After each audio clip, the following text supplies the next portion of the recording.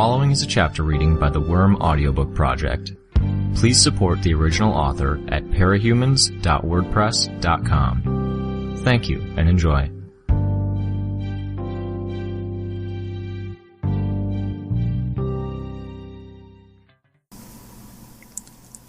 Arc 29, Venom, Chapter 1. Tattletale stirred. I could see the usual confusion that went with waking up in unfamiliar surroundings. She adjusted faster than most. There was no flailing about for a point of reference so everything could start to make sense again. Her power supplied it. "Hey," she said. "Hey," I replied. "Think the world's going to end today?" she asked, as she stretched, still lying down. "World already ended, if we're talking about our world. Too much damage done." "Maybe," she said. "Humans are resourceful and stubborn, but you kind of live that, don't you?" I nodded. "Guess so." Tattletale picked a bit of grit out of the corner of her eye with a fingernail. "You didn't sleep?" "Not so much." "Idiot. I've been learning to deal. Pulled enough stakeouts to adapt." "Idiot," Tattletale said again. She raised herself to a sitting position. "You need to be in top fighting shape." "I slept for 3 days after getting cut in half," I protested. "Only shows how much you needed the sleep," she said. "The Simurgh was being eerie, singing you a lullaby. You really expect me to sleep after that?" "The lullaby wasn't for me," Tattletale said. "I didn't sense any hostile intent." I turned my head. My expression was hidden, but she read my confusion anyway. "I mean, I think some of it was for my benefit, but it didn't fit like that was the be-all and end-all of the singing. She was doing something else." "I don't get it." "Neither do I, but she's not exactly an easy one to get. Who knows what she sees? Maybe she's singing for a reason that isn't apparent yet." That was unsettling. I thought of what the Simurgh had said. It didn't serve to keep secrets right now. It'd be disastrous if the worst-case scenario, and Tattletale was the best person to go to when I needed answers. She apologized. "The Simurgh?" Tattletale asked. She gave me a funny look. "Believe it or not, she said I'm sorry." "She doesn't talk," Tattletale said. "I know, but I heard it." "Anyways, she isn't sorry," Tattletale said. "I'd put money on it. I've got a lot of money to put on it, if anyone's willing to take the bet. A couple million in liquid assets." I shook my head. "I won't take that bet. Look, just keep it in mind." "Filed away," Tattletale promised. "For now, though, we should mobilize," I said, as if I could distract myself. "Get everyone on the same page. Start putting heads and powers together." "Sounds like a plan," Tattletale responded. She pulled off a glove, then reached into her belt to get a small tin from one pouch. 2 minutes to get myself presentable. Could do with a shower, but I think people are a little past that right now." I nodded. Most of the capes I'd seen were a little rougher around the edges. The shine gone from their costumes, a little dustier, their hair greasier, chins unshaven. Psychologically, it was much the same. This had hit us all hard. I liked to think I was rolling with it better than some, if only because I'd had 2 years to anticipate it. Then again, I was good at self-delusion. I thought about Clockblocker, his optimism. When I'd been talking about expecting the worst, he'd argued for the opposite. I didn't want to diminish what I felt about him being dead in the general sense by thinking about something so petty, but a part of me was disappointed I couldn't talk to him now, after the fact, and see how he was doing. If he was coping better than I had. It wasn't that I was coping, exactly. I wasn't happy, confident, or unafraid. The only thing I could say is that I have been able to brace myself. I'd bought into Dinah's prophecy more than just about anyone else. I'd braced myself, and I'd nearly broken regardless. I could tell myself that the point where I'd been floating over the ocean by New Brockton Bay had only been the desire to get away, nothing darker. But I wasn't sure I was telling the truth. I could think back to the point where I'd snapped after I'd been cut in half by Sion and tell myself I was lucid, but I wasn't sure that was true either. Hard to say I held my own when I wasn't sure how much was me and how much was the adrenaline at work. Or other things. "Any opinion, passenger?" I asked. "Were you up against your maker? You going to hold back, or are you going to go all out?" No response. Of course. Tattletale was smearing black grease paint around her eyes. She'd finished the hardest part, around the eyelashes, and spoke up as she filled the rest in. "You got in touch with everyone that you wanted to talk to?" "Almost everyone." "Ah, I can guess who you didn't actively look for. This denial worries me." I shrugged. "No use dwelling on it. Your decision in the end. Let's move on to a happier topic. You think we ever make it this far? To the end of the world? That's a happier topic. To the top of the heap, as far up there as we could hope to be. We're not big leaders, Tattletale. Not the most powerful capes out there. But we're talked about around the world. We're on speaking terms with some of the biggest and scariest motherfuckers out there." Tattletale gestured towards the window, towards the Simurgh. "We'd be front page news if the news still existed." "I'm not sure being news would be a good thing," I said. "Which isn't to say word isn't getting around, you know. Charlotte knew." "Charlotte's connected to Sierra and the rest of our infrastructure in Gimel. That doesn't really surprise me," Tattletale said. She pulled her hair out of the loose ponytail she'd had it in, then combed her fingers through it to get it more or less straight. It still had kinks and waves where it had been braided, something she would have fixed before going out in costume in more ordinary circumstances, for caution's sake. I acknowledged her. Maybe I was tired. My thoughts were wandering some. I tried to set things up so we'd have some way of maintaining communications and getting some information in, getting information out. Like I told people about what you said about Sion hating duplication powers. Anyways, only the very high-tech and very low-tech have really survived. Satellites and hard copies. She lifted one of the files I'd stacked on the floor, as if to give evidence to the point. "Reading up?" I picked up a file as well, leafing through it. "I wasn't sleeping, so while you were out, I got in touch with Defiant and one of your minions, arranged for the most essential status updates to come in on paper. I figured I could update you after you got up. The delivery stopped a good bit ago, but one of the last status updates was about Dragon, so I guess she's handling her old duties while Defiant recuperates from the last few days." "Guess so," Tattletale said. I turned my head to see what she was doing, but she was already crossing the room. "Doormaker is napping, I guess," I said.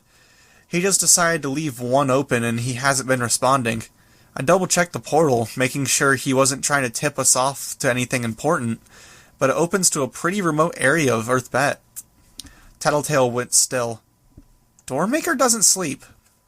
I raised my eyebrows, realizing Tattletale couldn't see them, and cocked my head quizzically instead.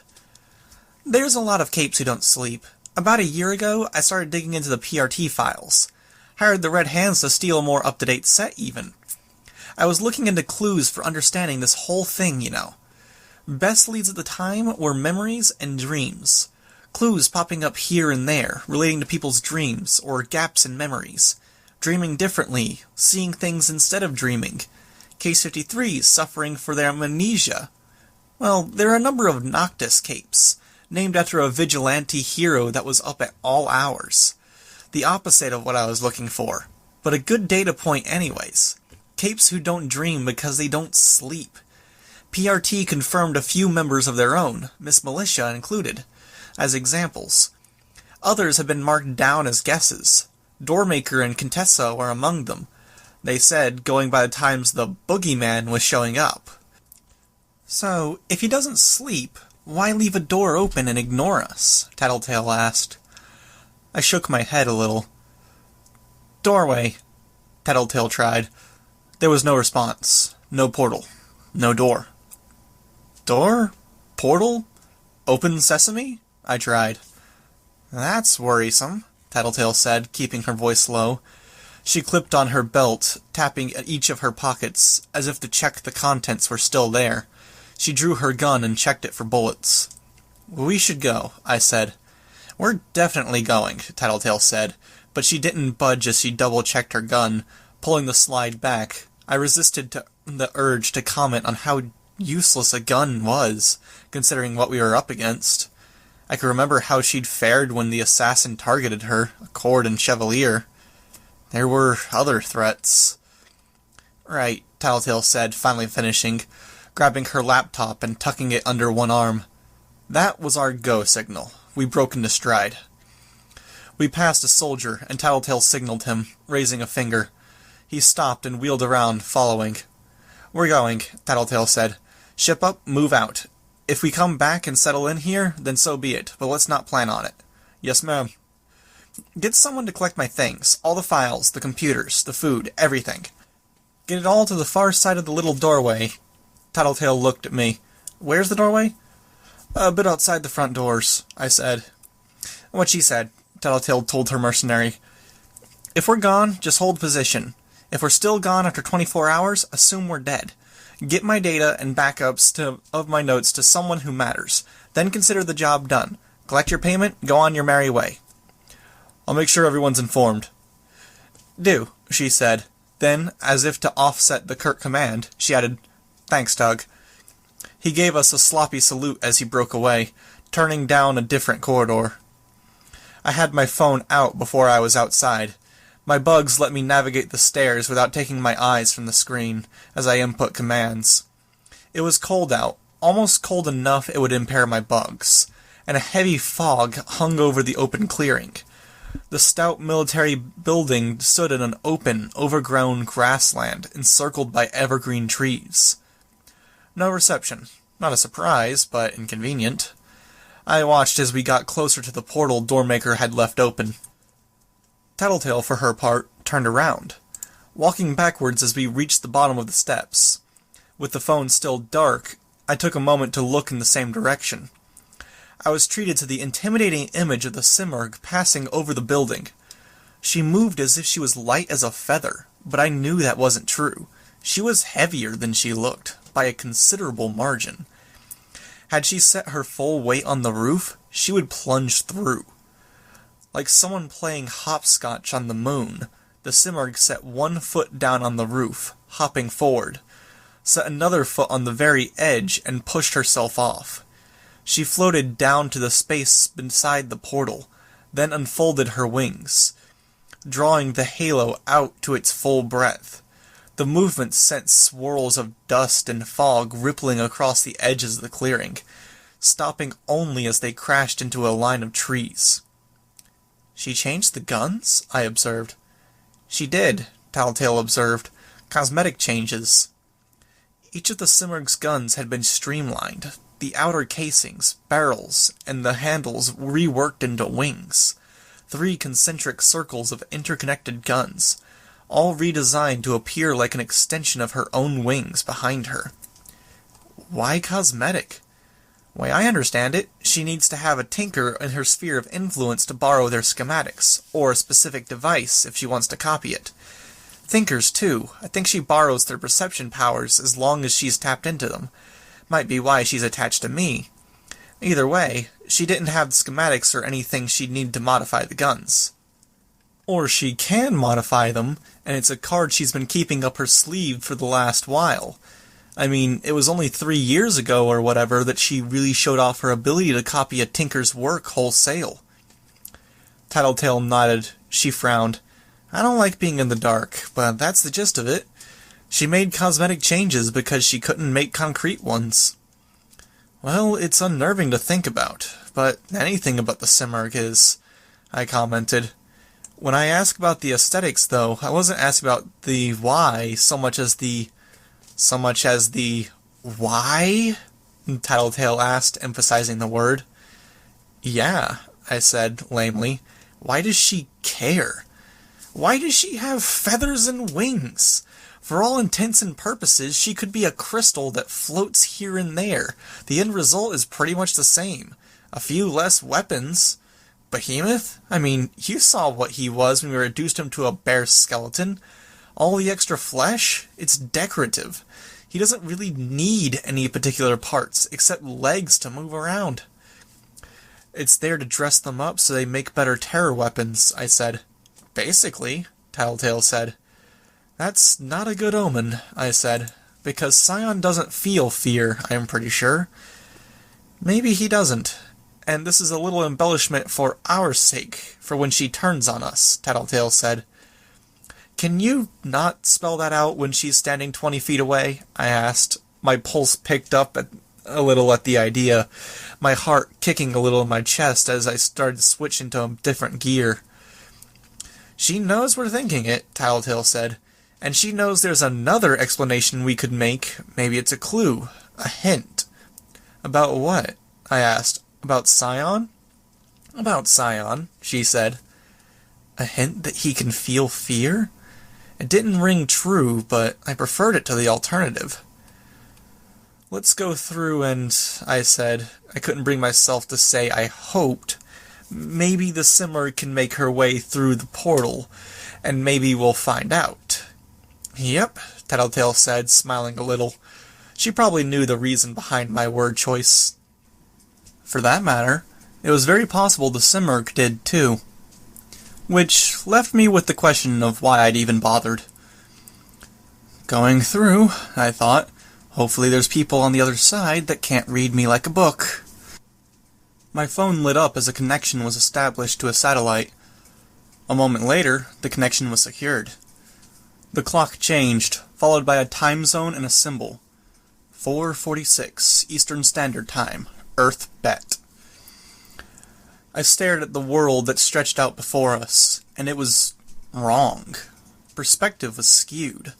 Lines bent where they should have been straight, and the expanse to our left was somehow more extensive than the space to our right. The horizon should have been straight, or at least a gentle curve to accommodate the planet's natural curvature, but it was almost a wavy line. The fuck? I muttered. Vista, Tattletale said, very matter-of-factly.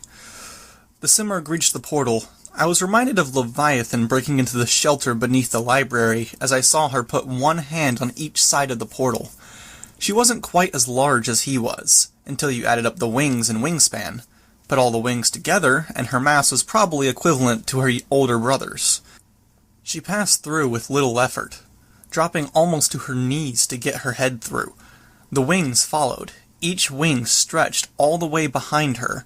The feathers rasped against the boundaries of the portal as she floated forward. The outer edges wavered a fraction, as if the stress threatened to bring the portal down entirely. Then she was through. She flexed her wings, then folded them around herself. The halo came through in pieces. That answers that, Tattletale said. She added a very unenthusiastic, "Yay." The dragonfly made its way to us, stopping no less than 4 times. With each stop, it descended to the ground and refused all incoming commands. A minute would pass, and then it would take off again. It took me a bit to realize why. Vista. The autopilot didn't seem to like her power. Just how much area is she manipulating? I asked. She was only ever held back by the Manton effect, Tattletale said. Number of people in the area. And there's not many people left in Earth Bet. I spoke my thoughts aloud as I made the connection. Consider it a bonus, Tattletale said, raising her head as the dragonfly came into view. In a sad, not really a bonus sort of way, empty Earth makes for a convenient battleground. If we're able to fight here, that is. The dragonfly set down, the ramp opening before it was even on terra firma.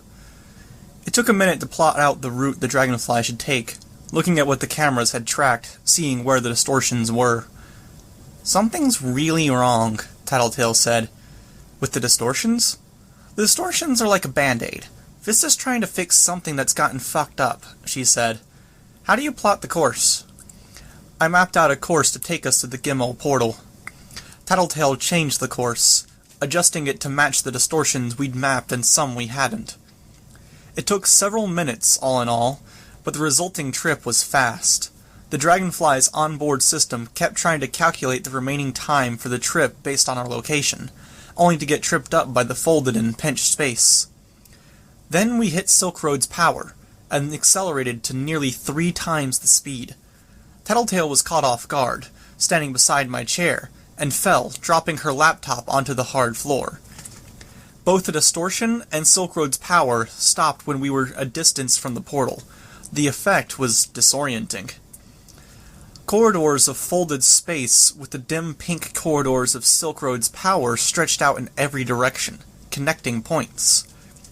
Towers surrounded Brockton Bay, set on mountains and high ground within the city itself. It necessitated a careful approach. As we passed between two, I saw that they were communication towers, crafted to put satellite dishes in at high points rather than provide shelter. The craft settled down, and we climbed out. They'd finished the ramp leading up to the portal, and it was easy enough to make our way up. I opted to walk beside Tattletale instead of using my jetpack's fuel. 12% capacity remaining, an hour of 2 of flight. Vista stood at the top of the platform, on our side of the portal. A Chinese woman in elaborate sari-style dress stood beside her, as did a man I recognized as the Knave of Hearts from the suits. Others were nearby, but seemed less like a part of the group and more like bystanders. Kid Win was sitting at the edge of the platform, tools and a gun in his lap, abandoned as he stared at the Simurgh. The Knave of Hearts muttered something in what I was guessing was Dutch. Louder, he commented, "They weren't joking." "What happened?" I asked the second I had their attention. "Cauldron's running with their tail between their legs," Vista said. "Big promises, excuses about having all the power and being the only ones who can really put the screws to Sion, and then they run at the last minute." "Let's not be hasty," the Knave of Hearts said. "It's possible Scion hit their headquarters. We won't know until we have more information." "We can't get information," Vista said, "because they never gave us a better way of getting in contact, and they never told us where their headquarters are." "Yes," Knave said. He looked at me. "We have no portals but the ones that were left open. We cannot communicate by opening a portal and talking to the other person. Vista, Silk Road, and I are attempting to patch together an answer. A workaround." "Fast transportation between key areas," Tattletale observed. "Your power in Silk Roads to make the corridors." "I am handling communication and pinpointing the other portal locations," Knave said. "The heart of the suits have good relations with other teams and places." "I can give you the coordinates," Tattletale said. "We have the coordinates," Knave said, sounding annoyed. "All but the concealed portals." "I think I know where those are," Tattletale said. Knave looked even more annoyed at that, but he nodded. "Step through. Talk to the guys at the station. They'll get you set up. We'll handle the ones we know about while we wait." The station was on the other side of the portal, a way to keep the civilians from trying to go back to Bet to loot and getting themselves killed or stranded, and a place where they could organize things. Tattletale and I both gave up our phones. The technicians on the other end changed settings to bring them on board with the hodgepodge arrays they'd put up on both Bet and Gimel. Tattletale reclaimed her phone, then paged through the contents, checking settings. When she was satisfied, she looked at me. "I don't expect you to hang around while I'm doing the geek thing and pointing these guys in the right places." I nodded. "I'll see how the others are doing and get back to you." Getting the Endbringers on board had marked the point where we'd stopped reeling and started preparing again. I could see the results. The Gimel settlement was swiftly transforming from a sprawling refugee camp to a staging ground. Refugees were being escorted and transported to other locations, packing up tents and possessions and climbing into trucks and helicopters. It made room for the capes that were here. Miss Militia was at the center of it, giving orders, managing the capes and the civilians in charge. Squads were organized, many from the Protectorate, not in rank and file, but clustering according to their respective teams or organization. Here and there, they'd gathered in more specialized groups. I could see Rachel, Imp, Foyle, and Parian with the Chicago wards, sitting or lying on the closest bends that held supplies for the settlement. Only Gollum was absent. I felt a moment's trepidation. I had doubts, regrets, even a kind of shame when it came to the Chicago teams. I'd said it out loud, but I'd never really faced the decision I'd made, giving up on being a hero. Still, I found myself walking up to them. "Here she is," Grace said. Make your way here okay, Weaver? Doormaker left a door open for us, I said. You left doors open for everyone, Tecton said, but navigation's a little tricky. Can't always make it from point A to point B. We did okay, I said. Vista was saying this is a cut and run on Cauldron's part, but I can't imagine this as something malicious or cowardly. They wouldn't have left portals here if it was. I agree, Tecton said. Who's looking into it? I asked. Satyr and the other ex-Vegas capes, Grace replied. Isn't that like sending the fucking fox to guard the henhouse? Romp asked. Except it's sending the confusing mind game headfuckers to answer the confusing fucked up riddle? Yes, Imp said. Totally. God, it's nice to finally have someone who can explain situations clearly. More like, Foyle said, sending a group that's very well versed in conspiracy and subterfuge to deal with the sort of thing they're very good at handling. Now you're being confusing, Imp said. Where's Tattletale? Rachel asked. Outside, helping Vista and Silk Road put together a new rapid travel route. Okay, she said. Do you miss her? Imp asked, turning around. Like, actually? She's a member of the team. But you miss her! That's awesome!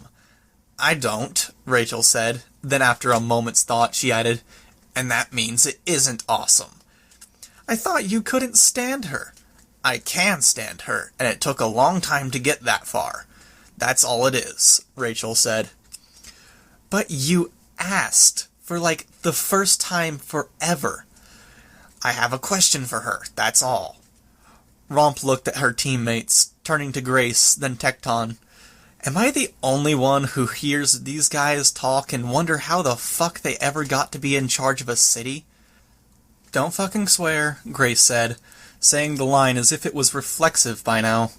Romp looked annoyed, but Cuff smiled, and I could see Tecton looking away, as if he was forgetting that people couldn't see his face while he had the helmet on.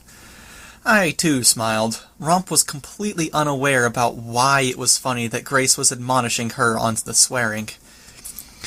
I turned to Rachel. What's the question? Something I can help with? She shrugged. This dork with Miss Militia was trying to tell me some tinker was wanting to try something with my power. Give my dog some drug shit a rat made. I didn't follow, and he kept talking to me like I have brain damage, which I don't, so I didn't listen. Which made the guy step it up even more, Imp commented, until it sounded like he was talking to a 5-year-old. I walked away, Rachel said. Stuff a rat made? I asked. Lab rat, Imp said.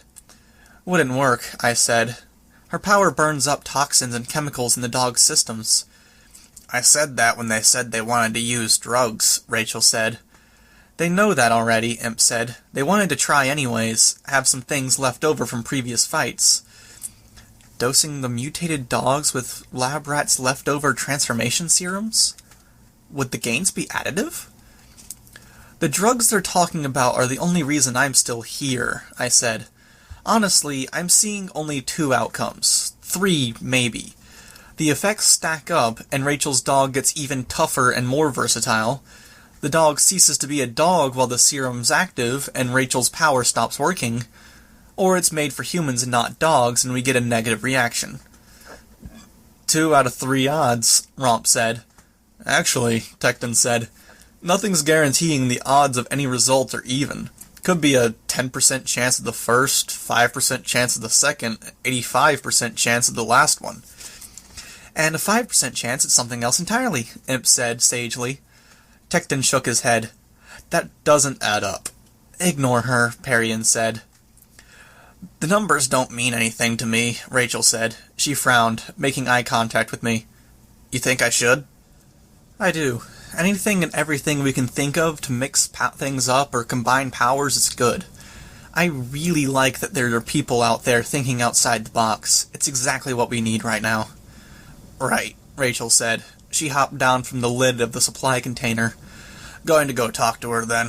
If that guy tries to baby talk me again, I'm gonna make Bastard bite him. No way. You gotta fuck with his head, Imp said. Biting people is more satisfying, Rachel responded. No, look, Tecton, You gotta give me something really smart and scientific sounding. Like, say what Taylor said, but in smart guy words. Critical mistake here. You're implying Tecton is smart, Romp said. Tecton sat up straighter. Hey, just 'cause I'm not your team leader anymore, you're totally not the one who gets to order me around, Romp replied. Deal with it. Run a lap, Grace said, her voice quiet. Romp turned around, eyebrows raised. A lap? 2 laps, Grace said, her voice quiet, cold and dangerous. For not moving the second I gave you the order. What am I supposed to fucking run around? 3 laps for swearing, 4 because you're still here. You can do 5 if you don't move now. Start running, and if you don't pick a big enough area to run around, I can give you a few more laps. This is balls, Romp said, hopping down from the bin's lid. 5 laps then, Grace said. I know I'm getting more laps by talking, but I need to state the truth for the record. She kept talking, speaking with each footfall. Balls, balls, balls. The moment she was out of earshot, Grace and the others broke into laughter. Foyle was the only member of the Undersiders who seemed to get it, her shoulders shaking in silent laughter. I can't believe she actually went, Cuff said. Don't let her exhaust herself, Tecton said. Grace shook her head, still smiling. I'll stop her after she finishes the first lap. Okay, I need something to write on, Imp said. Anyone? Here, I said, getting a notepad from my belt. I handed it to her. Why? She handed the notepad to Tecton.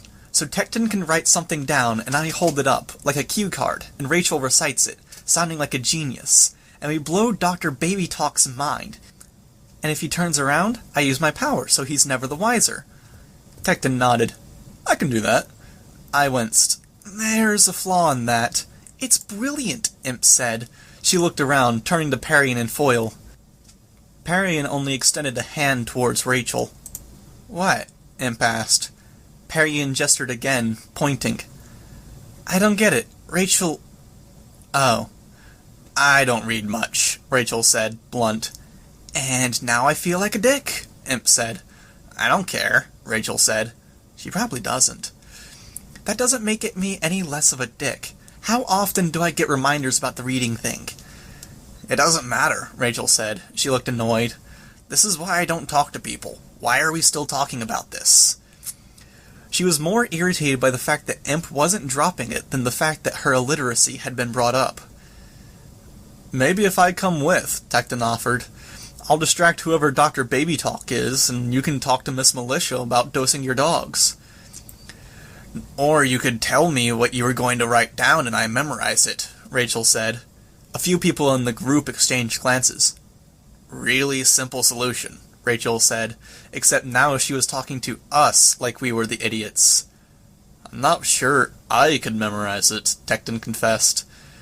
The kid that's running the lap said you weren't that smart, Rachel answered. Try me. Okay. I see 3 possible outcomes. Rachel repeated what he'd said.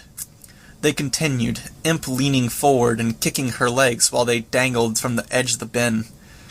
Grace interrupted my observations. You're wearing black. I felt a bit of guilt welling. No, guilt wasn't the right word. I was at peace with my decision. I just felt a little ashamed that I hadn't been more upfront about it, with the people I'd spent years working with. Yeah, I suppose you're not going to get around to having that meeting with the PRT guys, getting yourselves moved up from the wards to the Protectorate, unless I'm reading too much into the costume choice. You're not, I said. No, I suppose I'm not going to have that meeting. Is it that we failed with the Jack thing? That's not the entirety of it, I said. But it's part of it, right? Isn't that unfair? We had like a 4% chance of success going in, and we didn't stop it from coming to pass, so you bail? I said it's only part of it, I repeated myself. I know, she said. I could see Tecton and Rachel pause, catching something in Grace's tone. When Grace and I remained silent, they resumed. The cross-species interactions. I know, Grace said after a pause. I get that. I get that there's other reasons, like the fact that you love these guys and you never loved us. Cool, makes sense. I liked you guys, but you didn't love us. No, I said. I get that, but Golem's pulling away too, and I know that's because we only had a fucking 4% chance and we failed. So I draw a connection, think maybe you're more bothered about it than you let on. I looked at Cuff, who was watching me intently. She looked even more intent and focused than Grace did. Then again, she was a little more invested in how Golem was doing than most. Yeah, I said, probably.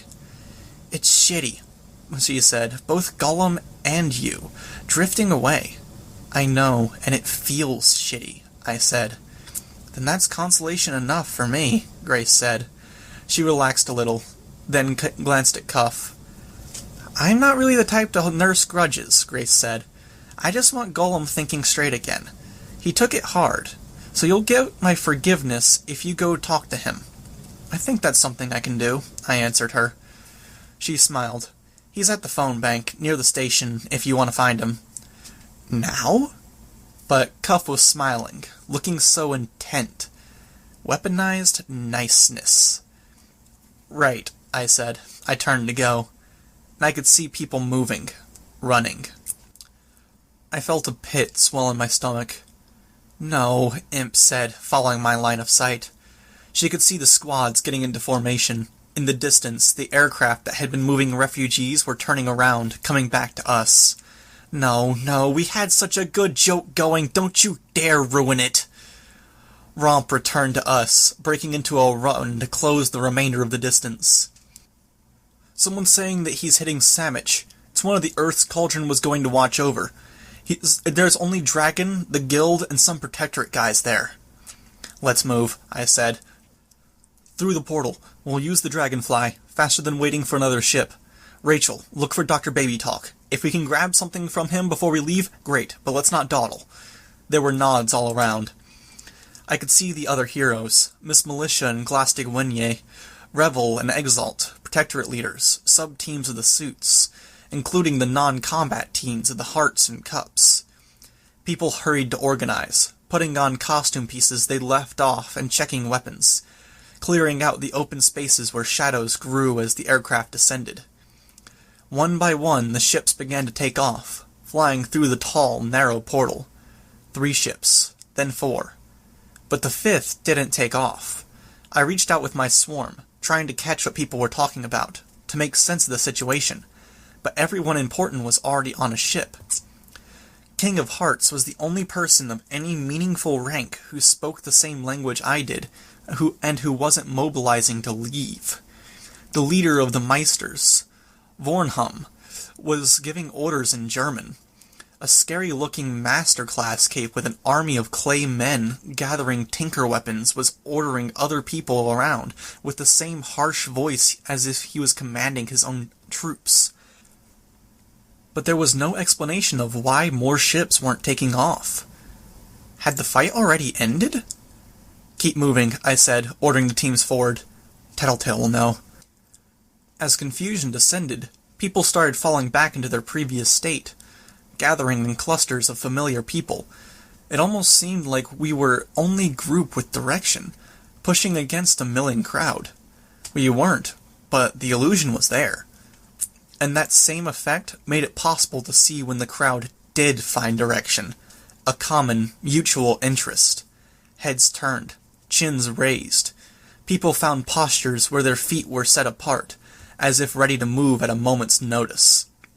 Scion, here, floating above the bay like he'd floated above the ocean in his first appearance. He's targeting us, I realized. 2 of our organized settlements in as many minutes? His hands hung at his sides.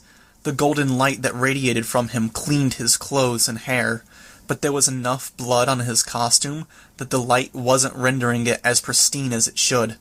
His eye sockets were dark, with the way that his forehead blocked the sun's light. That same sunlight made the edges of his hair and body glow with the light that wasn't completely blocked. He didn't even raise his hand before he fired. Lights no bigger than basketballs streaked forward, leaving trails glittering behind them.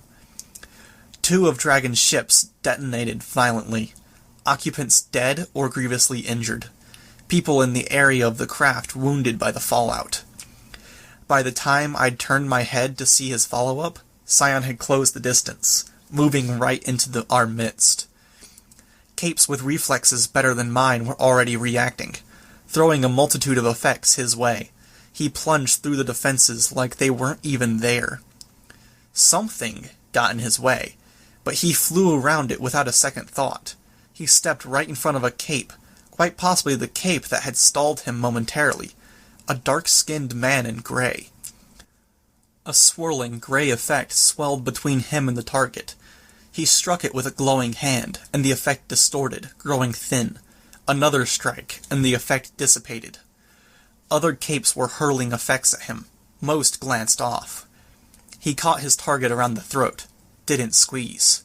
But the golden light began to eat into the target's body and costume. Scion let the man drop. Not a scream, only twitching, frantic thrashing, as the golden light continued to consume. Foil raised her arbalest. I could see our entire group tense as she raised it, Perian's hands going to her mouth. A moment later, Perian's cloth was unfurling from behind her back.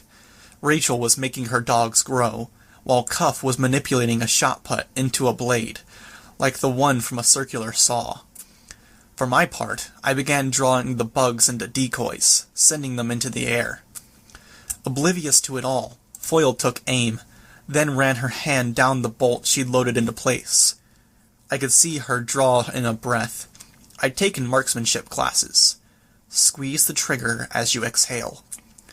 The shot flew through the air. Scion wheeled around and caught it. It wasn't just his costume, I could see. All the lines of his body, his hands, lines that made it so he didn't look wholly artificial. They were filled with the detritus of smoke and blood and other grit, and the golden light had only washed the surface clean. The deepest cracks held the remainder. It made fine lines look more like crags. I was almost glad that it took away from his human appearance. He let the arbalest's bolt drop to the ground. His eyes were on Foil. A golden light swelled in his hand. We spread out, but Foil didn't even flinch, even as Cuff backed away. Foil reached out to touch the saw blade, imbuing it with power. Scion reached out, and Perian used her power, encircling Foil with the end of the length of cloth.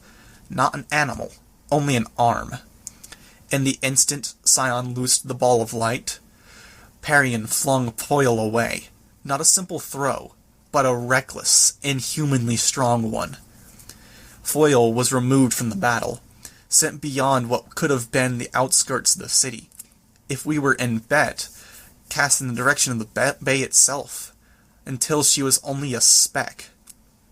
The bolt hit the ground, 50 or 60 feet behind us. Other people died instead. People I didn't know. No longer interested in Foil, Scion turned to the nearest cape, lunging. Cuff threw her circular blade. Without even looking, Scion batted it aside, striking the unaffected part of the middle. His intention was on a cape, and he swiped a glowing hand through the cape's abdomen. What didn't burn spilled forth. His screams were joined by that of a friend, another cape who screamed in horror over what had happened to him. Scion very deliberately walked past this cape to attack someone else, picking us off, choosing targets, maximizing pain and suffering over raw destruction, experimenting, and there was precious little we could do about it. Precious little I could do about it. My bugs formed into more decoys. Other bugs searched for the key players. Where was the man Rachel had described? The one with the serums? Where was Miss Militia?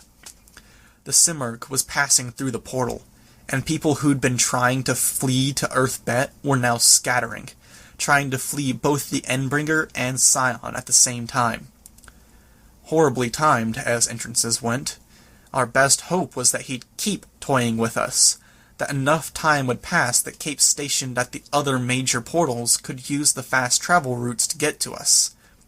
Something like an Endbringer was all too likely to change his mind. It's the beginning of the end.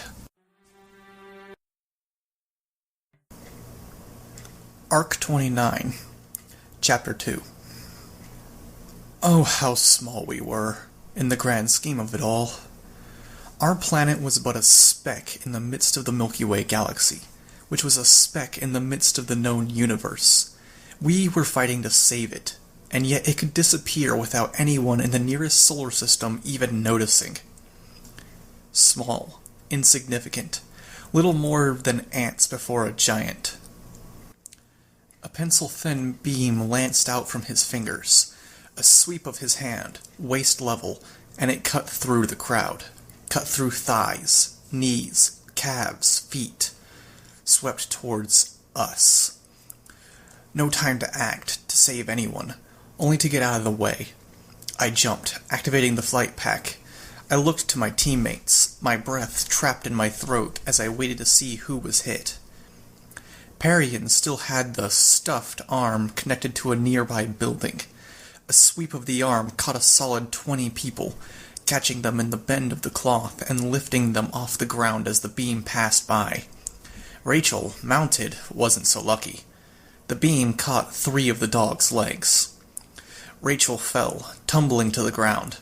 The people Parian had tossed aside, Parian included, fell into heaps, landing awkwardly. But alive, all of but one of them untouched. In the chaos that followed, I could see the blood. That this wasn't a beam that seared, like some lasers did, and it didn't cauterize as it cut. It disintegrated, leaving arteries free to pump blood out onto the grass and dirt. A number were laying there in shock, but there were some who were fighting, even as they bled out. Sion was momentarily caught up in a storm of shards that seemed to give him pause. The suits were among the injured, and King of Cups was patching up the damage. Limbs were replaced with pitch-black simulacrums that caught the light in odd ways that only highlighted the very edges. I saw Lung among the artificial limb recipients. He'd stayed in Brockton Bay in the company of Miss Militia while the rest of us had said goodbyes and made arrangements, so it wasn't puzzling that he was here. No, the confusing bit was that the fight had only been going on for 2 or so minutes, and he was already transformed halfway to the state he'd been in when the Undersiders had first rescued me on the rooftop, transforming 5 or 10 times as fast. He'd been in the company of Panacea. Had she done something? Canary had said Long had avoided picking fights during his stay in the birdcage, relying only on his reputation. Maybe this was a one-shot deal. It didn't take the Cape's King of Cups had healed very long to get their bearings, scrambling to get away or backing away as they used their abilities. A cape with deep black skin and an overly tall white helmet was sliding groups around like a chess player slid a piece into position.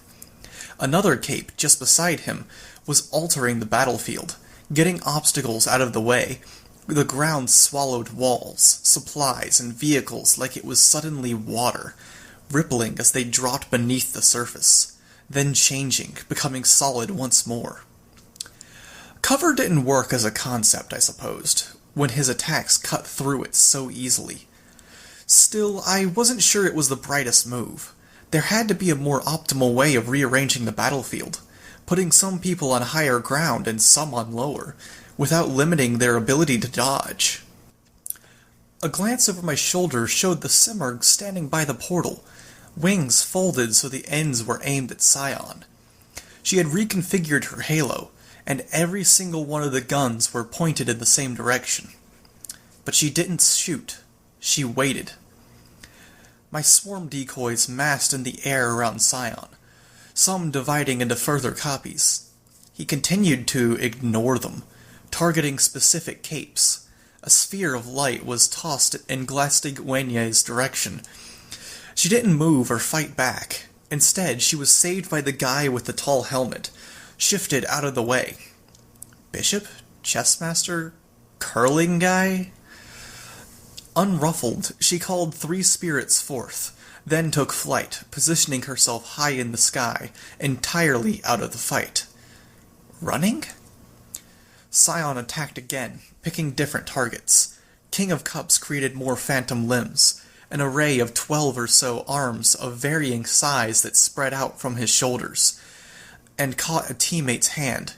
He was pulled out of the way, but the sphere swerved in the air, drifting his way. It crashed into one of his shoulders, and dashed the arm to smithereens. King of Cups tumbled, then used his power to patch up the damage. I wasn't sure how that worked. The lines of pain on his face seemed to ease as his power replaced the injured parts. Was there some sort of interaction there? A connection of nerves, arteries, and veins? Queen of Swords had a short sword in hand, stepping forward as if to shield King of Cups with her own body. Her sword seemed more ceremonial than useful. I'd seen capes that used props to focus their powers, and she appeared to be one of them.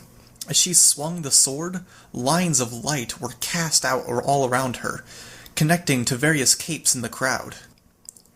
Chaos, really. So much going on, so many capes, all trying to focus on a single target.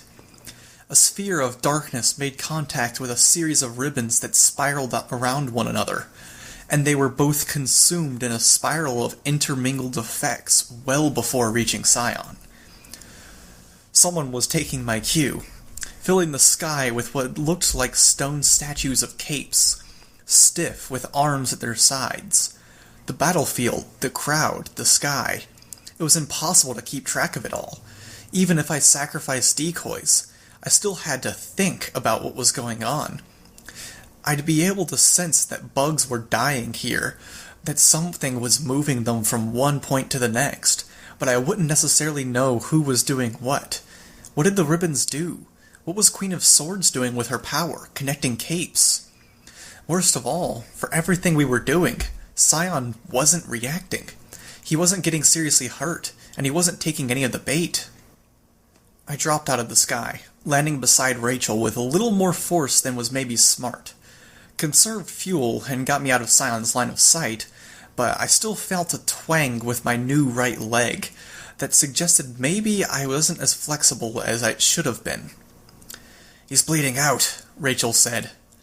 It was Bastard, wounded, 3 of his massive legs severed, blood forming a ridiculously large puddle beneath us. He's safe inside, isn't he? The smaller, real version of Bastard? "Same blood in both of them. The outside won't fall apart before he loses too much blood," she said. "I think." "Then leave him," I said. "Go look for baby talk. Get one of the lab rat doses. Bring it back." I could see the stress on her reaction. "Go," I said. "I'll look after him." Rachel bolted. I turned, saw a cape lying on the ground with her eyes open, staring at the sky. Paradoxical, stupid, selfish, arrogant, and short-sighted. To even think about giving my attention to a dog, to a wolf, before trying to revive the woman. Still, I took my knife to her cloak and wadded it up to stop the blood loss. When I couldn't cover enough space with my hands, I used my body to press it against the site of the injury. I told myself she was beyond saving, that other injured capes were being held by King of Cups, and that Bastard wasn't giving the same treatment that he wouldn't. But the reality was that I'd cast aside the strict ideas of right and wrong, that I'd told myself I'd be Taylor instead of Weaver or Skitter, and this was what I wanted to do. Because I was a hypocrite. I was selfish, arrogant, short-sighted, and even stupid at times. But because I could only face this situation with what I knew, and I knew that bitch wouldn't fight any further if we just let Bastard die. And if our team started falling apart, I wouldn't know what to do at all. Lung limped forward, not to fight Scion, but to shout something. His voice was nearly drowned out by the noise. Not entirely, it was too loud to be entirely masked, but nearly. "Remove it!" I didn't follow his meaning until the bugs moved past his legs, touching the hard surface of the artificial leg, unchanged, unaltered by his power. His regular leg was almost a foot longer. The tall helm cape slid some of the suits out of the way. They started shouting, asking to be moved back. He responded in French. Disorganization, a lack of coherency, a lack of organization. I clenched my jaw and did what I could to stop the blood from welling out of the stumps of Bastard's legs. This wasn't a monster that was 4 or 5 stories tall. It was a single individual in a crowd, with capes using powers that would inevitably cause more harm to any bystander they accidentally struck than they could possibly deal to the intended target. Queen of Swords touched the tip of her sword to one of the main lines of the diagram she'd created. A circular blob expanded from the point like blood welling from a prick from a blade. 2-dimensional, dark blue and translucent. She drew a gun from her hip with her free hand, aimed it at the blob, and fired. The bullet hit the blob and pushed against it, slowing down with every fraction of an inch it traveled. It came to a complete stop. The previously flat surface of the blob portal thing, now more of a cone, poked out of shape by the bullet's movement. For half a second, I thought it was going to be like a trampoline, sending the bullet back to sender. Then it punched through, and I could see the ribbons, fire, darkness, and innumerable other effects trailing behind it as it resumed normal speed. It struck Sion as he started to fire another beam of light at the crowd opposite me and the Undersiders. Sion stumbled, the aftermath of a dozen different powers rippling over, around, and through him, and the beam was cut off by one of the powers. She began changing the map, breaking some connections, expanding others. Sion turned her way. It was just the right moment for our first reinforcements to arrive. Distorted terrain marked Vista's arrival, as she folded the earth around Sion, surrounding him with walls of earth. I looked to see and saw her and Kid Win standing on a 12-foot-high bulge of earth. Kid Win was getting himself set up, hunkering down, while Vista stood at a point slightly above him. Tattletale was with them, hanging back, as if using Kid Win as a shield, her eyes on the battlefield, a phone in hand, most likely to relay information. Others were filling it between the Simurgh's legs. Gavel, now clean-cut, his once shaggy beard now cut to a style that would have been more ludicrous if he didn't have the reputation to back it up. 2 perfectly straight lines that met at a sharp 90-degree point at the chin. His hair had been buzzed, flat at the top. His mask covered only his forehead, eyes, and nose. His lips were set a firm line. He wore a skin-tight black shirt without sleeves and heavy canvas pants. His boots that looked like they could have been used to crush a stone. His hammer, by contrast, was solid steel, with sharp lines that seemed to parallel the clean lines of his hair and beard. A pole that seemed too big to wrap one's hands around. The entire thing was as big as he was, probably 3 or 4 times his weight. And he was big. Bodybuilder big. Broad-shouldered in a way that you rarely saw, even in movies. Crane the Harmonious was just behind Gavel, joined by 3 capes I assumed were her disciples. 2 of them looked like they were ready to enter a battle, ducking low, moving like trained soldiers entering a battlefield. A third of them looked like a scared kid. Reasonable, something to be expected from people who were walking into a situation like this. Crane, for her part, walked with her hands clasped behind her back, chin up, like she was completely oblivious to what was going on. Scion broke through the wall of hard rock, and it seemed to actually take a modicum of effort. He directed an attack at Vista, Kid Win, and Tattletale, a sphere, just like the one that had totaled the dragonfly. Gavel threw the hammer into the air, and it blocked the shot. The resulting explosion knocked a dozen capes off their feet. struck some of Kid Wind's airborne guns out of the air, and very nearly knocked Tattletale from her perch. Crane's disciples were bowled over, but Crane managed to turn with the shockwave, only taking a step back, remaining upright. The hammer descended, unaffected by the explosion, and Gavel caught the handle in his 2 hands. Scion turned his attention to Gavel, throwing one more sphere. Another detonation. Capes in the area were scrambling to get away from Sion's new designated target. Gavel had stopped. He swayed, then swung his hammer around, striking it against the ground before gripping the pole, as if he'd only needed something to lean against. His skin was a little darker where it had been scorched, and golden light danced around the edges of the wounds like the orange at the edges of a burned paper, where the paper had burned but not burned completely. I could see the Simurgh move, putting one of her larger wings in front of Kid Win, stopping him from firing. I really hoped she was on our side in all this. Letting Gavel handle this with only the support from the sidelines seemed feeble at best. Scion suffered a continual onslaught of powers and projectiles from every direction, and the distraction these shots gave seemed to give Gavel the chance he needed to find his second wind. The vigilante and ex-cell block leader of the birdcage advanced, picking up speed as he found his stride, dragging his hammer behind him. Scion used a beam instead, directing it at Gavel. Which was interesting, maybe. A beam was what I would have used to deal with Gavel.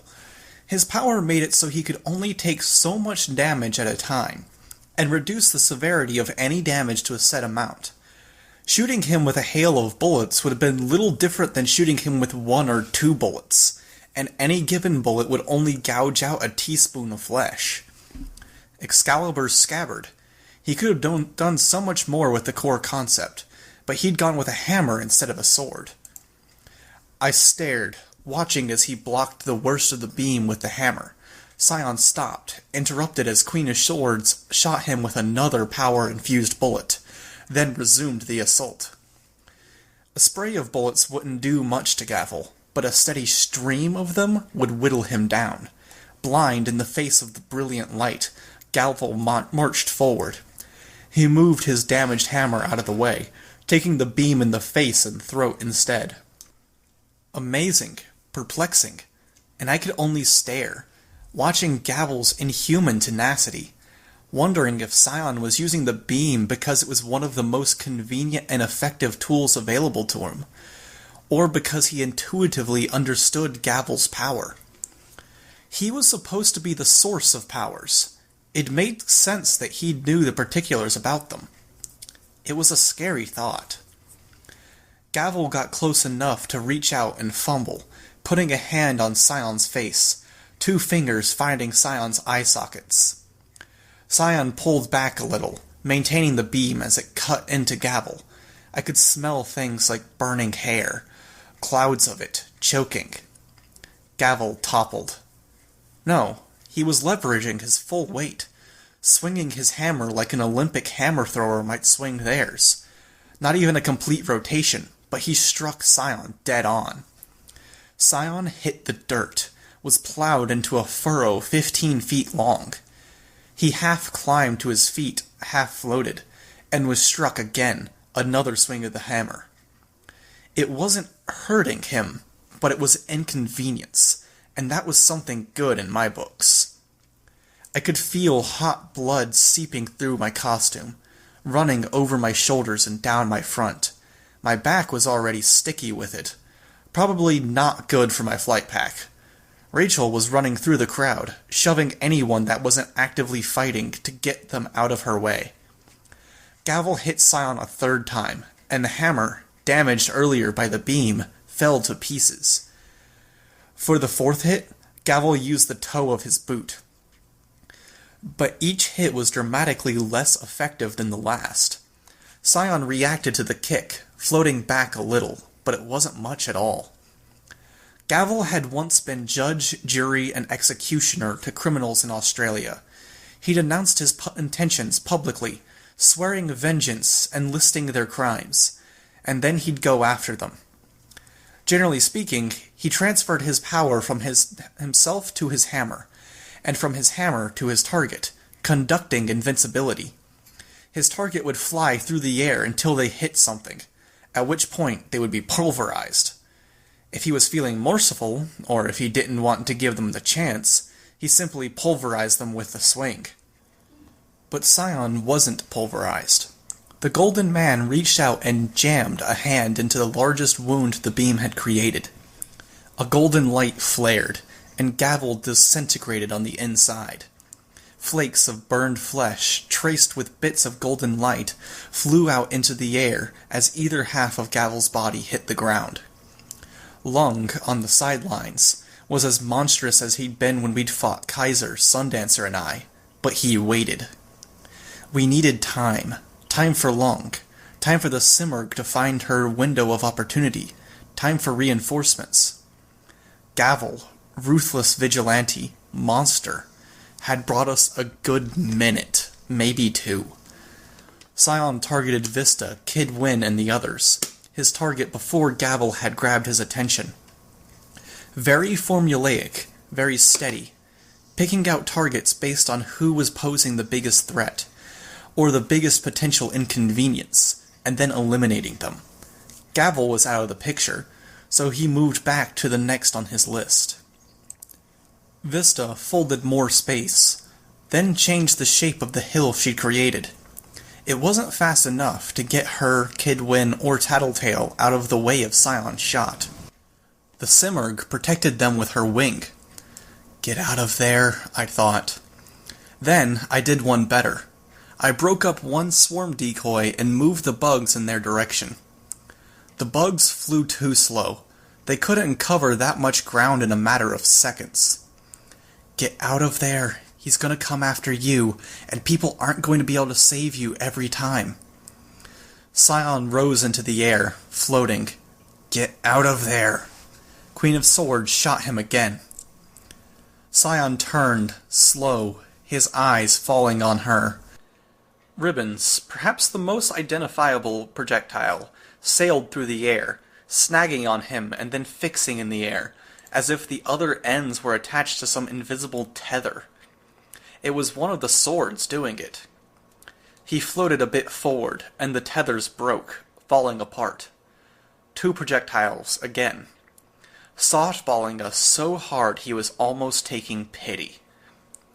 Rachel approached. She held a device in her hand, one of the matchboxes, lab rat juice on demand. I shifted position as she leaned over Bastard.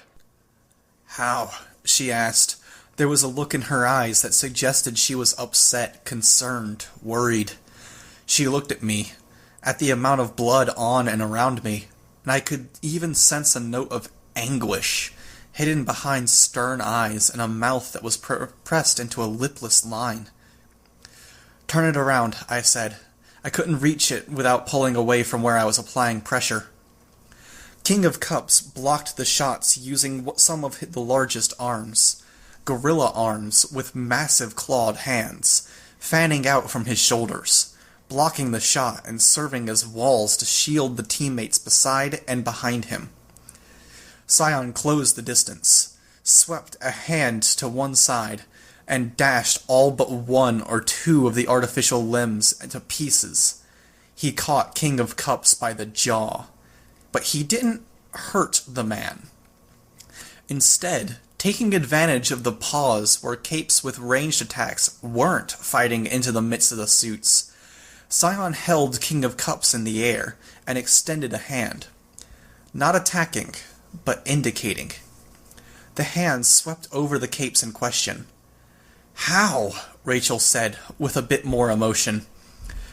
I reached up, took her hand and pushed it with the device, down on Bastard's shoulder. I turned back to Sion as the high-pitched beeping started. He watched King of Cups as he moved his hand. The man's expression, which I couldn't make out, seemed to give Sion the answer he wanted. With his free hand, Sion flew forward, seizing the Queen of Swords before she could get out of the way. He bent over, and he pushed the pair into the ground. When they were pinned, he kept pushing one of them. I could hear a strangled scream. He had a grip on the Queen of Swords' face, and he was simply pushing her head into the ground. King of Cups' screams were a different sort, not of pain, but horror. Capes pelted Sion, grabbed hold of his neck, arms, and legs with chains, but failed to affect him. Vista's power made the earth rise around Sion, but when he didn't react, she returned it to normal, leaving rooms for others to try. It wasn't just offensive attempts at rescue either. Can't teleport him, blocking my power. Make him stop, make him stop. Someone, anyone! I craned my head, looking. The Simurgh was still blocking Kid Win, and she wasn't shooting. Gleistig Wenye was in the sky above, orbited by 3 spirits I couldn't quite make out. Foil, still gone. It might as well have been him, the king and queen, all alone, for all it mattered. He jolted a bit, his shoulders and back dropping an inch or two as something gave way. The lines and diagram Queen of Swords had created disappeared, thinning out, then fading away entirely. I saw King's legs kick, heard his screams intensify. There was a new kind of horror in the sound.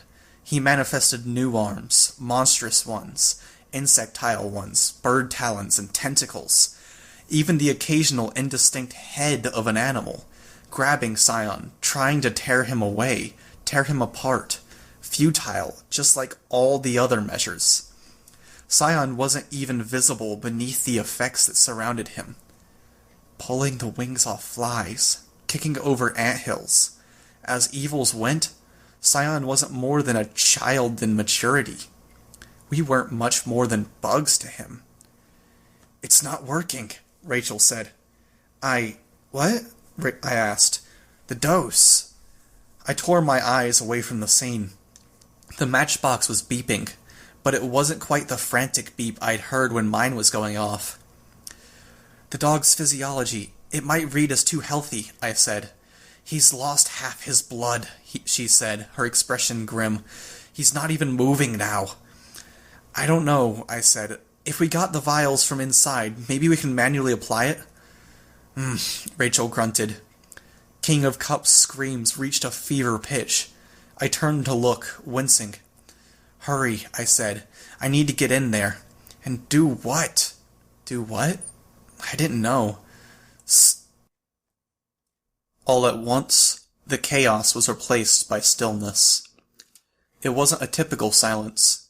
Typical silence would have left my ears ringing with the sudden shift from noise to an utter lack thereof. Wasn't a typical stillness. If it was, I would have felt my heartbeat. My senses had been replaced. I watched as 2 massive beings made their way through the void. One was familiar to me, in a dim way I couldn't articulate. Not that I could think, really. I experienced. I took things in, and I understood it. They were flesh, and they weren't flesh. Something I couldn't parse. Given my frame of reference, I could understand how they moved, and I knew it was because of the senses I was using. Senses that allowed me to be aware of these things, to grasp them in terms of how they slid between realities. I focused on the familiar one, and compared it to its kin. It was shucking away fragments of itself, discarding them.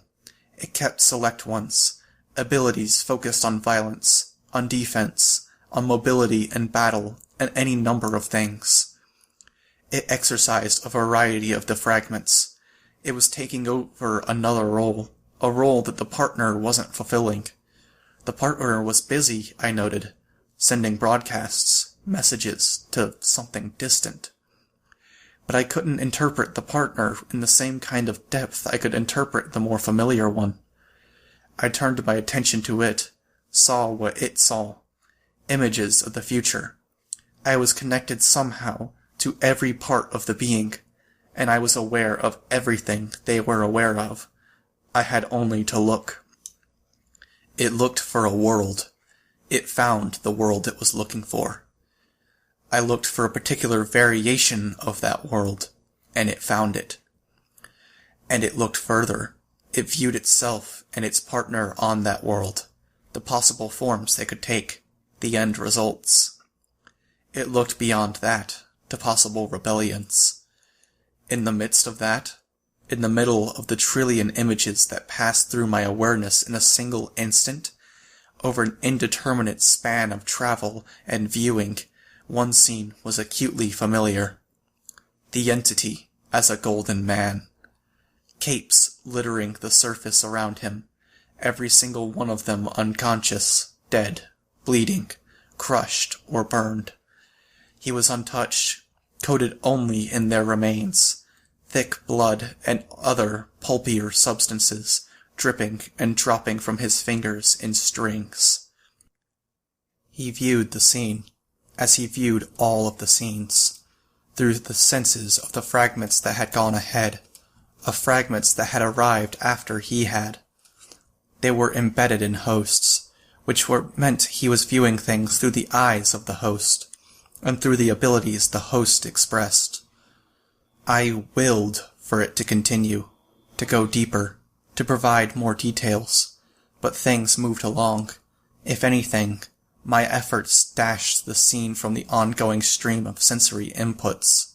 Instead, I got a glimpse of the futures one step further. Variations. Every one of them, futures where the entity had survived. Futures where the hosts hadn't fought back. Futures where they had fought back and inevitably lost. He was plotting a course to a particular destination in time, and casually, just as he plotted a course to Earth. There were criteria, and in each of the visions things occurred.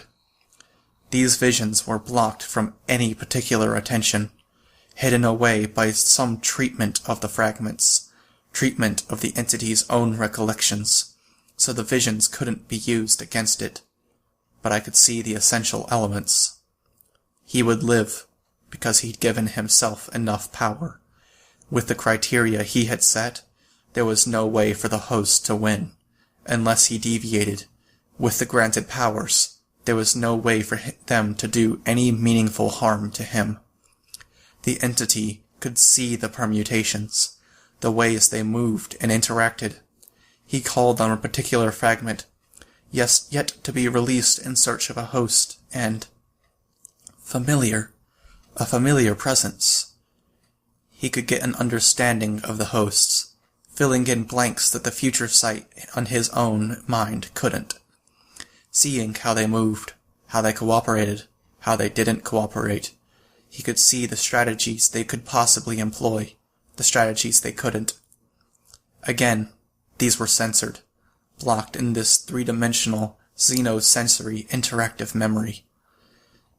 But he could see, and he knew they would fail, as much by their own hand as by his. He could see how all paths he had considered led to the fulfillment of his mission, his eventual meeting with his partner, and their other forms. He could see how he wins in every circumstance where he has to fight. Countless paths to victory. He would spend the rest of the journey to this planet in picking one, where he was already setting things up, so that paths to defeat would no longer be possible. We lose.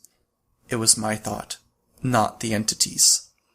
The thought stuttered, distorted, repeated over and over, so fast it seemed to become only a jumble of sounds. Another repetition, where each syllable seemed to take days to form. I opened my eyes, and I saw the scene from the vision. Sion standing in the middle of the settlement, blood and brains dripping from his hand. The two words continued, as if in the background, distorted as I turned my head. It was one of the capes that had arrived with Crane. He was doing it, distorting the memory, making it so the memory wouldn't fade. Let me forget, I thought. I don't want to know this. Let me be ignorant. Fight to the end. Scion stood, waiting patiently. No point tearing us to pieces when we weren't aware enough for it to matter. I looked at him, and I saw the entity from my memory. I saw the vast thing he was, and I knew that we were specks to him. He'd held back when he'd used the beam to slice through legs, when he used mere physical force to crush Queen of Swords' skull. He'd held back, in a fashion, when he'd obliterated the United Kingdom of Earth-Bet. King of Cups howled mercilessly, using his power, and the phantom limbs started emerging from every surface around us. My back arched as one thrust itself free from my chest, a tentacle. A claw emerged from the ground by my neck. Every surface in sight, marked with ebon black limbs, faces, even the upper bodies of indistinct life forms, some humanoid, some very not. From horizon to horizon, the landscape turned dark as phantom images peppered it, growing denser with every passing second. With none of the care of the time he'd taken with the Queen of Swords, Sion crushed King of Cups' skull. The phantom images crumbled into black ash. "No," Rachel said. "Fuck it. Fuck him." "Rachel?" I mumbled. I turned my head, felt my head swim with the aftermath of the vision, or the memory retention power, and I saw the matchbox. The contents spilled. The ground beneath us was darker, dirt soaked with the fluid. "Was trying to open it when the vision hit," Rachel said. The Simurgh screamed. Scion gave her his full attention. She used her power, parting the sea of fallen, reeling capes with her telekinesis. Capes between her and Sion were tossed aside, and capes behind Sion were dismissed in the same way.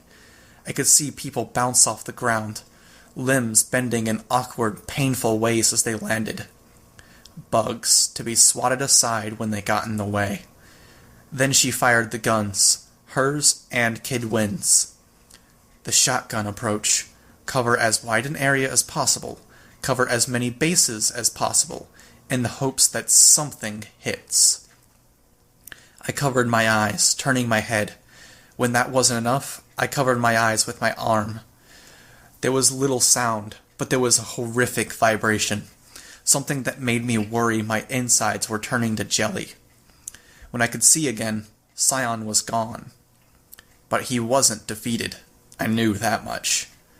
The Simurgh, moving with a deliberate assurance, began reloading each of the guns.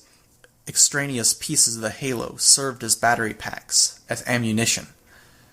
Sion passed through the portal behind her. As if in slow motion, I could see her folding herself forward, her wings wrapping around her body, preparing for the attack that was about to come. He hit her, and he sent her flying through the crowd. Capes were turned into bloody smears as she collided with them, and the Simurgh was driven into the very far edge of the settlement, to the beaches at the end of the bay. There were countless guns were pulverized. Almost casually, Sion created a beam that speared through the center of the hill Vista had made, and the hill crumbled, the effect collapsing inconsistently, the hill and everyone on it falling violently to the ground below. "Tattletale," I said. "Go," Rachel said. I looked at her, at Bastard, who barely seemed to be breathing anymore. In the distance, Sion followed up his attack on the Simurgh. She continued to focus on defending herself, raising sand in false Simurgh decoys, manipulating water, all to misdirect, as she kept her wings folded around her like a shell. "Go," she said. "Help Tattletale." There was something in her voice, something that suggested she did care after all. Imps ribbing aside, Rachel did value Tattletale on some level. I tried to stand, and felt the strength of the congealed blood that bound me to the cloth, which was in turn bound to Bastard's foreleg stumps. My swarm and a bit of pulling on my part broke the connection. I stood, and my leg throbbed where I'd dropped a little too quickly to the ground earlier. Flight was easier and faster. I was halfway to Tattletale when I sensed Rachel moving, clawing at the dirt with her fingers, cramming it into Bastard's mouth, almost climbing into his mouth to shove dirt down his throat. I sensed him react, choking, making noises far too feeble for such a great beast. Rachel had to heave herself free to avoid being in the way as he reflexively slammed his jaws shut, coughing and hacking. She grabbed handfuls of the dirt and smeared it into the stumps on his wounds instead. Gleistig deemed it her moment to descend. I moved Bugs to her so I'd know what was going on as I landed, gently, near the ones who had been on the hill. Kidwin and held Vista, and Tattletale had landed on her back near the portal space. Crane and her cronies stood nearby, impassive. "My guns didn't do anything," Kidwin said. "You okay?" I asked Tattletale. "Mostly. Soil was soft as I landed, but still a drop," she said. "You're fine," Crane said. Her tone made it sound like something that would be true if she said it with enough conviction. "That vision," Tattletale said. "Anything useful?" I asked. "If it was useful, you would have censored it," she said. I looked at Crane. "Did you plan that? Why bring that guy?" "Teacher asked me to bring him," she said. "That is not one of mine." Teacher. So many plays. So many big players. I felt a welling anger, frustration, a note of hopelessness I hadn't felt before. Gleistig held Gavel as a spirit, and was pounding at Sion, with little effect. "He adapts," Tattletale said. "I was saying it on the phone. He just needs a reminder about which passenger we got, and he adjusts some internal frequency, and he adapts. Anything we can throw at him, he knows how to cancel it out." Gleistig changed up, 3 spirits. Eidolon was one of them. "So we need to beat him with one shot." "Not doable," she said. "Because we aren't hurting him," I spoke my thoughts out loud. "We haven't touched him." "We're hurting him," she said. "Kind of like how people hurt Gavel. He's got a defense, not making him invincible, but making him a living portal. So you hurt him, and faster than you can do anything, he just swaps out the damaged material for material from this bottomless well." "A well?" I could see Lung finding his feet, as large as Leviathan, 4 wings, 4 hands, 2 digitigrade feet. King of Cups' power had faded, but regeneration had made up for it. Lung was intact, naked, massive, monstrous and bristling with layers upon layers of silver scales. He joined the fray, supported Gleistig as she took to the air, flying through the crowd to access the wounded and dying. I could see Eidolon's shadow briefly take hold of the injured, then toss them aside. Gleistig, for her part, accessed the dead. The other 2 spirits attacked Scion. Here and there, attacks made him react. But, as Tattletale had said, no attack was as effective on subsequent iterations. "We could change it up," Tattletale said. "Hit him with enough effects in a way he can't predict." "So why don't we?" I asked. "Just look," Tattletale said. 200 capes, still recovering. Some, I suspected, playing dead, morale crushed. They'd seen Sion's true body. They'd seen what I'd suspected, that we were truly dwarfed in scale. Their morale was crushed. The ones who still fought were the monsters, the lunatics. King of Cups' power began to recur. Massive arms from 10 different species, some not from Earth, lunged out of the ground, holding Sion. Gleistig, she had Queen of Swords too, was drawing diagrams between capes on the ground and Eidolon, a narrow, tall image of glowing lines like a steeple. The Fairy Queen looked at the Simurgh, and her spirits turned their heads at the same time, watching, wanting some kind of action or follow-through, expectant. The Simurgh held 1 gun, a single weapon she'd salvaged and sheltered with her body and the wings in the instance before Scion had attacked her. "Silver bullet?" Tattletale asked. "It's an air gun," Kidwin said. "Useless." "Maybe there's another use for it," Tattletale said. "The Simurgh's smart." The Simurgh fired the gun. Sion's hair blew in the resulting gust of wind. He blasted the Simurgh, sending her into the bay. While Sion's back was turned, Lung struck. Brute force coupled with more brute force, strength, size, and flames that melted the sand on contact. Sion was plunged into the molten morass, was subsequently doused in water that steamed in the heat of Lung's flame. More like plasma than flame, something else entirely. Heat, distilled. The result was more like Sundancer's power than anything. Golden light seared through Lung's claws, but regeneration and raw durability that exceeded all reasonable limits gave him the ability to hold on, to keep Sion beneath that glowing pool of molten sand. The light intensified, and Lung's flame swelled at the same time, as if reactive. The Endbringer-esque Lung fell, as if he had been pulled down, and Sion rose from beneath. Capes who had recovered opened fire. Gleistig-Wenye used Queen of Swords' ability, created more bindings with the King of Cups. Crane the Harmonious, as if she'd been waiting for a moment, used her own power. A sphere like Sundancer's, only it was a distortion, like a glass bead that made things look upside down when you looked through it. It moved forward until it was between the defending Capes and Sion. Once the bead was in place, every bullet hit, every power. Sion hit the ground, and Lung was on him in an instant, like a cat on a mouse. It took Sion seconds to fight his way free, to strike Lung aside. The bead moved, and more shots struck their target. I watched, very still, as the guns that had been torn to smithereens were reassembled. The Simurgh was prone, but she used her telekinesis, reaching a distance away. Sion's beam lanced through Crane, too fast to dodge. It passed within 10 feet of me, hit Kid Win, hit the portal.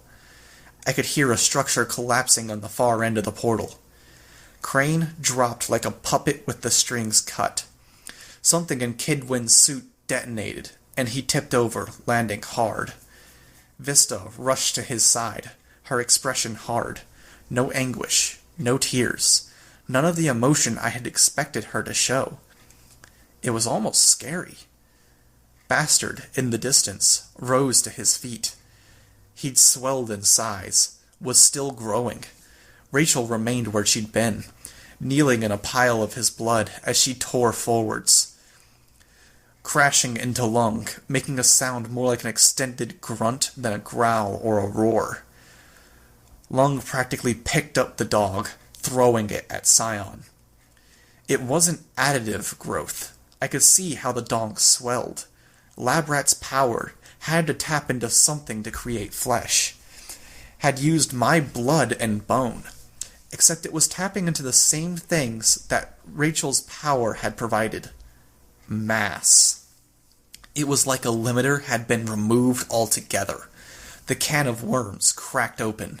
Muscle ripping, claw, horn, and bone, calcified flesh, like water from a waterfall, tendrils and body parts raining down from a lump that clung, snarling from many different mouths, to Sion, all one connected mass, incoherent. Sion began burning through the flesh, making headway against the growing monstrosity. Gleistig-Wenye shot him with the Queen of Swords' ability yet again.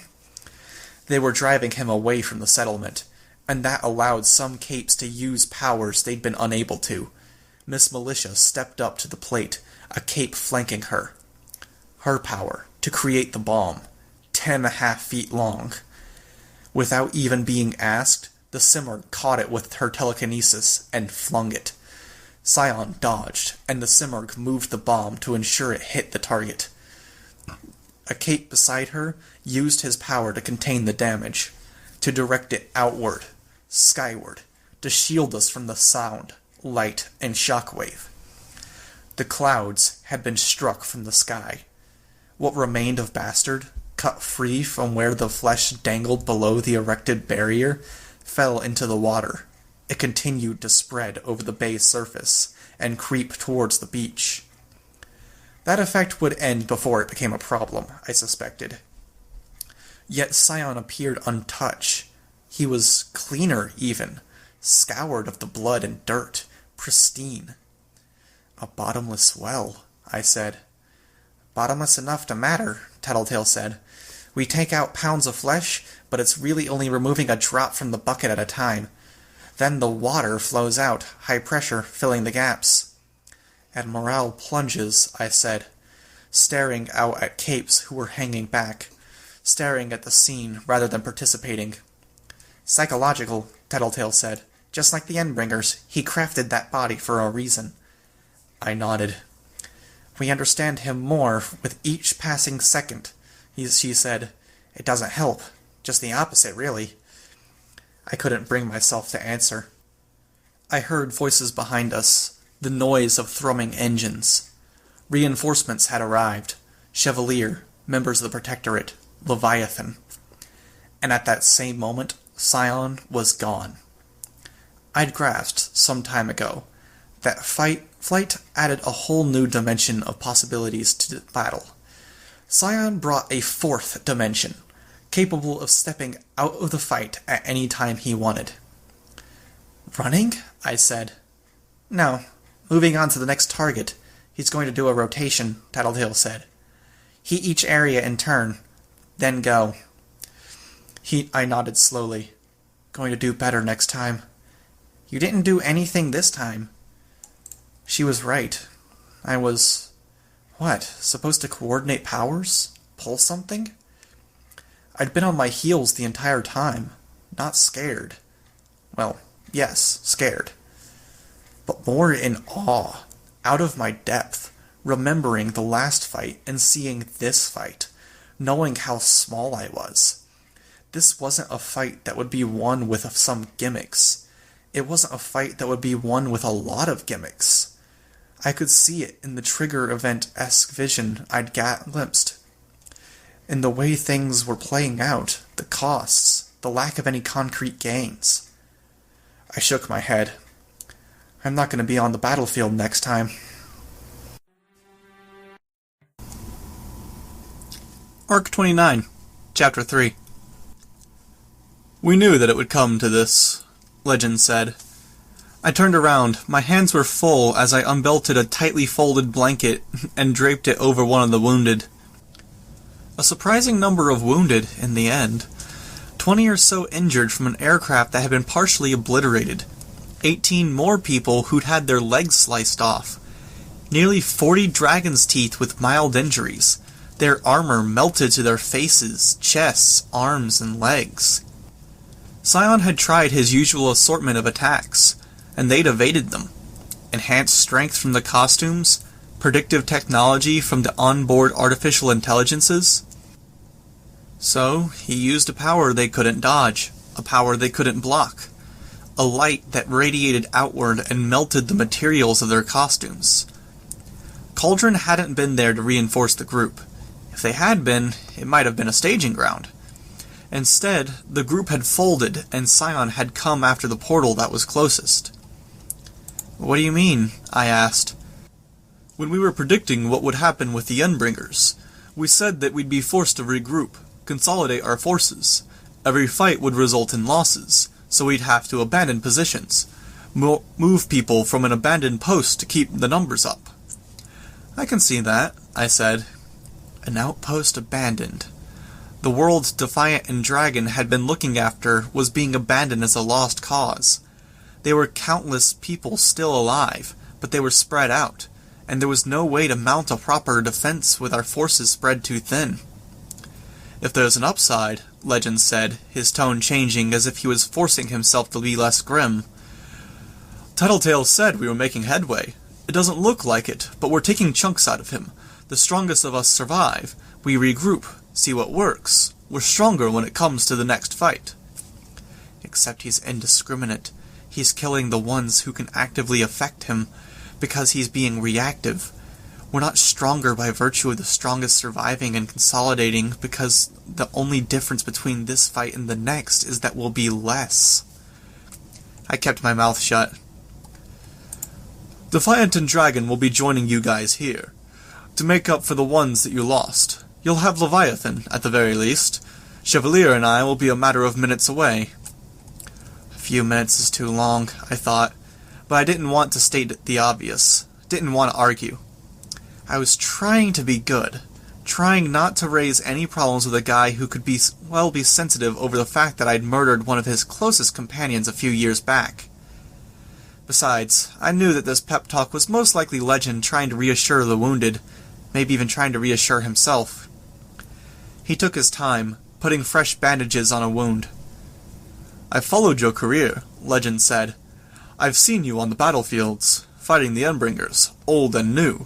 The bugs are noticeable." "I'm nothing special." "You rendered Alexandria brain-dead," Legend told me. "That warrants attention." "Fair enough," I said. I managed to get another blanket unbelted from the arrangement of straps that kept it in a folded position, and then draped it over someone.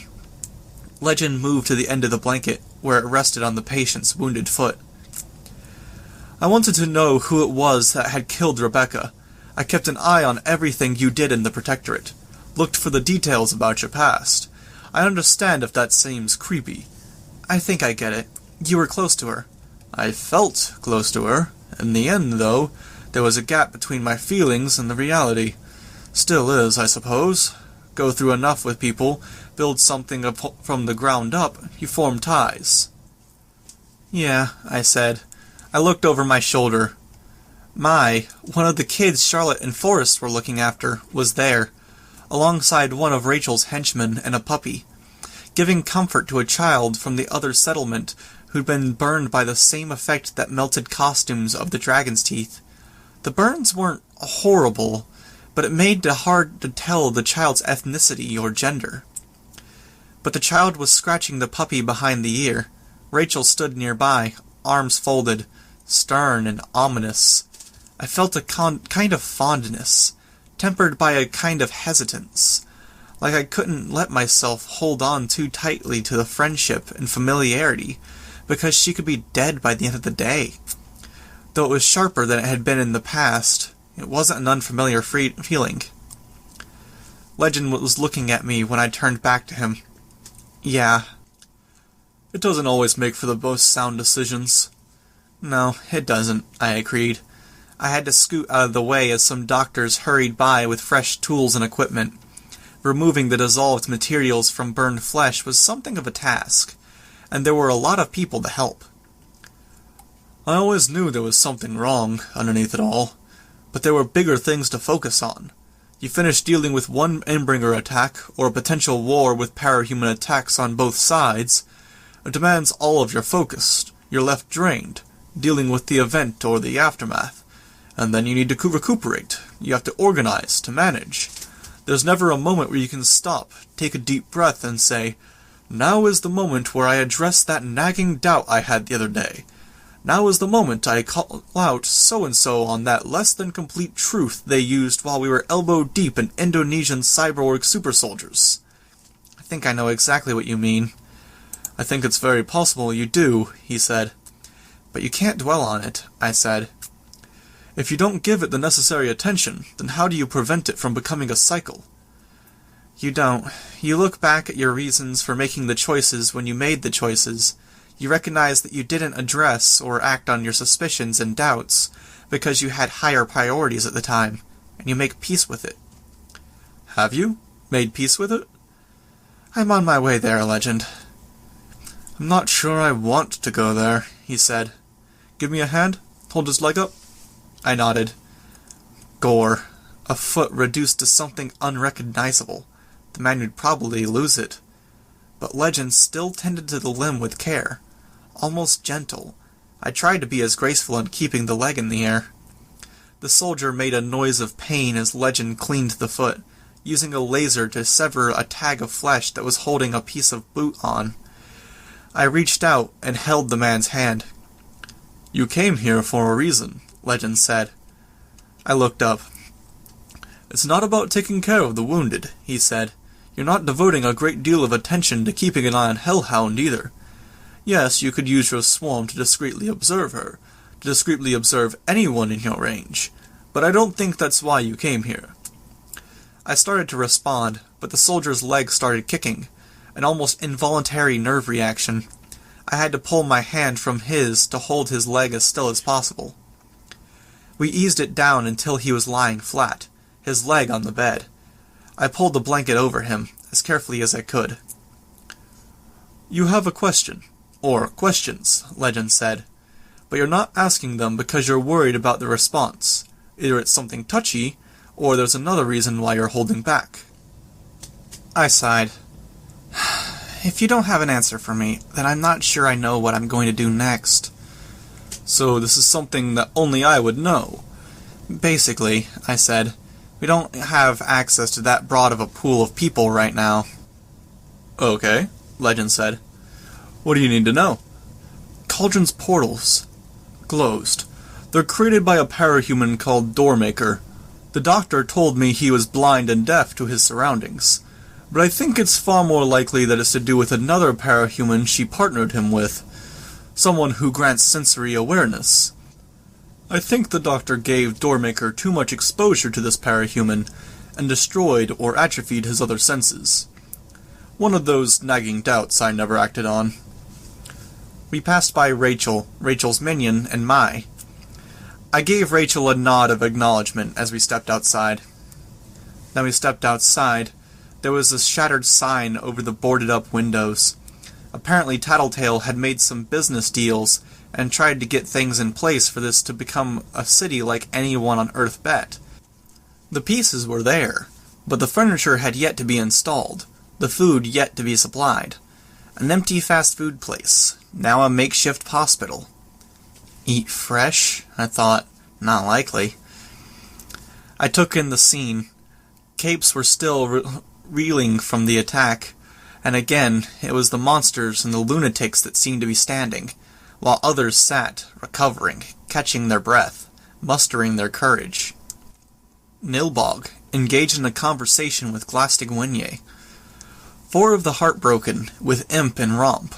A maskless Imp gave Bonesaw a glare as the girl hurried, in the company of Marquise and Panacea, to the fast food places Legend and I had just left. Lung was alone, looking angry, frustrated, almost more agitated than he'd been during or before the fight. His eyes were on Leviathan, who was down by the water, but I didn't get the impression Leviathan was the source of the frustration. Parian and Foil were together, Foil with her mask off. They'd curled up in a space between 2 large bins of food, Foil resting her head on Parian's shoulder, their hands and fingers intertwined.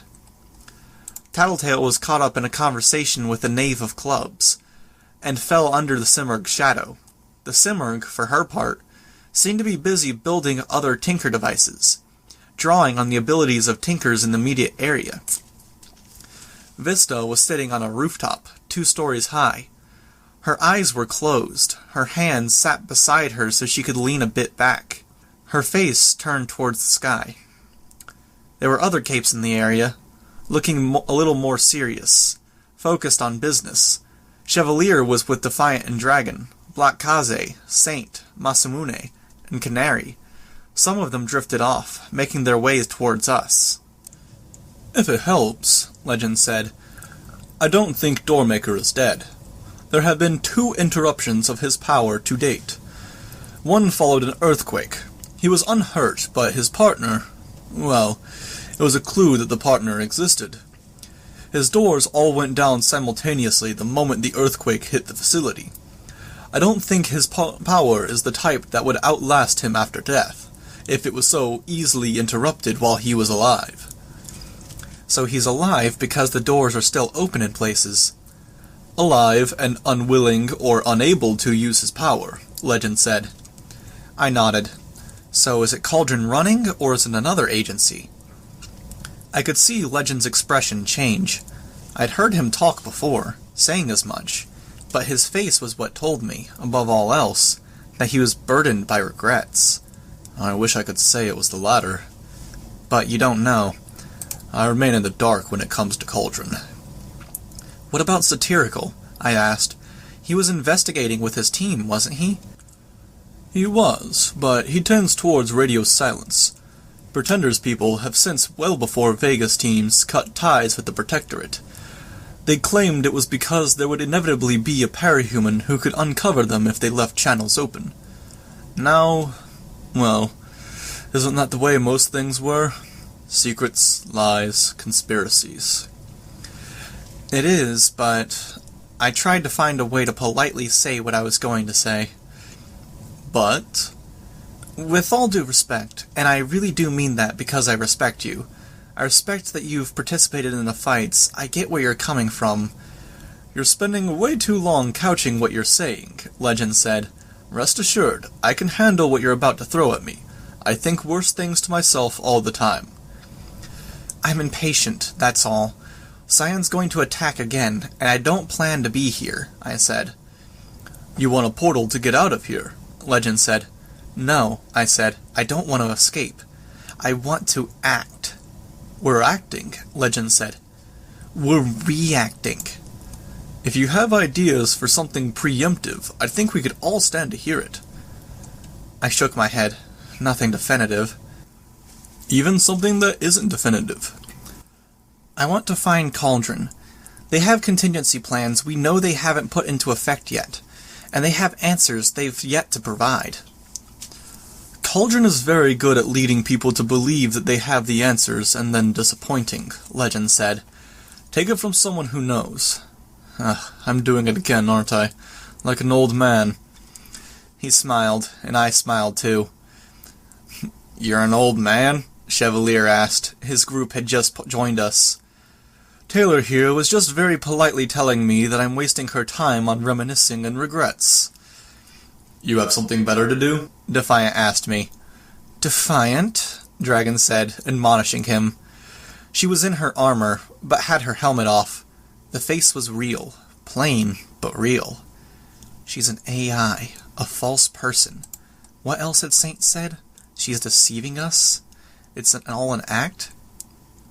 Came out wrong, Defiant was saying. Very deliberately, he said. I am genuinely curious what you're doing, Weaver.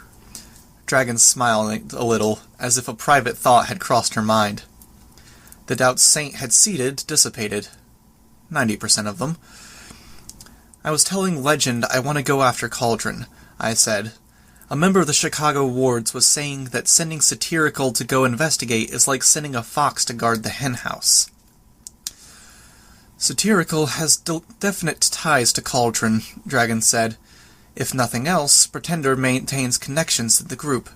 If Cauldron is running, or if they are pulling something covert, then it is very possible Satirical is on board, or is going to be brought on board. Chevalier shifted the cannon blade to his other hand, then stabbed the point into the ground. It looked different. His armor looked different. Gold and black instead of gold and silver. It also means he and Las Vegas Capes are well equipped to know how Cauldron operates, and identify clues other people would miss. We sent them and others we could trust. They've been reporting in on a schedule. I opened my mouth. Chevalier spoke before I could, with Stranger and Master precautions in place. I frowned. You're strong when it comes to improvising, Chevalier told me. We've got a moment to breathe. We think he's hitting another world, one we don't have access to. We're regrouping, finding out who goes where, and we're trying to set things up so we can mobilize faster. I can't tell you what to do. I wouldn't if I could, but we could use you here. We're losing here, I said. Legend was being positive, but I don't think we can really delude ourselves that far. He's tearing us apart while holding back. If we put up a fight, if we don't hold back, he hits us harder. Like he hit the guild. He can always top us. And he can always say that he's had enough and then just nuke the continent. That's not a recipe for an eventual win. I don't even think that's the worst of it, Tattletale said, finally having broken away from the knave of clubs to join this conversation. He's evolving, maturing, if you can even call it that. He was a blank slate, then almost like a baby, flinging destruction around like a baby practices moving their arms, as if to remind himself he could. And then he was like a child in this fight, excepting for that bit with the Queen of Swords. That suggested he's almost entering an adolescent phase. Something more complex than just raw fear and awe, loss, despair. He's going to start looking for ways to really hurt us. Instead of just annihilating us? Legend asked. Torture? Mental? Emotional? More involved physical torture? Up until he hits adulthood. Then he probably destroys us completely and utterly. I'd be surprised if we lasted more than 2 days, rate he's developing. You're talking about him as if he was human, Saint said. He is, Tattletale said. It's the only reason he's doing this, and it's the only way we are to truly make sense of him, and it's his primary means of making sense of us, which is why he did it. He's got our general biological makeup. He thinks, he feels, he dreams, he hurts, but it's all buried so far under mounds and mounds and mounds of power and security, it doesn't really supplant him. It's never been exposed to the real world, really, so the human side of him hasn't matured or developed. A weakness? Chevalier asked. Yes, but not a weakness we're going to be able to exploit, Tattletale said. He's too careful, and he would have foreseen it, adapted around it, probably. Be awfully stupid for something like him to adapt traits of their targets and adapt vulnerabilities at the same time, knowing this could help, but it's not going to be a weak point we can target to finish him off. That makes 0 sense. We know a lot of things like that, I said. A lot of tidbits about his behavior, or who he is, or what he is. But a lot of it isn't reliable information. He cared a lot about my clone decoys multiplying during the fight on the oil rig, but he didn't give a damn this time. He's advancing, evolving.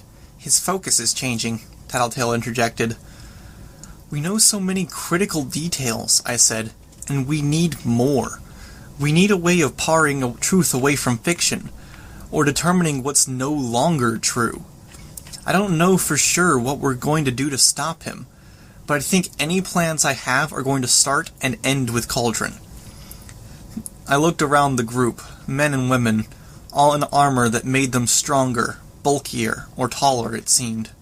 Legend was comparatively small, but he had presence to make up for it, even as tired and worn out as he seemed to be. Flying, casual flying, as Legend tended to do, gave one a little more stature. I wasn't short, but I felt like Tattletale and I were mortals in the midst of giants. Defiant, in particular, seemed somehow imposing. His body language was familiar with the way he'd naturally set his feet apart, his hand on his weapon. Even the place we were standing, it stirred memories. We were north of the end of the bay, even. Yes, the plan makes sense, Defiant said. I'll trust you on this one. Dragon reached out to grab and squeeze his hand. What do you need? Defiant asked me. I was thinking I'd bring some of the capes that can't or won't participate in the fight against Sion, I said. My eyes fell on Canary. Me? Canary squeaked. Anyone but capes like you, I said. Support capes who can't support in circumstances like this. Strangers who can't use their power on Scion. Capes like that. And if you can't access Cauldron? Chevalier asked. I don't want to put too fine a point on it, but your actions when you assumed control of Simurgh were heavy-handed. You told an ex-teammate in the wards that you weren't intending to be a hero anymore. I don't want to tell you I won't cooperate any more than I want to tell anyone I won't cooperate, but you'd be asking us to put a fair amount of power in your hands by sending capes your way. I don't know that I'd feel confident sending capes to you if I don't know how they'll be put to use. Would you allow me to talk to capes? I asked. You don't have to send them my way, but maybe I could inquire? I'm not going to stand in anyone's way, Chevalier said. I'm not the bad guy here, but I've got to lead this battle, and I've got to do what I can to make sure things don't get worse. If a cape needs to go, if they don't have the courage to stand and fight, I'm not going to make them. I'll try to convince them otherwise, but I won't make them.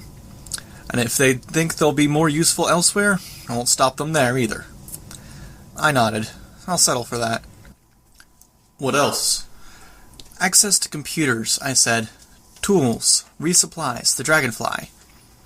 He reached out of his pocket and withdrew a knife. He reversed it and extended it to me, handle first.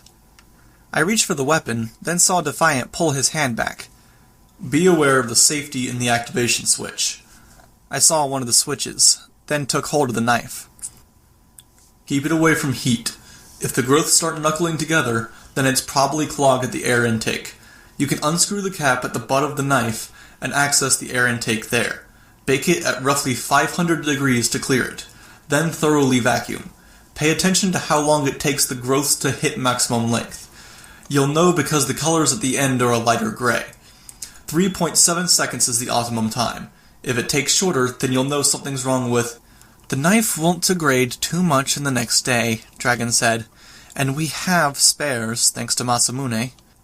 "You didn't make this much of a fuss with my flight pack," I said. "I included documentation," Defiant said. "Thank you," I said. I found the holster for my old knife. Then I put it through the belt at my back, holstering the new knife. "Where's the dragonfly?" he asked. I pointed. Dragon said something in Japanese to Masamune and Black Kaze. They were two nods. Defiant led the way to Dragonfly, all business. Dragon, Canary, Tattletale, and me following. He seemed almost happy to have something to focus on, a problem that could be solved. Did he genuinely trust me? Was there a modicum of hope here, with me mobilizing to go look into the cauldron situation? He continued to hold his weapon, though the fight wasn't about to start.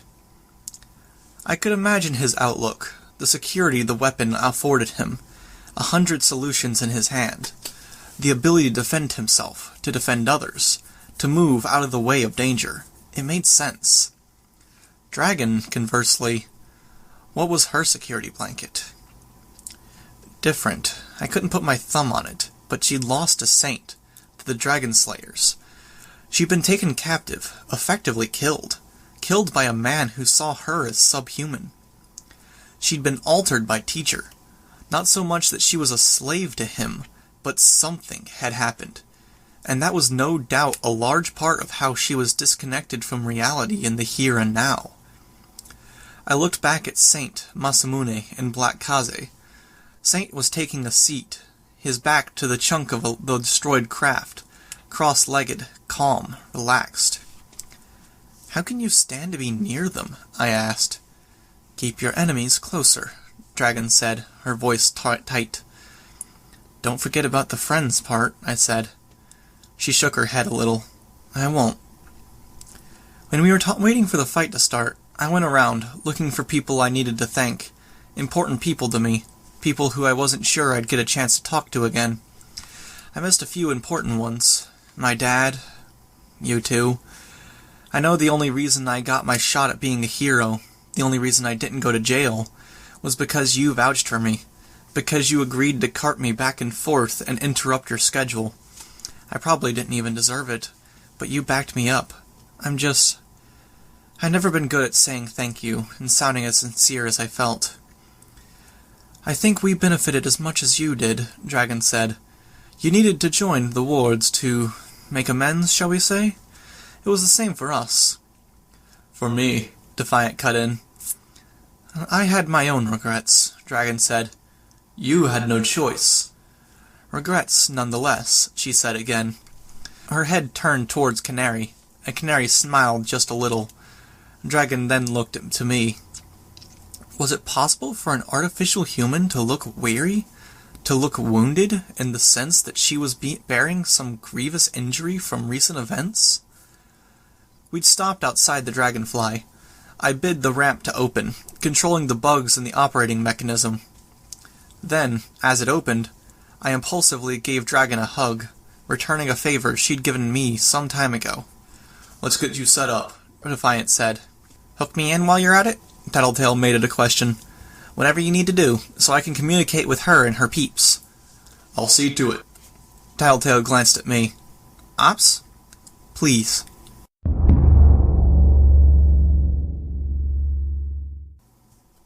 We circled twice before coming in for a landing.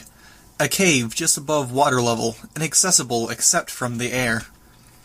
The receiving party consisted of Exalt and Revel from the Protectorate Core Group, with half of the Vegas teams, Nyx, Leonid, Florid, and Spur. Vantage was waving a rod around. listening for steady beeps. "Oh God, finally! Something to take my mind off the beeping," Floret said.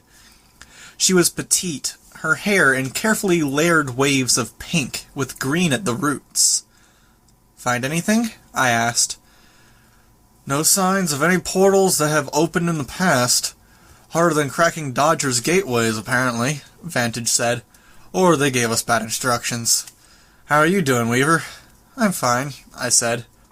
"Wearing black," he said. "Is everyone gonna comment on that?" I asked. "It's comment-worthy. How'd the fight?" "Never mind, I can guess." "Probably," I said. "Grim group," Floret commented. "I know black's in with the end of the world, but damn, only one person with style." I looked over my shoulder. Gollum, in silver and gunmetal, his mask solemn. Cuff, again, in a dark metal costume. Imp, with her dark grey mask and black bodysuit that actually fit her. Shadowstalker, in a black, form-fitting bodysuit like the one I'd given Imp, along with a flowing cloak and a heavy hood. All spider silk, but the mask was hers, as was the crossbow. Rachel followed, her jacket, tank top, and pants black, only the fur ruff at her shoulders, where it flowed around the edges of the hood, was white. Huntress and Bastard flanked her. Lung was still inside the dragonfly, but I knew he had only his mask and jeans on, barefoot, shirtless. Canary was the only one, apparently, who met Floret's standards. Yellow body armor, her helmet in one hand, her hair and feathers free. "I remember you," Spur said. He smiled. Teeth that had been professionally done, no doubt. He wasn't bad-looking, but not quite my type. Spiky hair, and a costume that mingled barbed wire tattoos with real barbed wire, where his skin was exposed. Mid-20s, with hair bleached to a near-white and acid-wash jeans. His mask was simple, black covering the upper half of his face, with only a circle of barbed wire at the brow. A trademark of thinker powers to do the whole forehead thing. A precog who was most effective in the midst of chaos and heightened emotions, and fairly competent otherwise. "Bad Canary?" Canary's eyes widened. "You remember my stage name?" "You were famous," he said. "The whole trial thing, Canary's expression fell. "Got robbed," he said. "Dick," Floret said, like that's how she wants to be remembered. "I remember the music, too," he protested. "Yeah," Canary said. She rubbed the back of her neck, avoiding eye contact. "It doesn't matter anyways, does it? Long time ago, and we've got better things to worry about." "Vulgaricious," he said. "Ursound? Lineless?" "You're probably cheating," she said. "I could sing the lyrics," he asked. "That would make me sure you're cheating. I barely remember the lyrics." "I don't believe that for a second," Spur answered her. "Eh, guys? Back me up. My power doesn't give me a way to cheat, does it?" "No," Floret said. "He's genuine, and none of us have ways to clue him in." I glanced at Revel, who only rolled her eyes a little. Exalt looked bored. He saw me looking and commented, "It's fine here. We're using substandard tools to find a portal that used to exist, and we don't know exactly where it was." Imp pushed her mask up until it sat on top of her head. "Finding a transparent needle outside of the haystack." "Well put," Leonid said. "Don't encourage her," I told him. He only smiled, which made Imp smirk at me in turn. Spur was murmuring the lyrics to the song, and he was actually doing a good job of it. Canary was trying to look like she wasn't pleased as punch. It was cute. Cute and a little ominous, considering who these guys were. Some things had come to light after they departed their positions in the Protectorate and wards. Nothing definitive, but it raised questions that had yet to be answered. Questions that would probably never be answered, now that evidence lockers and court records throughout Earth-Bet had been obliterated. Problems that had resolved themselves just a little too neatly. People, both bad guys and witnesses, who disappeared. If I'm the lion and you're the goat, Leonid was saying. I guarantee I'm more dangerous than you, Imp retorted. I could sense others in the group getting restless. I'll let you know if anything turns up, Revel said, as if she'd sensed it. She smiled a little, a bit awkward or apologetic. Don't let us waste your time. It's the end of the world. Spend it with people you care about. Her eyes moved to Cuff and Golem, who were hanging back. The pair were the heroes of our group, so to speak. They'd feel the betrayal of the Vegas Capes more sharply, even now. They looked at each other. I did too. Not that I counted myself as a hero, but I'd been there. I could come with, Exalt said. If you're going back, I'm only here to relieve Revel. I'll be able to participate in the coming fight.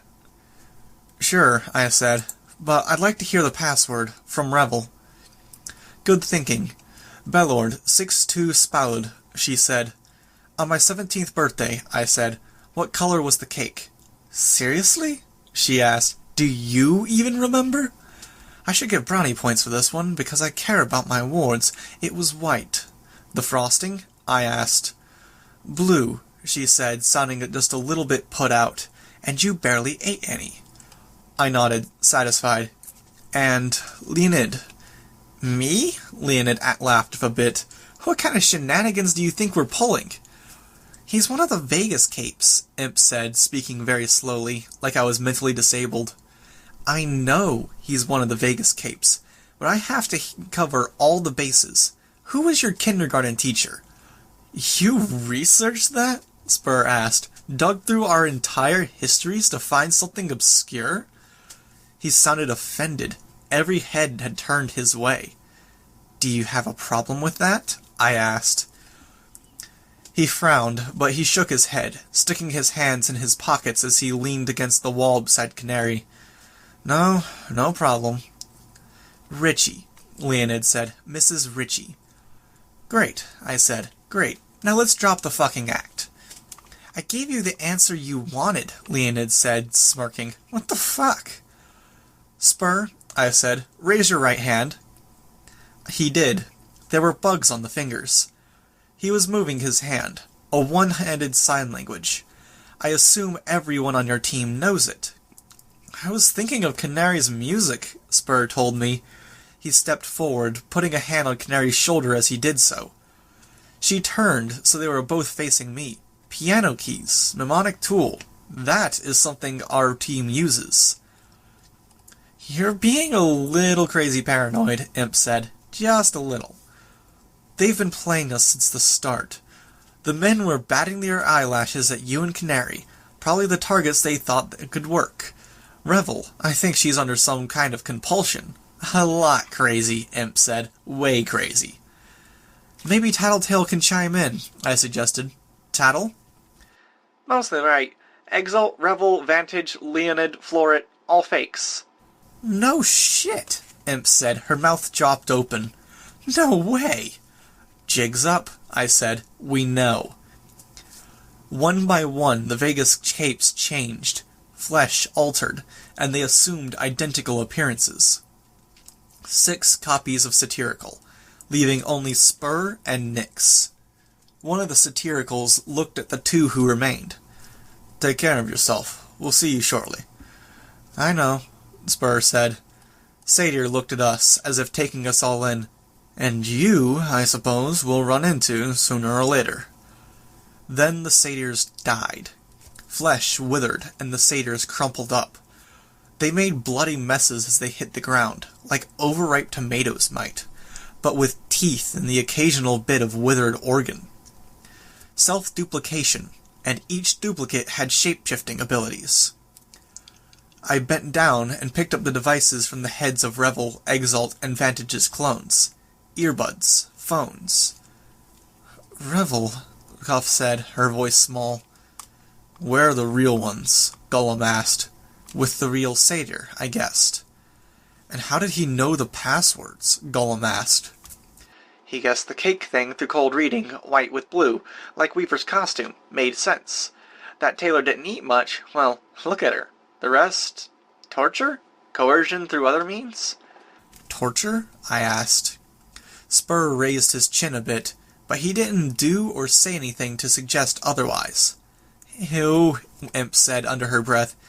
Ew, ew, ew, he's like 40, and he was hitting on me. Where's the portal? I asked Spur, ignoring Imp. No portal, or weren't you paying attention? I looked at Nyx. You know where this goes. If you don't cooperate, circumstances are a little too dire. We'll knock you out, your power fades. So why don't you drop the illusion and let us see the portal?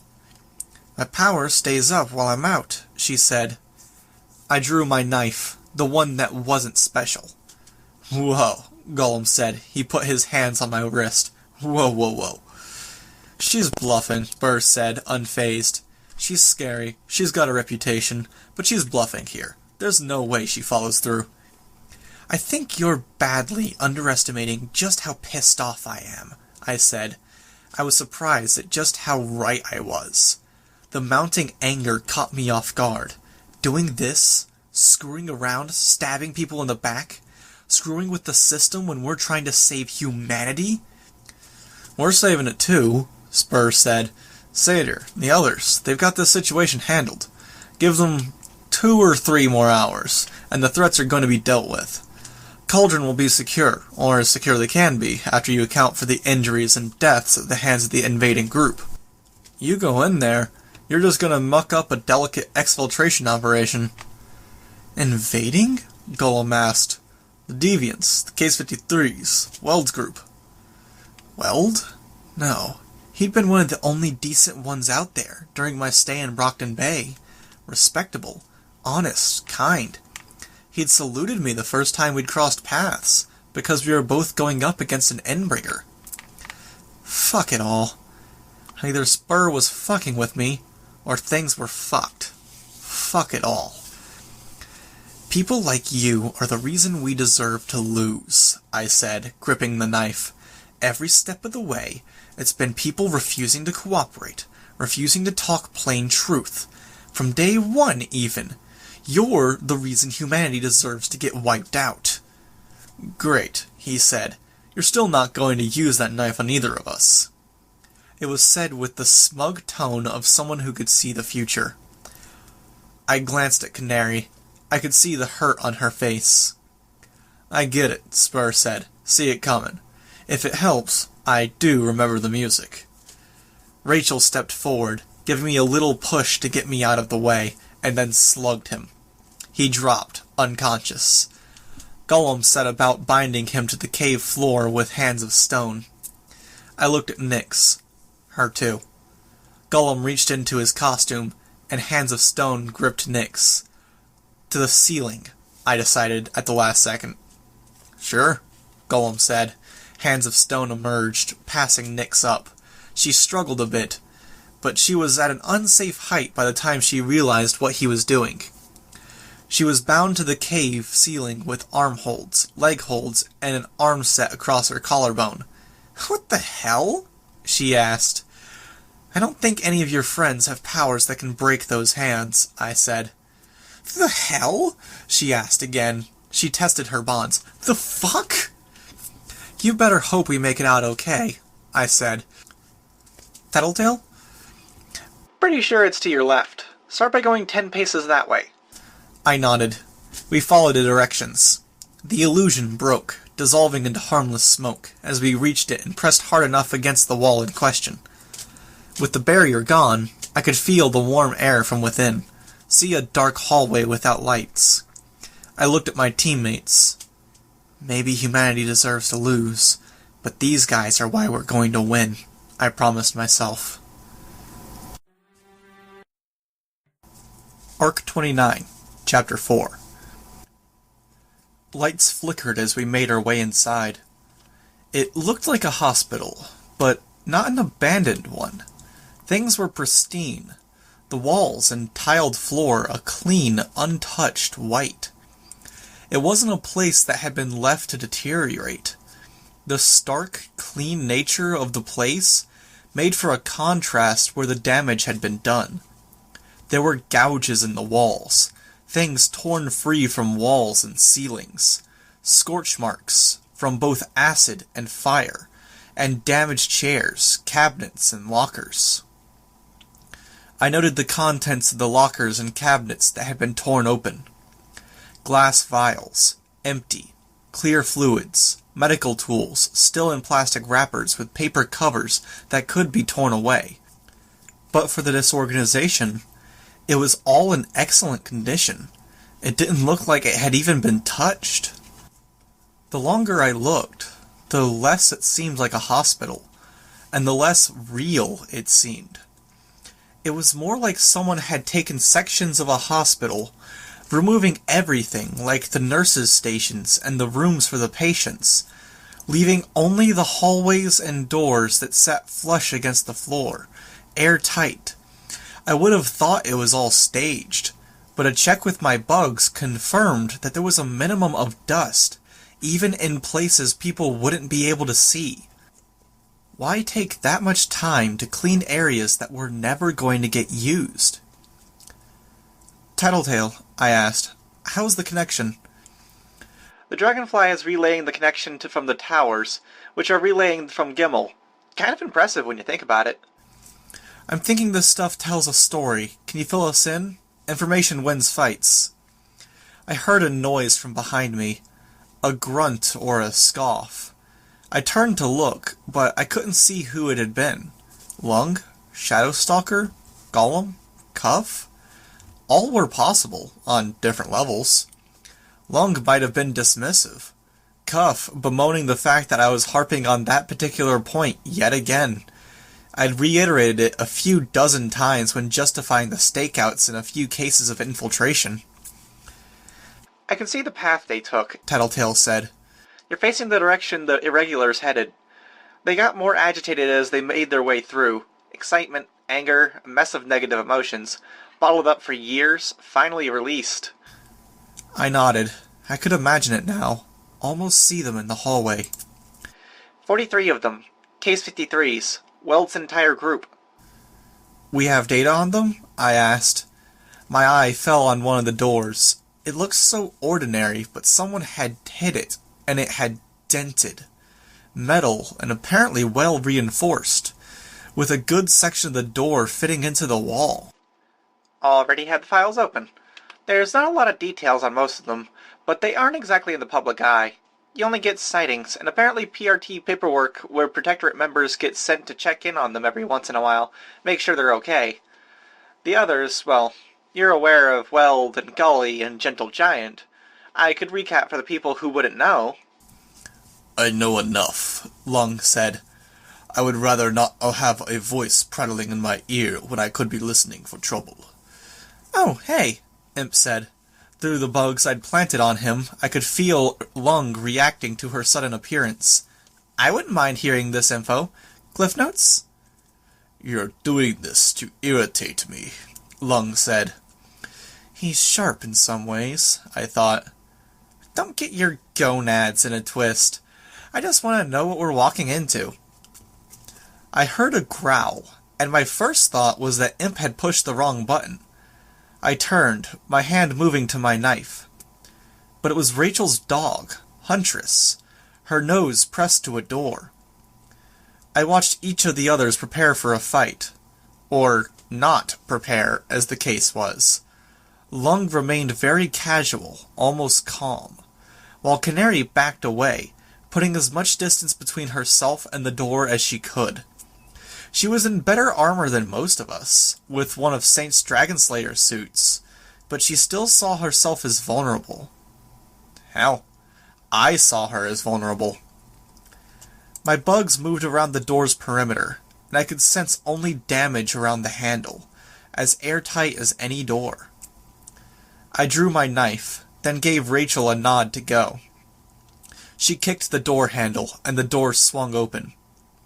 Blood. Corpses. 3 dead Case 53s. 2 men and a woman. A Catman with far too many teeth in his mouth, even covering the roof and the space beneath his long, narrow tongue. Something that looked like keyboards on his forearms. A reptile, not so different from neuter, but with no mouth or nose.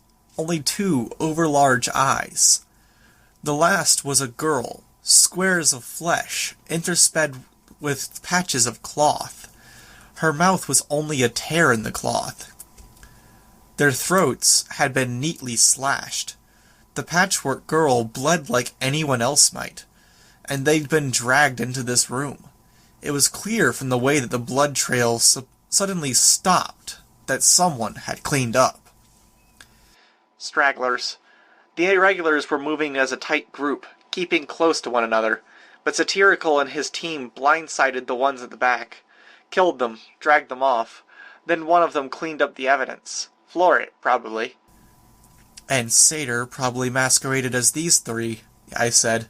He's in Weld's group. Probably. Then we need to move fast, I said. Good job, Rachel, Huntress. Rachel only grunted in acknowledgement. You're thanking the dog? Shadowstalker asked, incredulous.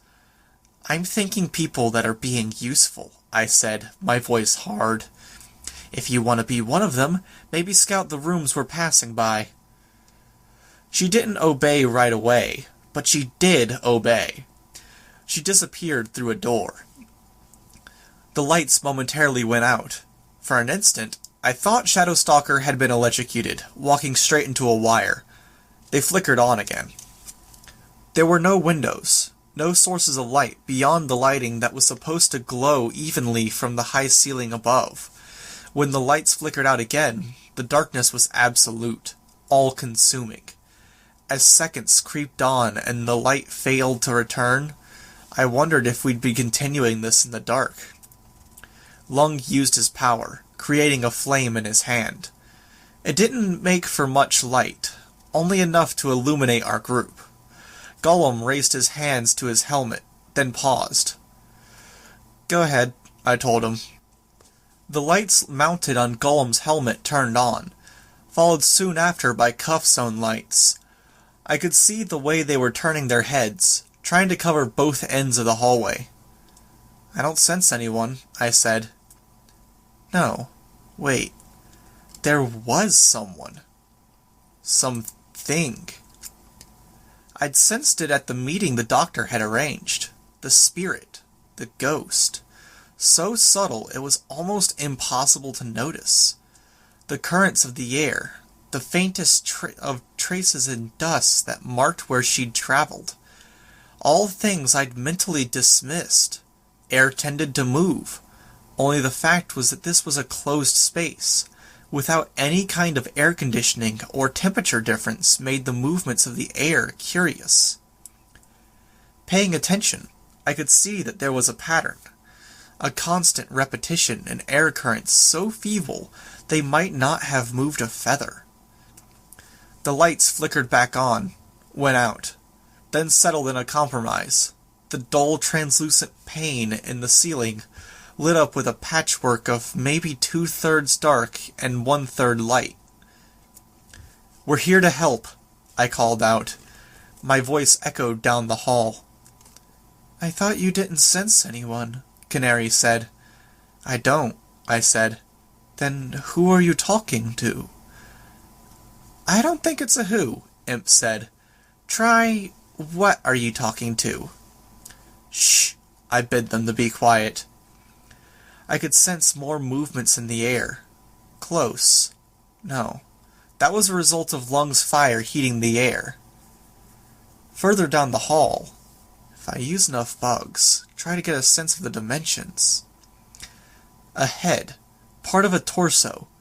I could feel the contours of narrow shoulders, the waist.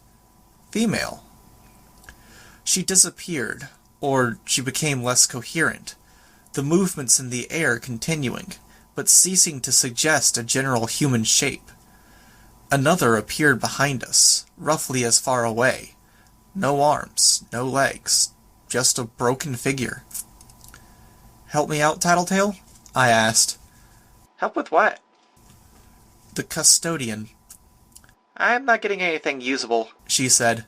Video cameras suck like that. Right, I said. Louder, I called out. We're here to help the doctor. You've got 2 other groups in here. One that's definitely hostile, angry and destructive, and another I think is worth being suspicious of. Of movement. A reaction to that last sentence. I explained. Maybe they seem friendly, but they've got a bad history of backstabbing, making subtle plays for power. I think the doctor would back me up on this, if she's cooperating with them at all. She's doing it with knowledge they'll capitalize on any weakness she shows, and she's never been weaker than she is right now. The figure turned around, briefly fading out of existence. She reappeared in a way that made me wonder just how long she'd been there, a foot away from me. "We're not your enemies," I said, holding my ground. "I want to stop Scion, and the best, easiest way to do that is to get things back in working order here." For an instant, she was in 4 places at once. Then she settled on 3. It struck me that I'd never fared particularly well against stranger-class powers. "If it helps," I said, "I'm pissed. The doctor called you the Custodian, which probably means that you're the one taking care of this place. If you're not completely emotionless, it hurts that they're tearing it apart. If you care about the doctor, I'm betting you're worried. Maybe you feel like I do. You want to retaliate, but something is getting in your way." And then she was gone. "So, you're kinda tense there, boss," Imp said. "She's gone," I said. "I'm pretty sure." "Question is there really a crazy janitor lady?" Imp asked. "Or is Skitter finally going mad?" "If there are no more obstacles, we should go," Lung said. I nodded. I started walking at a good clip, reorganizing my swarm to check the areas around corners. A series of 8 or so doors to our right were open now. Shadowstalker lurked at the end of the hallway. She must have been walking through the walls while the power was out, opening every door in passing. "Just saying," Imp kept talking. "Custodian? Knowing what we do about your origins, kinda a thing. The doctor, if you don't think about it, what if we're all—" "Imp," I interrupted her, all too aware of the presence of Lung and Shadowstalker. "Not now, not here." "Righty-o." "She's nervous," I told myself, before I could get too irritated. But her way of dealing with that came at my expense. I didn't need to be reminded of my weakest moments. I really didn't need any head games, intentional or otherwise. With the doors open, it was possible to see the room interiors. Offices, perfectly ordered and empty of people. Desks, file holders to neatly sort out paperwork, bookcases with texts. All of it even, ordered. No pages sticking up or books missing from shelves. "Still want that briefing, Imp?" Tattletale asked. "Huh? Briefing?" "On the irregulars." "Oh, right." "I'll take that as a no." I sent my bugs out, directing them to collect a few things. 2 booklets, the most substantial material my bugs could hold and still carry. "They shouldn't have been able to pull this off," Tattletale said. I thought of Contessa, and of the Custodian. "They did, though," I said, "and at the worst possible point in time." "Weld isn't dumb," Shadowstalker said, as she stepped out of one room and crossed the hall. "Except maybe with people. Kinda put his big metal foot in his big metal mouth, I remember. But he's not dumb when it comes to powers or strategy. He had a few years to figure this out." "Hey," Imp said, "you're not allowed to say nice things about people. You shot my brother with an arrow, messed with people I respect. I've been waiting for that cinematic moment where you and I find ourselves alone and I get my revenge. Don't fucking dilute it by being nice." Shadowstalker stared at Imp, standing her ground as we, Imp included, made our way up to the hallway where she was. "You're irritating," Shadowstalker said, her voice dripping with condescension, dismissive. That said, she disappeared through the nearest door. Better, Imp muttered. I used the arms of my flight pack to grab the booklets my bugs had brought to me. The contents of each were bound into books. I paged through the booklets. The cover of the first read, ASDEC 01, Employee Responsibilities, Contingency C-2-6. The second was ASDEC 01, Employee Responsibilities, Contingency F-4-7. Both, at a glance, very similar inside. I looked at the inside cover. Contingency C-2-6, Transmigration. Then page upon page of jargon, references to other files, to organizations, and places I had no concept of, and things I knew of, but not in this context. Overseers, Terminus, and, again, this word transmigration. It lacked flow, as the writing went, more of a technical manual in the end. I could tell from the structure that things had been done by computer, so that information specific to the employee and the employee's role could be injected at the appropriate spots. I flipped through the book, continuing to scout with my bugs and use them to check our surroundings for possible danger. Only endless hallways. You reading over my shoulder, Tattletale? I asked. I had the camera on my mask. I am. Thinking what I'm thinking? Accord was two-timing us, Tattletale said. doubling up so he had enough of a power base to enact his plans, whatever happened. Except for, the whole dying thing, Imp added. Are you getting the gist of this, Tattletale? I asked. Picking up pieces of it. I'd ask you to scan the thing and let me have access to all of it, but that's not exactly reasonable, is it?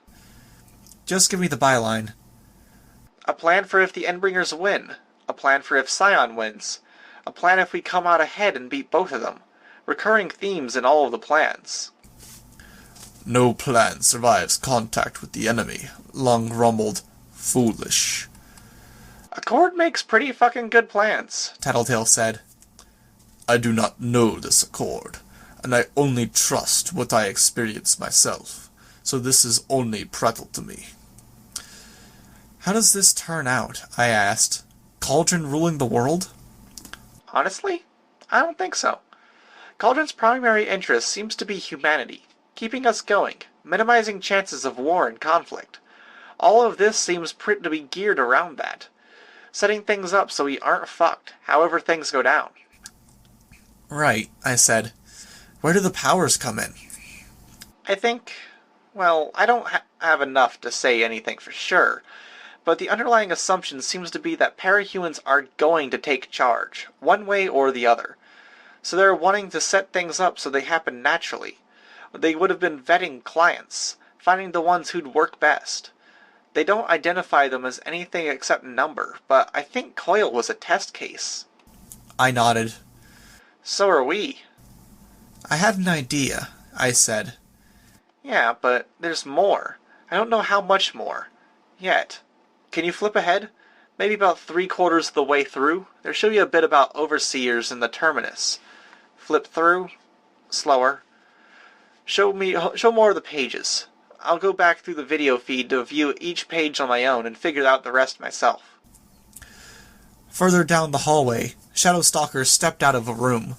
I looked, keeping my head at the same general angle, so the camera would continue to have a view of the book, still flipping. Shadowstalker was pointing.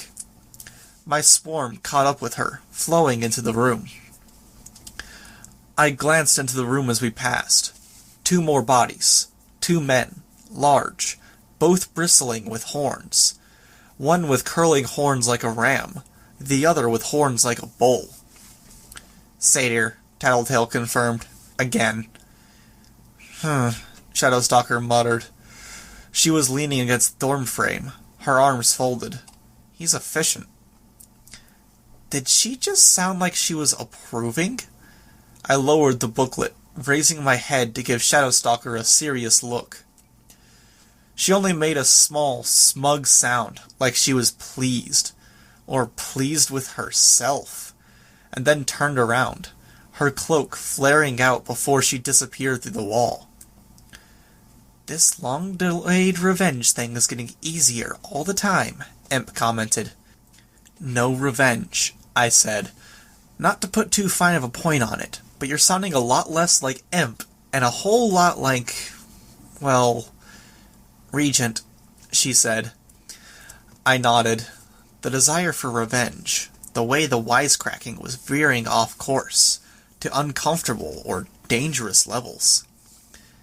"Be nice if he was here," was all she said. I nodded again.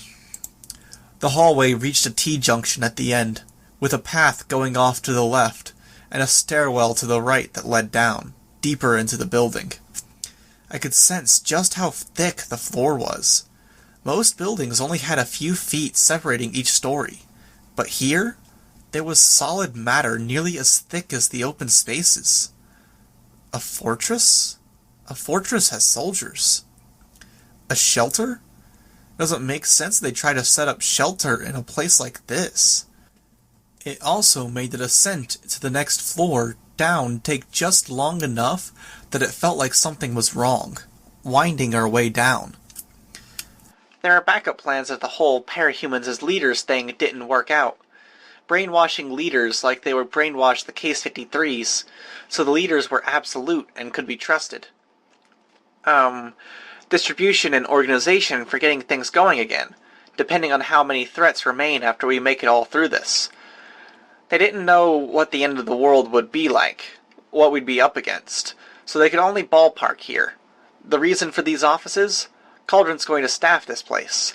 It's going to be a hub, police, a whole lot more, up until humanity's got the ball rolling again.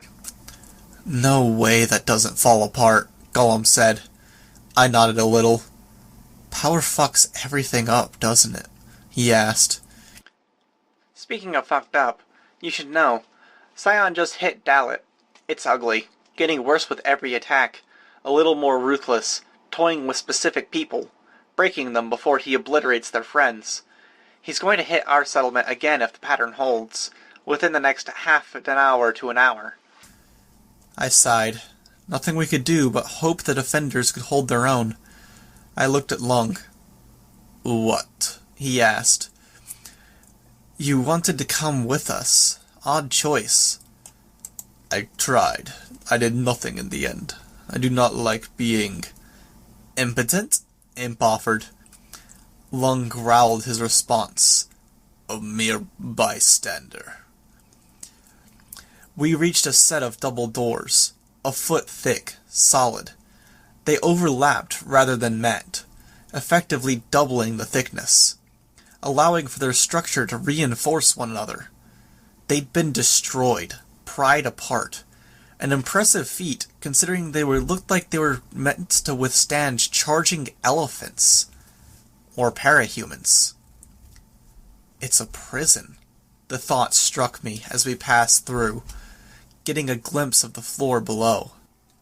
Rows and columns of cells, connected in strings of 10 or so.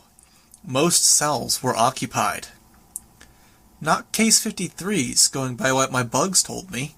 The Case 53s were the outliers here. These were people who I might have seen on the street in Brockton Bay, all in matching outfits. Men, women, children. All young, 25 or younger.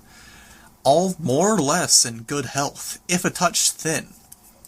My swarm touched each of them as I tried to take in their total numbers. "They're here!" someone called out. They can't see us from this angle, I thought. Then it dawned on me that everyone here had powers. Some had powers that would sense us.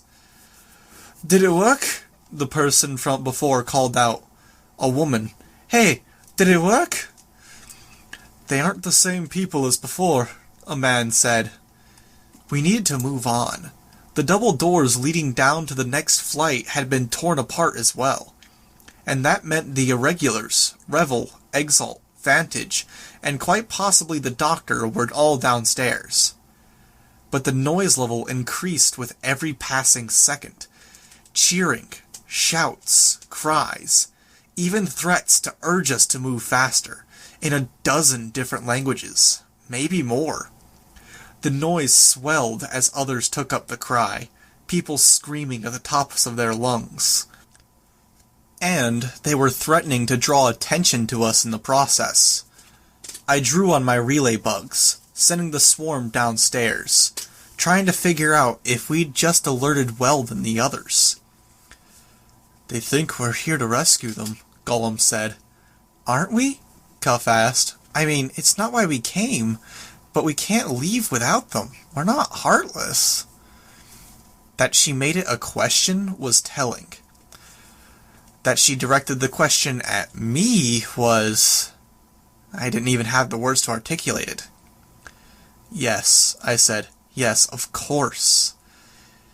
"If we rescue them, then it causes trouble. Too many to look after," Lung said. "Chaos could help us," Shadowstalker observed. "We are going to rescue them," I said. "It's just a question of when and how." I walked forward until I could see the cells and their occupants.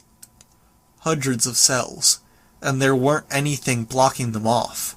Open doors, with nothing visible that would keep the prisoners inside. Most consisted of only 3 walls, and a white line painted on the floor. Beside each cell was a metal plate, engraved with a number. "Oh my God." Cuff's voice was touched with quiet horror, almost lost in the rising noise. "Look how pale they are. They've been here a long time." These guys haven't been here for that long, Tattletale said. "Or they're the newest.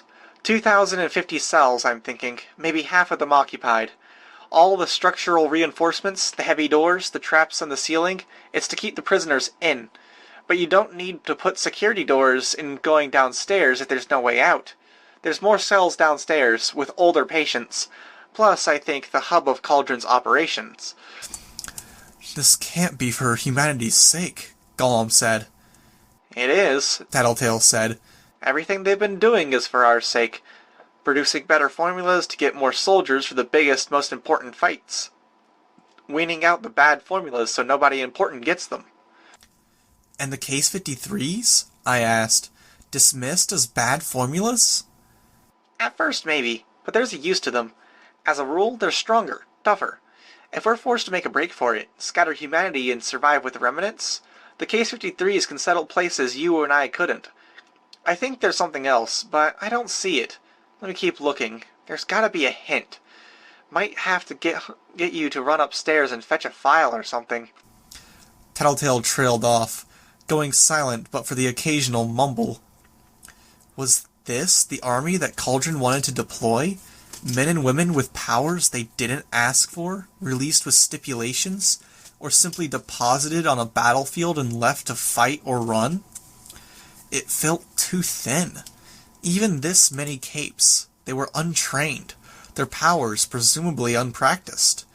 They wouldn't amount to more than cannon fodder. I stopped, feeling the scale of it all. Hundreds of cells. Hundreds of voices. "Quiet!" I called out. My voice was lost in the noise. "Quiet!" I used my swarm to transmit my voice.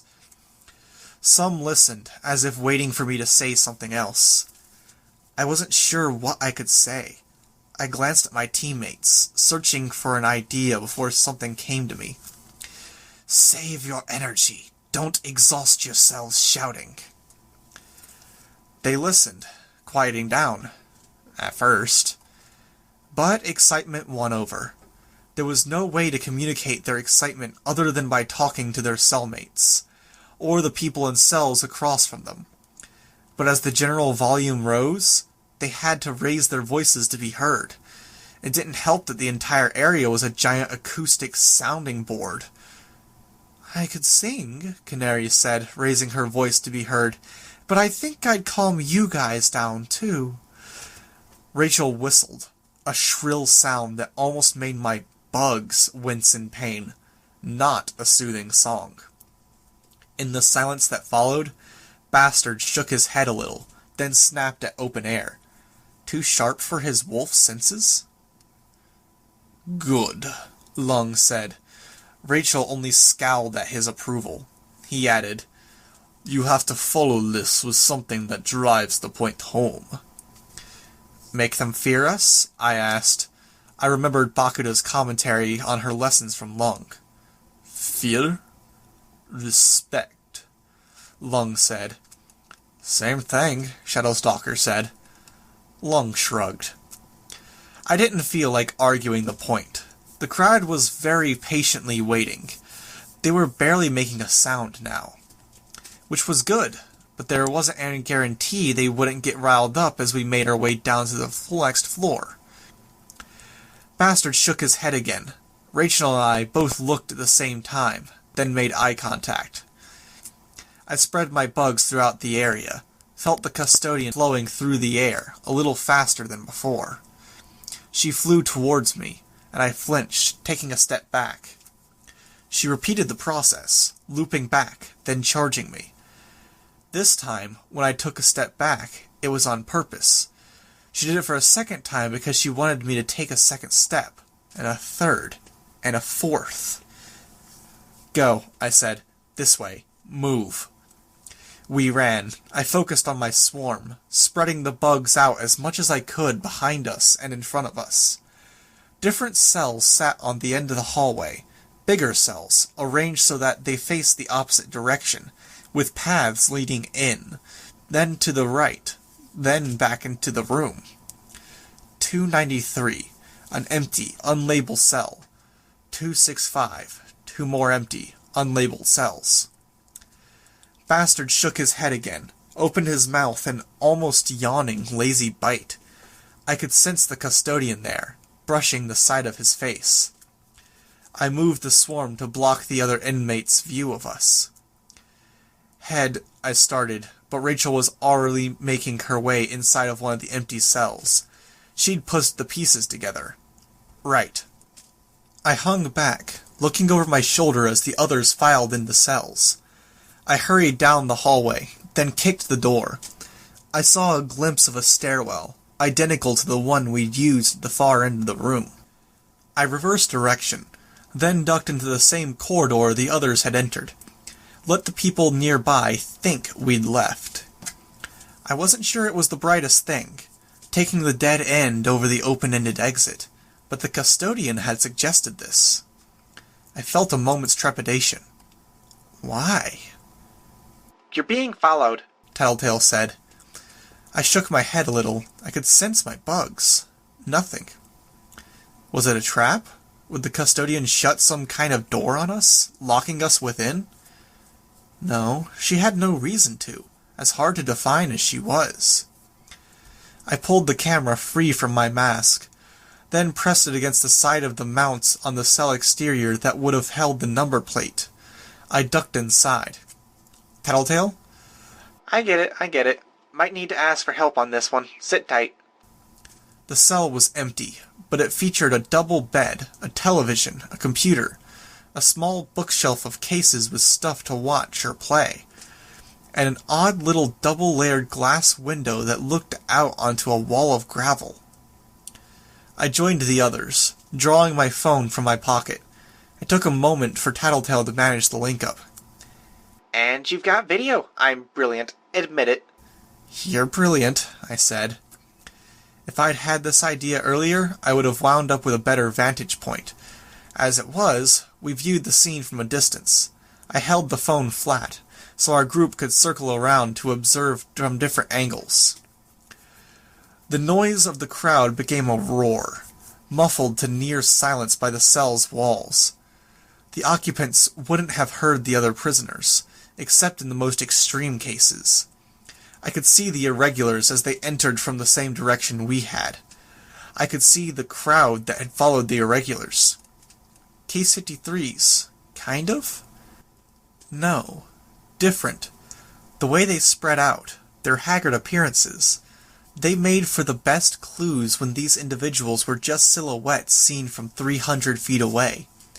But they got closer, and I could see how they differed. They didn't take on the traits of animals, nor simple mutations or exaggerations in features. There was a man that burned, who staggered forward like it hurt, but he wasn't consumed.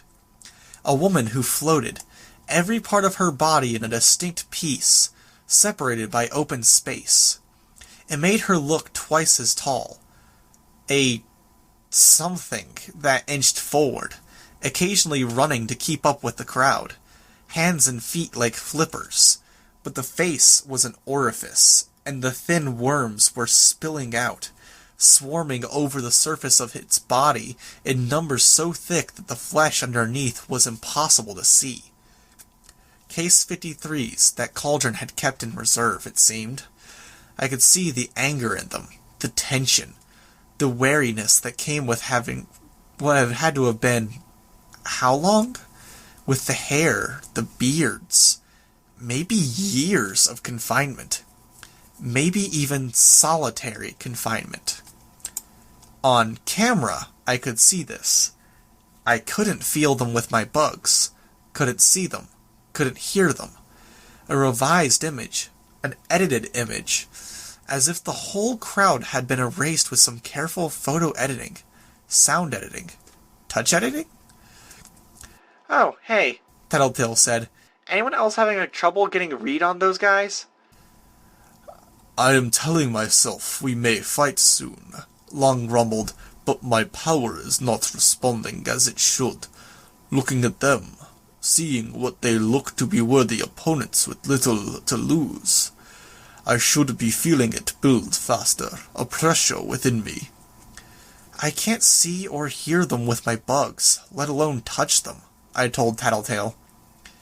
Over an entire area. Mantalium, Tattletale said. The guy with the built-in cloak, dead center.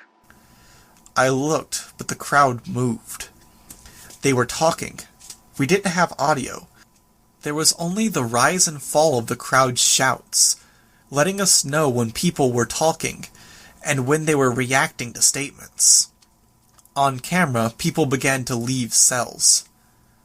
It's a power with layers. Each successive layer enhances the level of protection. Except everything on record says the range it blocks powers only extends about 15 feet. Get within 5 feet, no senses work. It's not supposed to be 100 feet like this. 6 times the range, Cuff said. Somehow. I pursed my lips. The doctor? Probably downstairs. Look at the way the group at the rear is set up. They're watching to make sure no one comes upstairs. I think they have the doctor trapped down there. They have us trapped here, too. I didn't say it out loud. Canary looked scared, and both Lung and Rachel looked restless. There's this guy that looks like he's in charge. You see him? It was a voice over the earbuds, but it wasn't Tattletale. You're an idiot, Tattletale said. I love you for this, but you're an idiot. Who? I asked. Imp, Tattletale said. Imp? It took me a second. Imp. Damn it. Gru would kill me. She was close enough to overhear, and this many parahumans. So many ways she could be detected. Mr. Beautiful, Imp said. He says they're free. Oh, whoops, here we go. The cells emptied. It was almost like the order being given was a stone dropped on the water's surface. The movement of the cell's occupants, the ripple. The ones who didn't hear the man speak reacted to the other's movement, and the chain reaction continued. Hundreds of people. Hundreds of victims. The roar of the crowd increased in volume. I could feel the floor vibrating. No power at work, just a lot of people, stomping and cheering. The Custodian moved a little, then stopped. I could sense her more than before, a disturbance, agitated. She was the one that had been enforcing the peace, keeping people contained in cells without doors. Now, either Mantilium or the strange Case 53s were keeping her at bay, preventing her from seeing to her duties. The lights flickered, a little worse than before. "They're gonna come here," Shadowstalker said. "I spent time in juvie. If someone had a nice toothbrush, cookies from Mom, there was jealousy, retaliation." I nodded a little. "And a cushy cell like this—" "They will come," Lung said. The irises of his eyes were orange, and hive-like lumps were standing out on his skin, where scales threatened to push forth. "I can win, but you will all most likely die in the time I require." "I need all the people who can bore through solid steel," he says. Imp spoke over the comms. "Lung's plan can be plan A. Let's hear plan B," I said. "We run," Shadowstalker said. "Door's right there." "I can make barriers," Golem said. The roaring dimmed. The man was speaking. The cupboard door beneath the large television seemed to rattle with more intensity. "Custodian says... door?" She stopped. "Barriers," Tattletale said. "We'd have to get past more security doors, ones the Irregulars haven't dealt with. Quite possibly other security measures." Imp spoke up. "Pretty guys saying, traitors to our kind. See they get the justice they deserve. Oh, hey." I looked at the phone. Weld, mangled to the point he looked more like scrap metal than a person, was heaved forward, thrown to the ground. A sphere rolled forward, something coiled within, behind the colored, translucent pane. Someone in the crowd grabbed it, then made their hands glow. Fire? Heating the material? I couldn't tell at this distance, but I could see the movement within accelerate in fits and starts. Weld reached out for the sphere, but his arm was so badly damaged it couldn't hold his weight. It bent the wrong way, breaking off. When he rolled over onto his back, the forearm was stuck to his upper arm, hand to his shoulder and neck. If he'd been human, if half of that much damage had been done, there would have been no way he'd be alive. "Doesn't get much worse than a crowd this mad," Shadowstalker said, her voice low. "I can probably make a break for it and get away. Not usually my thing to be nice, but... You want me to pass on any messages? Last words? My memory is shit, but I can try." The crowd was reacting, the contents of the room shaking with the sound. Out there, it would be deafening. And they moved. People were parting the way, opening a path to our end of the hallway. The camera gave us a view of the central gang. A spiky boy with yellow skin. A man with exaggerated masculine and feminine features. A caricature, burdened with muscle. There was Gully, the muscular girl with the shovel, braids, and the severe overbite who'd helped out against Echidna, looking ill at ease. A boy with red skin. Sanguine. As they got closer, I could feel my power changing, to tell a lie. No people in the area. A conspicuous clearing in the gap. There were enough people to push my insects around, wherever they were, but my brain was revising it to make sense of the scene. It was unusual enough to grab my attention, though, but not accurate enough for me to use it. "Feel up to singing?" I asked Canary.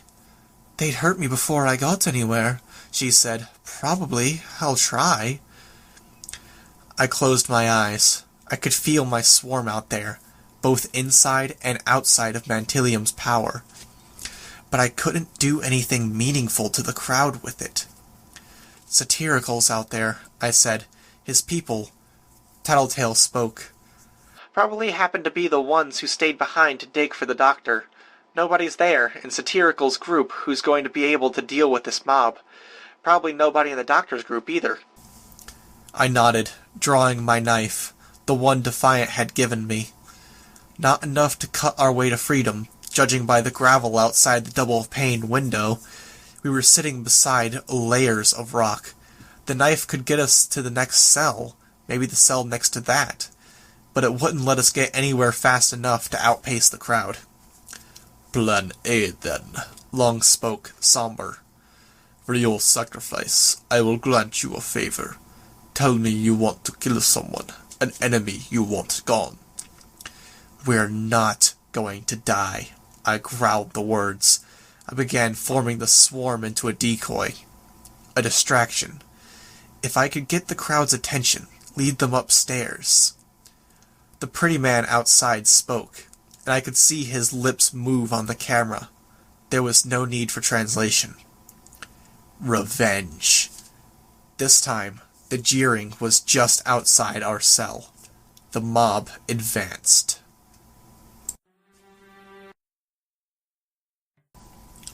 Arc 29, Chapter 5. Prisoners and Case 53s flooded into the narrow corridors, making their way into the special cells.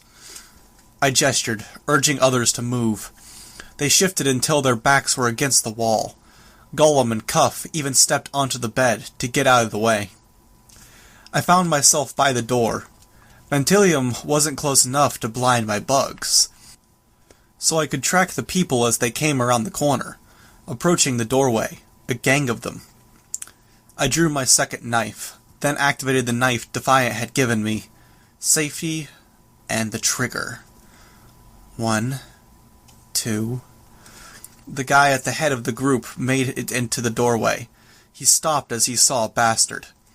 I pressed my old knife's blade against his throat, saw him back away, only to bump into the people behind him. 3... The knife finished forming the gray blur around it. Roughly 3.7 seconds. Good. He didn't look worried, so I reached out and dragged the blur against the wall, gouging out a groove a few inches deep. Smoke expanded. He froze, his eyes flickering down, as if he could see past his cheekbones, face, and the chin to the knife I had against his throat. I nodded slowly. "Move it, asshole," one of the captives said. He didn't move. I saw his eyes shift until it settled on me. My arm moved, not wholly steady when fully extended, a weight in hand, and I felt the blade rasp against the scruff of his neck. Not a Case 53, just an ordinary guy. Ordinary. He was here. He would have powers. "Move!" the guy in the hallway ordered. "Dimbinama," my hostage said, without breaking eye contact with me. Then he added, in a heavily accented voice, "There's nothing here." The cheering reached a climax outside. My bugs could sense the people in the adjacent cell. They had someone, and were dragging him out as a group. "Something's going on," one of the guys in the corridor said. "Don't care. Move, motherfucker. I want to see if there's any shit in there." "Is no shit," my hostage said. "Empty." I nodded slowly. Oddly enough, he looked more concerned at that. An issue in translation? A cultural problem? The roaring reached a climax. They had a man with no arms or legs, not fat, but with goatee-like mass around his neck, hairless, a Case 53. "This one," Imp said, repeating what the mob's ringleader was saying, shouting, judging by the way he was acting on camera. "This traitor, he is how they controlled us, how they planned to control you. He was going to brainwash these ones into a private army. He's pointing at the weird-looking ones they brought from downstairs. This traitor was going to send the rest of you out without any memories, without identities, as Cauldron's trash." "We're missing it," the one further down the corridor said. "It's only the 3 now." The rest backed out to check out the scene. "I think I know what we're missing. It's not worth seeing.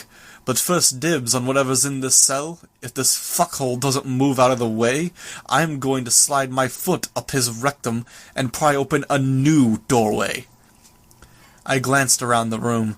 I could see how tense the others were. Even Lung was rigid, bristling with scale points, primed for a fight. Emp's voice came over the earbuds. "Oh, hey, fun fact. You can apparently crucify someone without arms or legs if you try hard enough and have the right powers. He's getting the crowd worked up, trying to start up a witch hunt. He's shouting, "Who wants to kill the real monster? The monster who did this to us?" The bloodthirsty cries of the crowd made it through even the soundproofing of the cell. I could sense the emotion, the anger. Look to your neighbors, the ones next to you. Are they shouting loud enough? Are they angry enough? Because we aren't going to brook any traitors.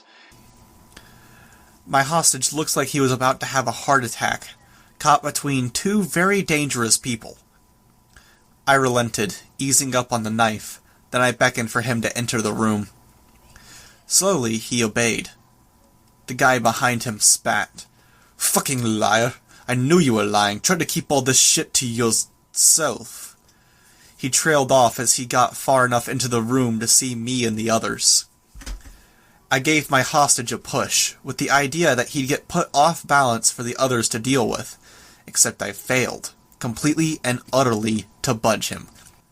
He started to turn, and I left him behind, hurrying forward to slide between the second man and confront the third before he could catch on to what was happening and alert others. The others folded in on the first two.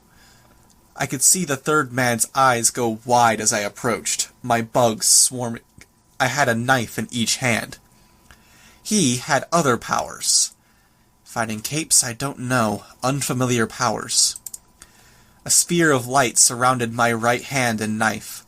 More spheres lighting up around to surround the largest clusters of my swarm, turning each of them into fireflies in the darkness, which put me in the awkward position of figuring out what his power did and counteracting it.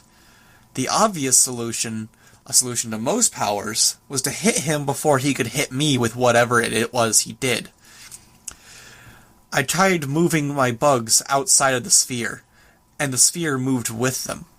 I moved individual bugs in different directions, and I felt them distort, coming to pieces as if they were blobs of ink, and I was pushing them against a hard surface. Bugs made it through his perimeter, biting and stinging, and he reacted with the appropriate amount of pain. But the bugs surrounded by light didn't manage to bite into flesh. They were soft, their mandibles bending like putty. Where he swatted his hand against them, both spheres and bugs were distorted and crushed by the movement. I moved the bug spheres out of the way, thrusting with the knife hand he hadn't yet effected to cut off his retreat. I felt the effects surround it as I got closer. Another sphere. I pulled back, instead. I moved my body to block his retreat, and then drove my knee into his stomach. He staggered back, then cast out more lights, surrounding my elbows, knees. My head, too. My vision went, not blurry, but the colors smudged, like bad watercoloring. Breathing became more difficult. Not impossible, but difficult. The bugs who'd bent their mandibles or distorted in the course of making their way outside the spheres weren't going back to normal. I wasn't sure I wanted to hit this guy with any of my body parts, if they wouldn't bounce back to their normal shape after the fact. I wasn't sure I wanted him to hit me either, if my face proved that pliable and he punched it. He charged me, and I was forced to move out of the way. He stumbled for the other end of the corridor, and for the crowd, a hand pressed to his stomach. I unspooled lengths of silk cord from the dispensers at my belt, and beneath my armor. Dragonflies lancing past him to encircle his throat and feet.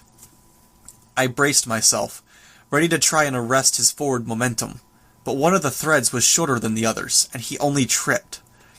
He glanced over his shoulder, then cast out his spheres, so they covered my feet. I threw myself forward, my flight pack kicking into action.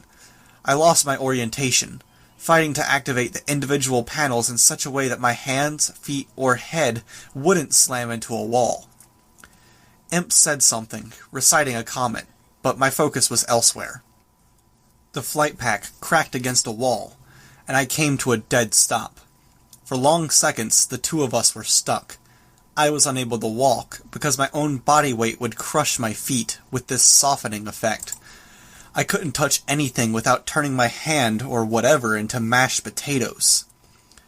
For his part, the guy was caught on the ground, his feet bound by cords too thick and strong to break with his own raw strength. The lights flickered out. I could see him using his power, an orb of light surrounding a length of the thread. He could counter that, while I wasn't so lucky as to be able to counter him. He pulled his legs apart until the thread had stretched out to the point of snapping. He started to climb to his feet, finding other threads and using his power to break them. He was screaming, but nobody seemed to hear him over the noise of the crowd. And all eyes were on whatever was going on in the Mentilium blind spot. He wasn't getting any help, but I couldn't stop him. Not with the thread. So I controlled the swarm, driving bugs into his nose and mouth. You want to play hardball, softball? He collapsed, choking. Some would have capsaicin, but few of the laced insects would be alive, covered in hairspray and a toxic chemical, so long after I'd last refreshed them. Slowly, in the order he'd created them, the spheres disappeared. Need help? No, I said. 40 seconds ago, yes. Not now. Right, she said. She looked at the choking man. Her voice was a little different as she said, Okay. When the spheres around my feet and hands had faded, I let myself drift to the ground. I hit the safety and trigger to remove the blur, then sheathed my knives. Once my hands were free, I clenched and unclenched my hands to make sure everything was in working order, and then grabbed the threads that still remained. I pulled on the threads until he was in a position where Cuff and I could get our hands on him and drag him back toward the others. There were cheers. I looked at my phone, and I could see the weirdly pretty man.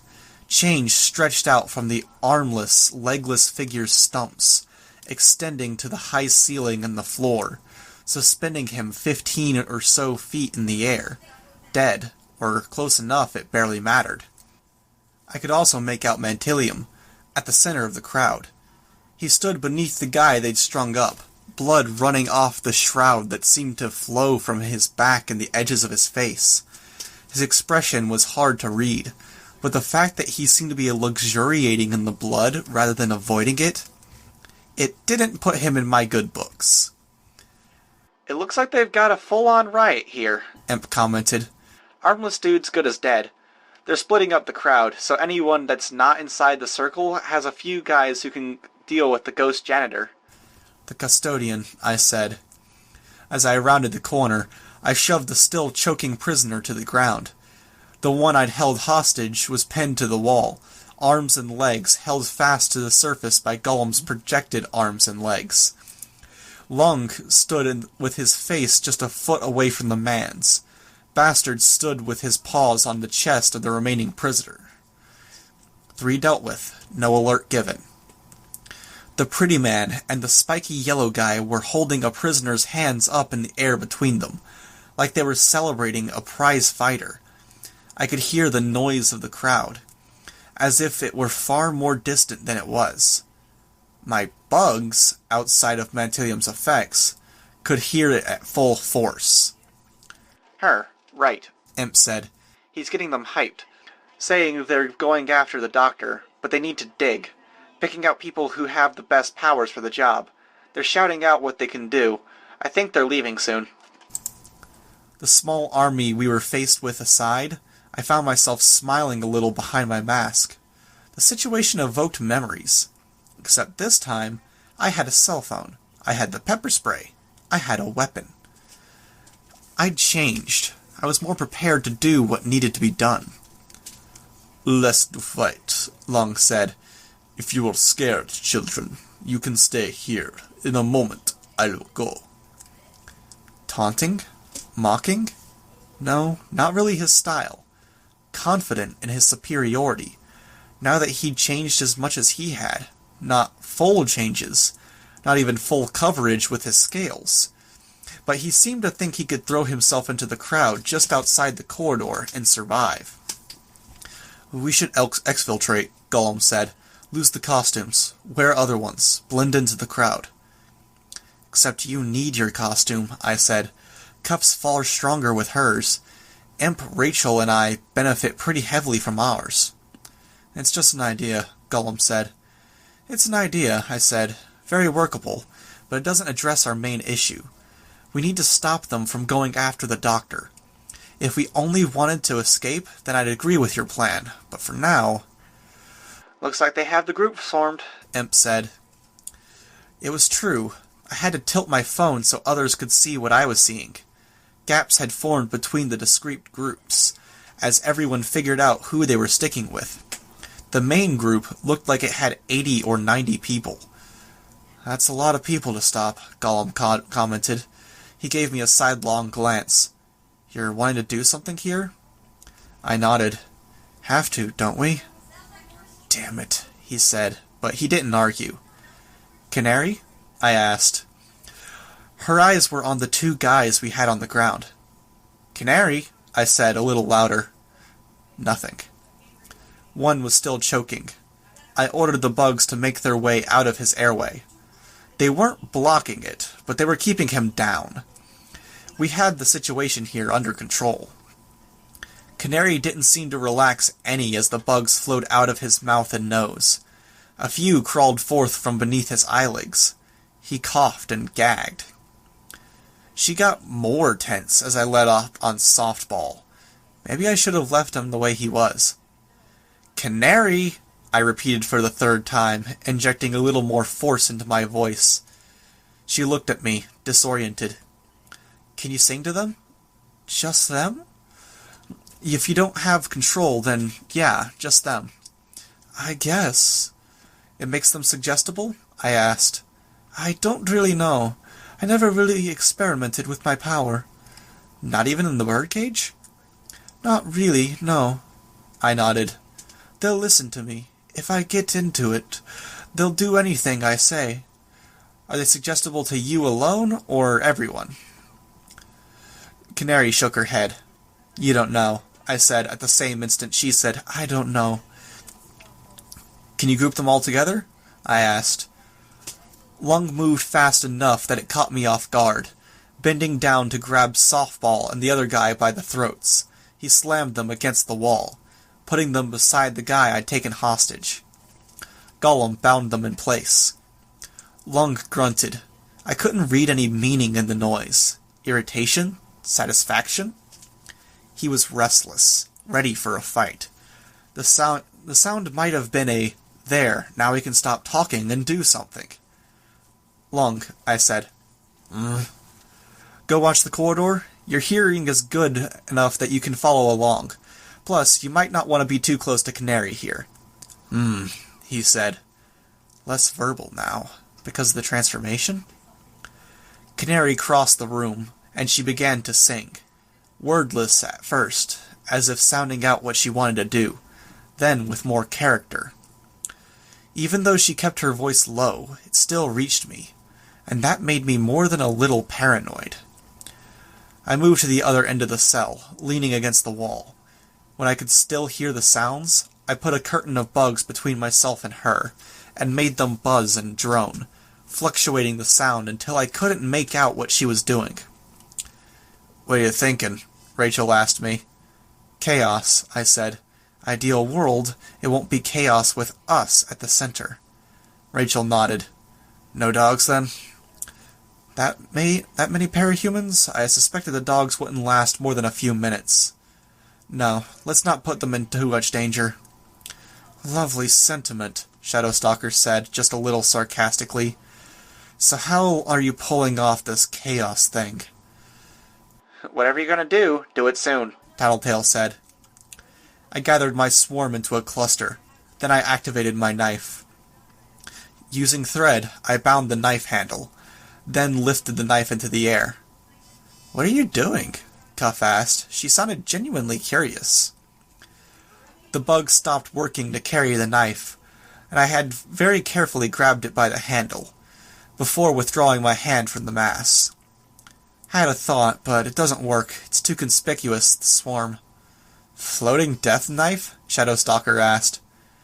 That was the basic idea, but I need to do something else, I said. I turned off the effect around it, watched as it dissolved into smoke. Custodian. I felt out with my bugs. She reached directly into the swarm, letting me feel the slow movement of her hand. Generally speaking, you think you could handle most of the ones out there? She floated through my swarm. The movement of her head. Was she shaking it? I felt a familiar kind of disappointment.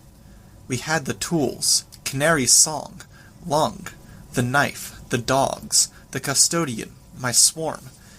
But an execution didn't fit together. The crowd was stomping now, a rhythmic stomping. The crowd working in unison. If anyone wasn't game, if anyone wasn't keen on the lynching of the armless man, they had to be powerless in the face of this much fury. How could they speak against it, defend the man? It was scary to think about. Riling them up to go trash the place, Tattletale said. There was a crash. I turned to my cell phone. A cloud of dust. The crowd was agitated. Someone had trashed a cell, or a group of cells. If they keep doing that, they're gonna hit these cells awfully soon, Tattletale added. I shut my eyes. We'll have to give it a shot, I said. Shadowstalker, leave. Leave? Shadowstalker asked. Find a vantage point, away from the crowd. Be ready. Your targets are the special K-53s. When I give you the signal, take out as many as you can. As many as you safely can. Your concern for my well-being is touching, Hebert, she said. I'd be annoyed if you got killed, I said. I'd have that nagging doubt in the back of my mind, wondering if I sent you off on a suicidal situation because of our history, and because I couldn't afford to lose anyone. Because you're a human, and I don't want people on our side to die needlessly. So it's about pride, she said. Petty, stupid pride. That you think the outcome of this shit is up to you. Maybe fear that you'll lose too many good soldiers? Whatever, I said. However you want to interpret it. I'm assuming you'll insist I use tranquilizer bolts, because you don't want anyone dying needlessly? No, I said. I thought of neuter, of the unique physiology of the Case-53s. Lethal shots. She made a funny little laugh as she looked down at her crossbow. She began loading it with expert, practiced movements. Funny how it all turns out. This, for one thing, that I can't anticipate you anymore. And that it's just you.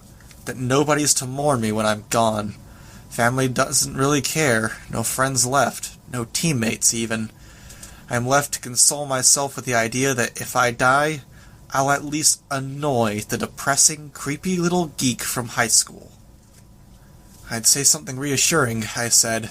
I want to tell you that you matter more to me than that, or that I'm sure you matter to someone out there, but I don't think you'd buy it.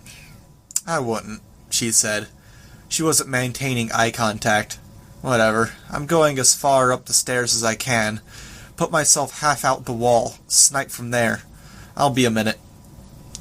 Then she was gone, stepping through the wall, heading towards the stairwell closest to us. You mean that shit, Skitter? Imp asked. Wanting to care? Wanting to reassure her? Pretty much, I said. At this juncture, there was no reason to lie. You're too forgiving, she said. The lights flickered as another impact shook the complex. They're going. So are we, I said, as soon as Canary's ready. Imp spoke. Always ticked Alec off, you know, that you weren't any good at holding grudges. Too focused on the present, when it came to picking your enemies and your allies. I wound up defending you, even. I was barely listening, trying to focus on the swarm, picking out the places they could operate and the places they couldn't, tracking the various prisoners as they started moving. But that last sentence caught me off guard. You defended me? For him, it's all raison d'entrer. Raison d'entre. Tattletale clarified. Yeah, that. His daddy fucked him up, so it sort of gave him an inner fire when he didn't have that much more than coal inside, you know what I mean? Forward momentum. Itch to go out and get shit done. Become a villain with the idea that maybe someday he get to pull one over on his old man. Become a warlord. So for him, It was the only reason he really got up in the morning, besides maybe the basic pleasures of life. My parents fucked me over too, but it was different. No grudge here, just a whole lot of sad. Yeah, I said. I wasn't sure what to add to that. So it was a fight. Closest to a fight I've ever gotten with that asshole. Well, Skitter's being nice, so will I. Good deed of the day. Since I'm dicking around now, nothing to report. You listening, Shady? Shady? Man, it was eerie to recognize Sophia's voice over the earbud. I'll take that as a yes. Regent told me about his stunt, controlling you. Canary passed through my swarm. She was silent, and the glances to the side when Imp was speaking suggested she didn't want to interrupt. He took you home, gave you a hard time, messing with your mom. The whole thing with you nearly committing suicide afterwards. I was very still. The lights flickered, the ground rumbled, and I didn't so much as flinch. Well, I'm not going to prattle, as Lung would put it. He was there, obviously. He told me about it after the fact. Just like a heart-to-heart between two of us who don't have much heart to go around. You get me? Neither of us the type to get embarrassed. Nothing to hide. Can share all the stories. Share each other, just by talking. She made it sound like a question, like she wasn't even sure, and she wanted validation from someone. I remembered how Regent had controlled her, seized her with his power. Sharing each other indeed. Not a guy that's in touch with his emotions, way I always saw it. They're there. He's just oblivious to it all. Had to be. So it's only after he's through with you that he realizes maybe he was a little bit hard on you. Maybe he twisted the knife harder than he usually would, because it bugged him. There you are, with a family, and he can feel your emotions, and he totally knows that you didn't even realize it in the slightest. He's blind to his own emotions, and you're blind to the emotions of others.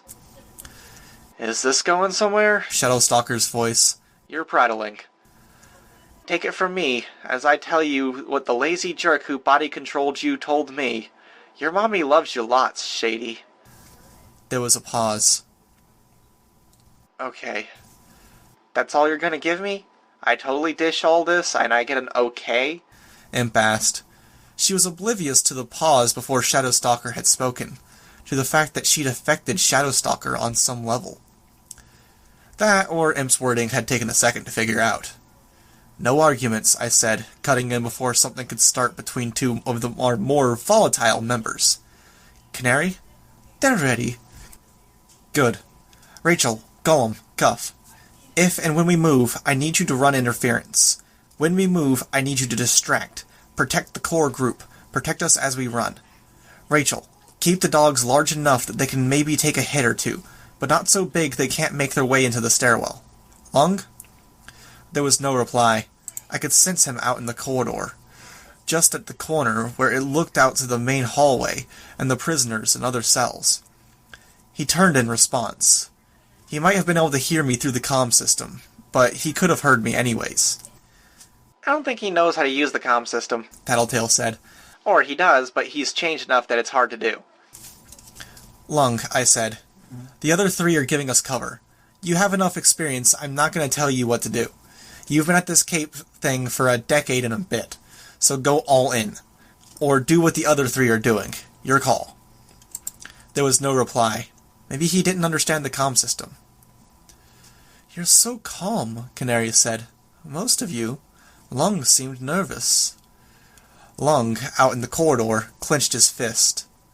You annoyed him saying that. I'm shaking, Canary said, and her strange, melodic voice gave evidence to her fear.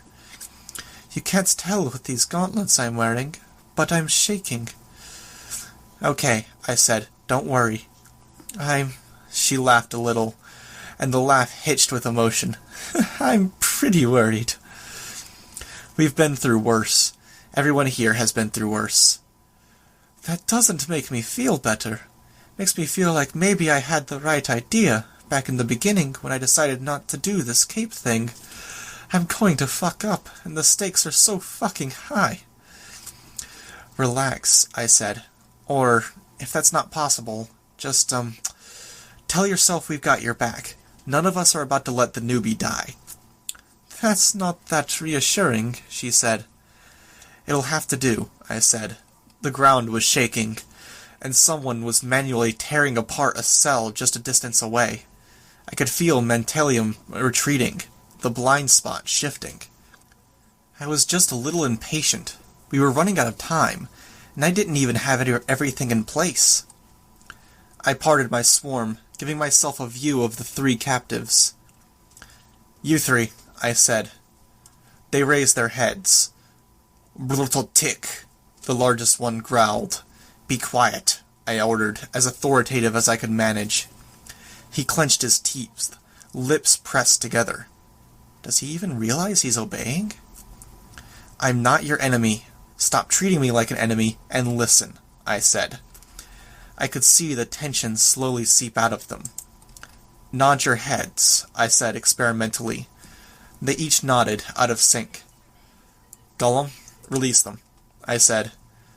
Gollum created more hands, manually tearing the old ones apart.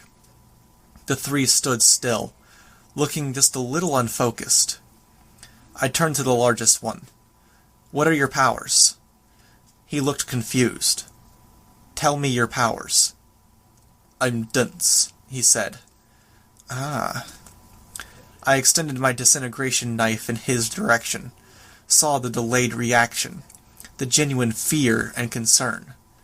I turned it around, offering him the handle. He stared at it, still looking afraid. Calm down, I said. He relaxed, very slowly, very visibly. It works on involuntary reactions? He settled into a state that still looked ill at ease, but not nearly as afraid as before. Or does it work on the voluntary, visible signs of the involuntary reactions? Take it, I said. He took the knife. Hide it. He hid it. Now don't move, don't be afraid. He went stock still. Canary said, a thing. A thing? I asked. He's not as influenced as my ex-boyfriend was, but they're very literal about what you say, even like this. I looked at the dense man.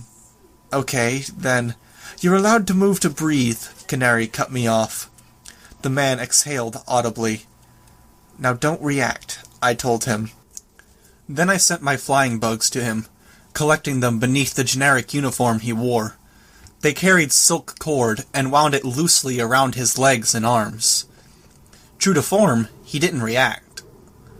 I thought about it a bit more, and then gave him an excess of silk, hundreds of feet of it. The cell was empty. There's nothing inside except people looking for some privacy. Make your way to an isolated spot where nobody can really see you. Wait until the lights flicker out, and then use the safety on the knife. He looked at me as though he hadn't taken in any of it. My ex was like that before he went and obeyed me without my knowledge, Canary said. I think this guy will listen. Then you're free. Forget this. He left. I looked at the remaining 2. You 2, shirts off. Yes, I like the way you think.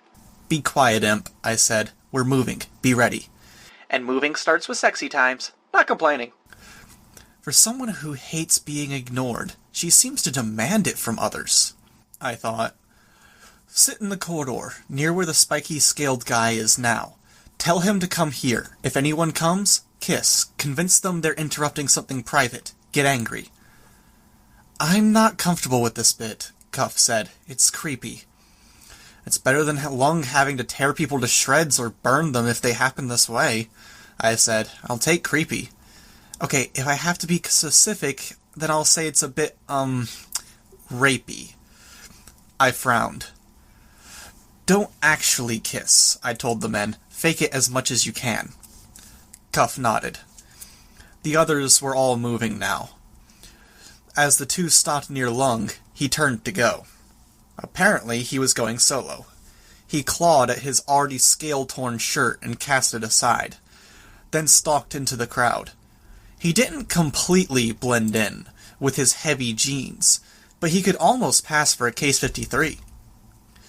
The dense man with the knife stopped. He'd found a place in a cell where nobody had a good view of him. He held up the knife, then activated it. I drew the bugs from beneath his clothes and wrapped thread around the handle. The lights went out.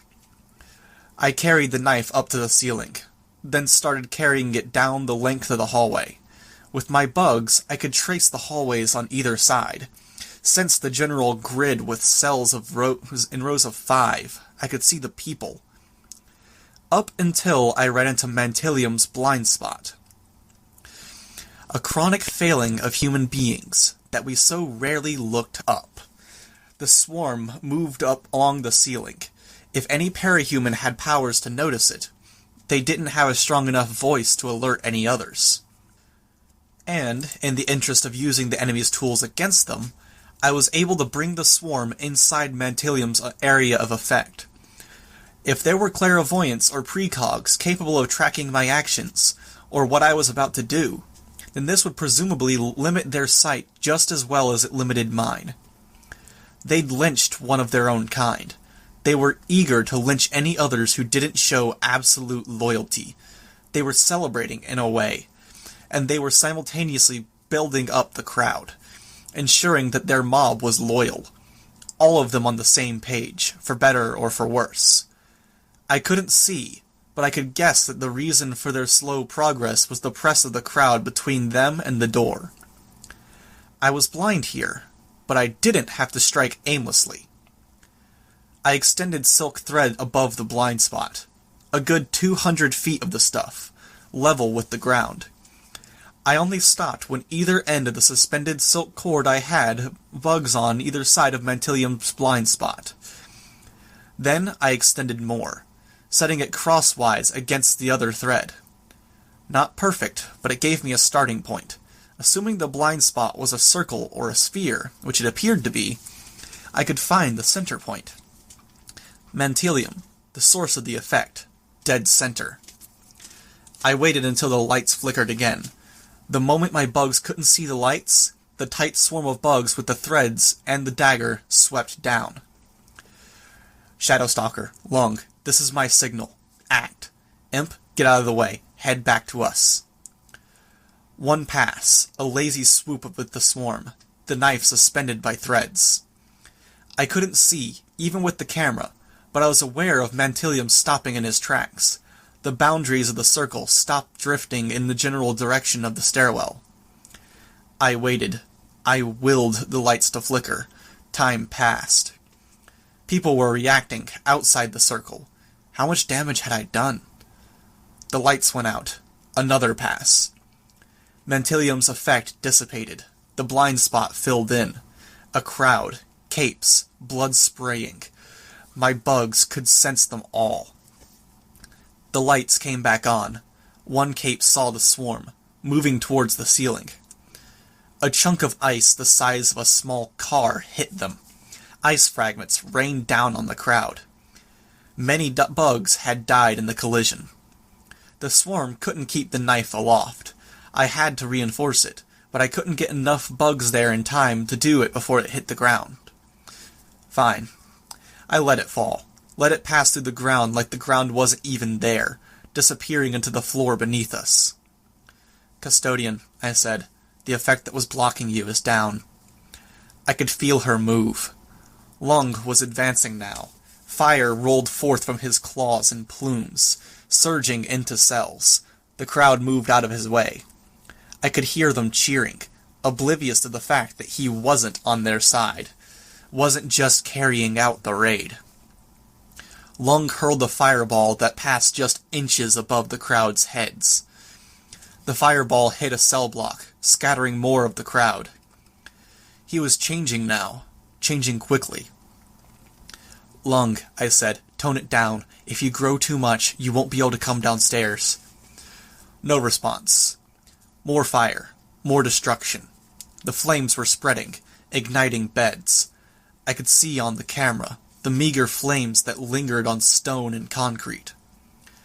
There was a method to his madness. Small as the flames were, capes were backing away a touch. They were cheering him on his rampage, cheering the destruction of cells that had kept them captive. But they were still falling victim to the strategy beneath it all. He was walling them off, sectioning off an area with fire and plumes of smoke, making it so we only had to deal with a smaller number. I became aware of Imp as she hopped over a smaller flame on her way to us. Lung, unaware due to her power, or uncaring due to his personality, came dangerously close to frying her as he shored up the barrier, dividing people back as the smoke continued to billow. The cheers became screams of fear and panic as Shadowstalker's bolts started hitting the special capes, sniping them. 3 shots, and then some retaliated. A sonic attacked, focused. The crossbow bolts stopped appearing. She's dead? Just like that? No. More crossbow bolts, from a different vantage point, fired from within walls. Shadowstalker was poking a very barely visible head out into the gloom to get a bead, then firing at our targets. Go, I said. Shadowstalker, Lung, we're moving. Cover our retreat. Follow us if you can. No response from either. They were busy doing what they were doing. I could feel the Custodians appearing. A vast quantity, filling empty spaces, overlapping. A duplicator? I thought. Like Velocity, the Brockton Bay Protectorate member who died against Leviathan, he'd been a fast cape, capable of outrunning vehicles, striking 100 times in a minute, but that came at an expense of a limited ability to affect the world. The Custodian was the same. She was weak, standalone, barely a wisp of air, and she couldn't turn it off. Couldn't get back into a state where she was fully material, capable of affecting the world normally. But she duplicated, combined her strength, made hundreds of herself. Thousands. She tore into the crowd like an elemental force. My bugs could feel the air ripple, felt prisoners get thrown into cells. Felt the blood, the limbs being bent in ways that wasn't possible when they refused to be thrown. Energy attacks cut through the open air, and she barely slowed down. The remaining special Case-53s from the floor below started to attack, to use abilities I couldn't quantify as sound or fire or lightning, and the Custodian let hundreds of duplicates disappear in her attempts to get out of the way. We headed down out of the corridor. You two, I ordered the shirtless duo, help defend us. Between the dogs, Golem, and Cuff, we had the brawn to force ourselves through the crowd that was in the area Lung had walled off. Surprise, too, went a long way. I didn't have a lot of bugs, but I had enough to blind a few people, to fill their noses and ears and distract. When Lung turned his fire on the group that was standing their ground, readying to stop us, that was their breaking point. They scattered. 2 remained, tough and stubborn enough to keep attacking, and Lung picked one of them up, swinging them like a flail to bludgeon the other aside. Golem's hands shoved more away. Cuff's strikes, using her ability to manipulate metal and her metal gloves, were enough to break bone. She shattered legs and arms, struck ribs, and threw people aside. I wasn't proud, but I knew that this cold, efficient ruthlessness was at least partially a result of the time we'd spent together. Imp caught up with us. She had a sphere tucked under one arm, with a coiling mass of Weld's partner within, still moving. Panting, Imp said, "Couldn't get him, but I figured she's bound to be one on our side, right?" I only nodded. There were other things to focus on, like the ones that had been torturing her.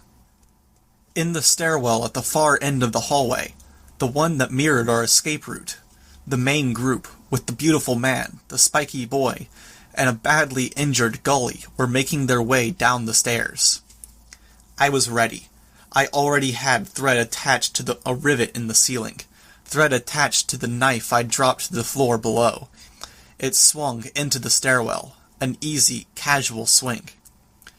The disintegration effect carved into the people at the front of the group, into heads, shoulders, necks, and body parts unique to Case-53s. I used the swarm to control the swing, to swing it into the crowd that was hurrying down the stairs. More struck, devastation, people falling over each other as they collapsed on the stairs. Someone, no doubt someone with a sensory power, reached for the knife, tried to grab it. I cut the thread with the mandibles of my bugs. It plunged down into the group, paused as the handle came to rest on writhing bodies, then slid off to one side as the blade continued to eat through everything near it. Again, it ate through the stairs, falling to a floor below. I did what I could to catch it, using my bugs to grab after the threads that still trailed behind it. We reached the stairwell and faced the group within. They'd barely dented the reinforced metal doors, with a myriad of powers. Cuff ignored them, charging forward, and hit the door with her fist. The crash was loud enough to stun me, and I was at the thick of the group, furthest from the door. She did more damage to the door than most of them had. The Custodian was right. We wouldn't have been able to break through here in normal circumstances. We'd have been cornered, more than we were in the cell. The damage continued outside. The Custodian pursued the group in the stairwell, harassing, bludgeoning. She separated the crowd into groups, and then bowled them back, driving them towards empty cells. I was drawing my bugs back to me in stages, concentrating them on a few people at a time, trying to track what she was doing. Yet even with that, I couldn't follow it all. Flayed skin, people holding their hands against one eye, joints bent the wrong way, bleeding wounds. Nothing lethal, only punishment. Lung, Cuff, Gollum, and Rachel dealt with the 5 threats here in the stairwell. Shadowstalker made her appearance, and dealt with the 6th, jamming a tranquilizer bolt into his neck. Cuff hit the reinforced metal door again. It bulged as if she was 10 times the size, hitting 10 times as hard. She hit it a 3rd time, a 4th. On the 5th impact, it gave way. We made our way down. Further, I said. FYI, Tattletale's voice sounded. Losing you as we get further down. We'll be in touch, I said. Attacking Gimel went not good, not bad, but it went. Don't want to but now it's just wanted to let you know. Bracing our next. He didn't show at the next location. Trying where he is. Wish us. And then radio silence. I tested the comm. No luck. 2 stairwells, mirroring, no doubt, for the safety of having a backup. The other group had stalled where the knife had delayed them. We'd proceeded forward. Past the 4th floor. We stopped, panting for breath. Another reinforced door. Open. An expanse of flat, brushed steel behind it. A dead end. And sitting in front of that expanse of steel were Satirical, Blowout, Florent, and Leonid. Revel and Exalt were nowhere to be seen. It seems we're going to have ourselves a problem, Satirical said, looking down at his fingernails. No offense, I said, but I think we're a little stronger in terms of raw firepower. You are. So unless you've replicated half my team with sleeper agents... He shook his head. Only just became aware of you, honestly. I'm not particularly threatened. No, Satyr said, speaking slowly, as if he were picking his words. It's not us. It's him. Him? Oh, him. And the one with the answers is buried under 1/2 mile of solid steel, he said. He bit at the corner of one fingernail, then buffed it on the leg of his costume. Like I said, a problem. Arc 29, Chapter 6. Weaver, Cuff said. Her voice was pitched low enough that Satyr wouldn't hear. I turned my head her way to acknowledge her. Satyr seemed to be preoccupied, sitting on a stair, picking something out of a groove in his golden belt. Dried blood? You're doing that crazy mastermind thing again, Cuff said. Which crazy mastermind thing? where you talk to other masterminds, and one of you leaves something unsaid, and the other knows what that thing is without asking. Who's here? Scion, Satyr said. You heard me? Cuff asked. Then after a pause, she asked, Scion? I spoke up. Leonid's power set includes the ability to hear everything in a certain range. That means everything, regardless of intervening obstacles, interfering, or distracting noises in volume. I can hear your heartbeats, Leonid said. He was a lean, young 20-something with long golden hair and a mask with a lion motif. His upper body was draped in a black, skin-tight, sleeveless bodysuit. His legs in loose-fitting pants. Complex-looking gauntlets and boots encasing his extremities, each tipped with wicked 6-inch claws. Not quite what he'd worn when he was in the Vegas Protectorate team. His eyes roved from Cuff to Imp. I can hear your heartbeat speed up when you look at particular people. Satyr can tell you he already tried the seduction angle with his copies, I said. Leonid grinned behind his mask. Satyr was doing it to distract you. I'm not like that. I'm one of the active guys.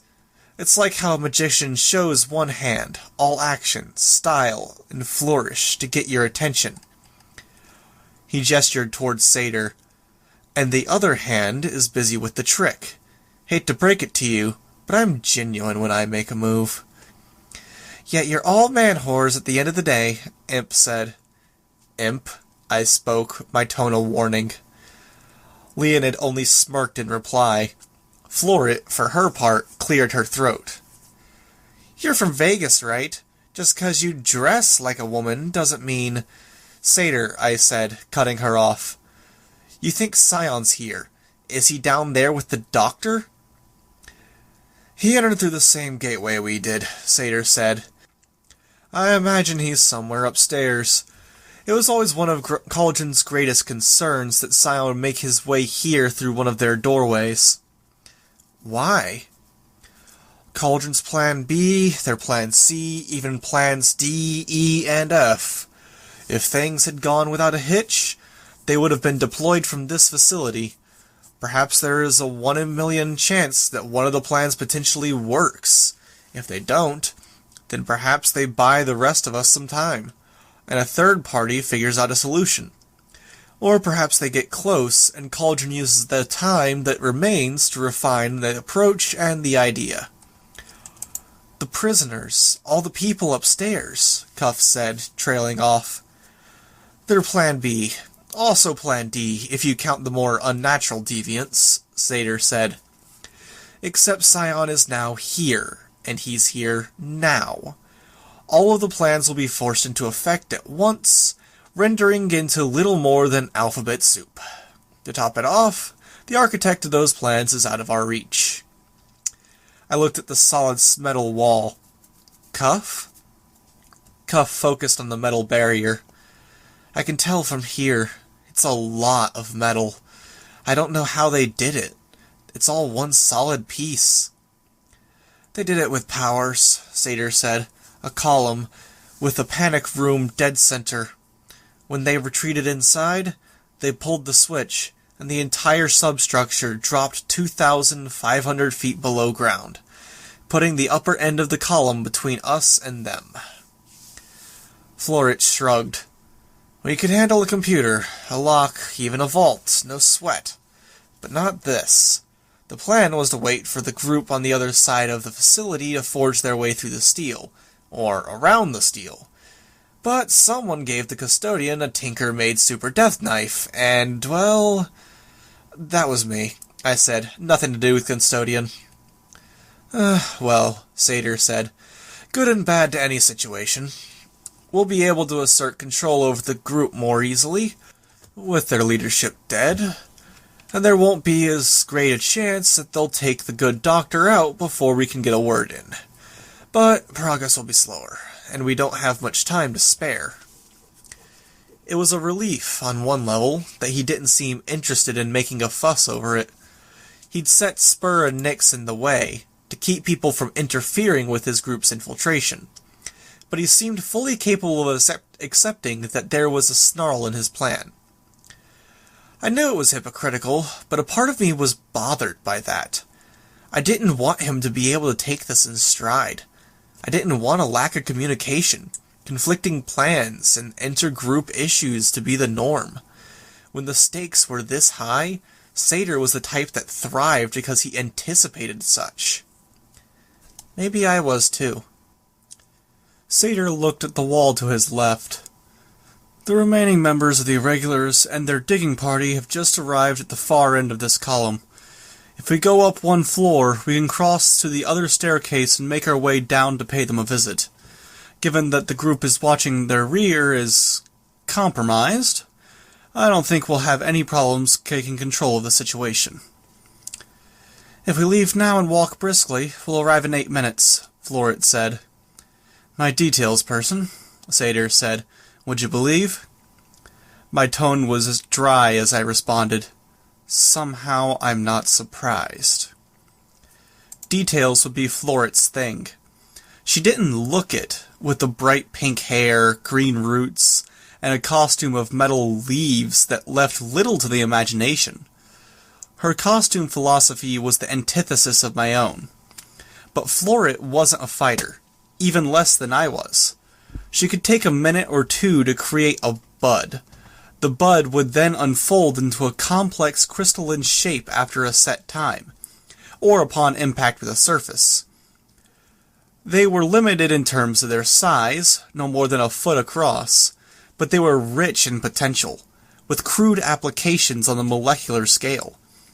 Typically stylized to look like flowers, the crystals could bond to surfaces, set touch things on fire, cancel out chemical reactions, or just fuck with tinker devices.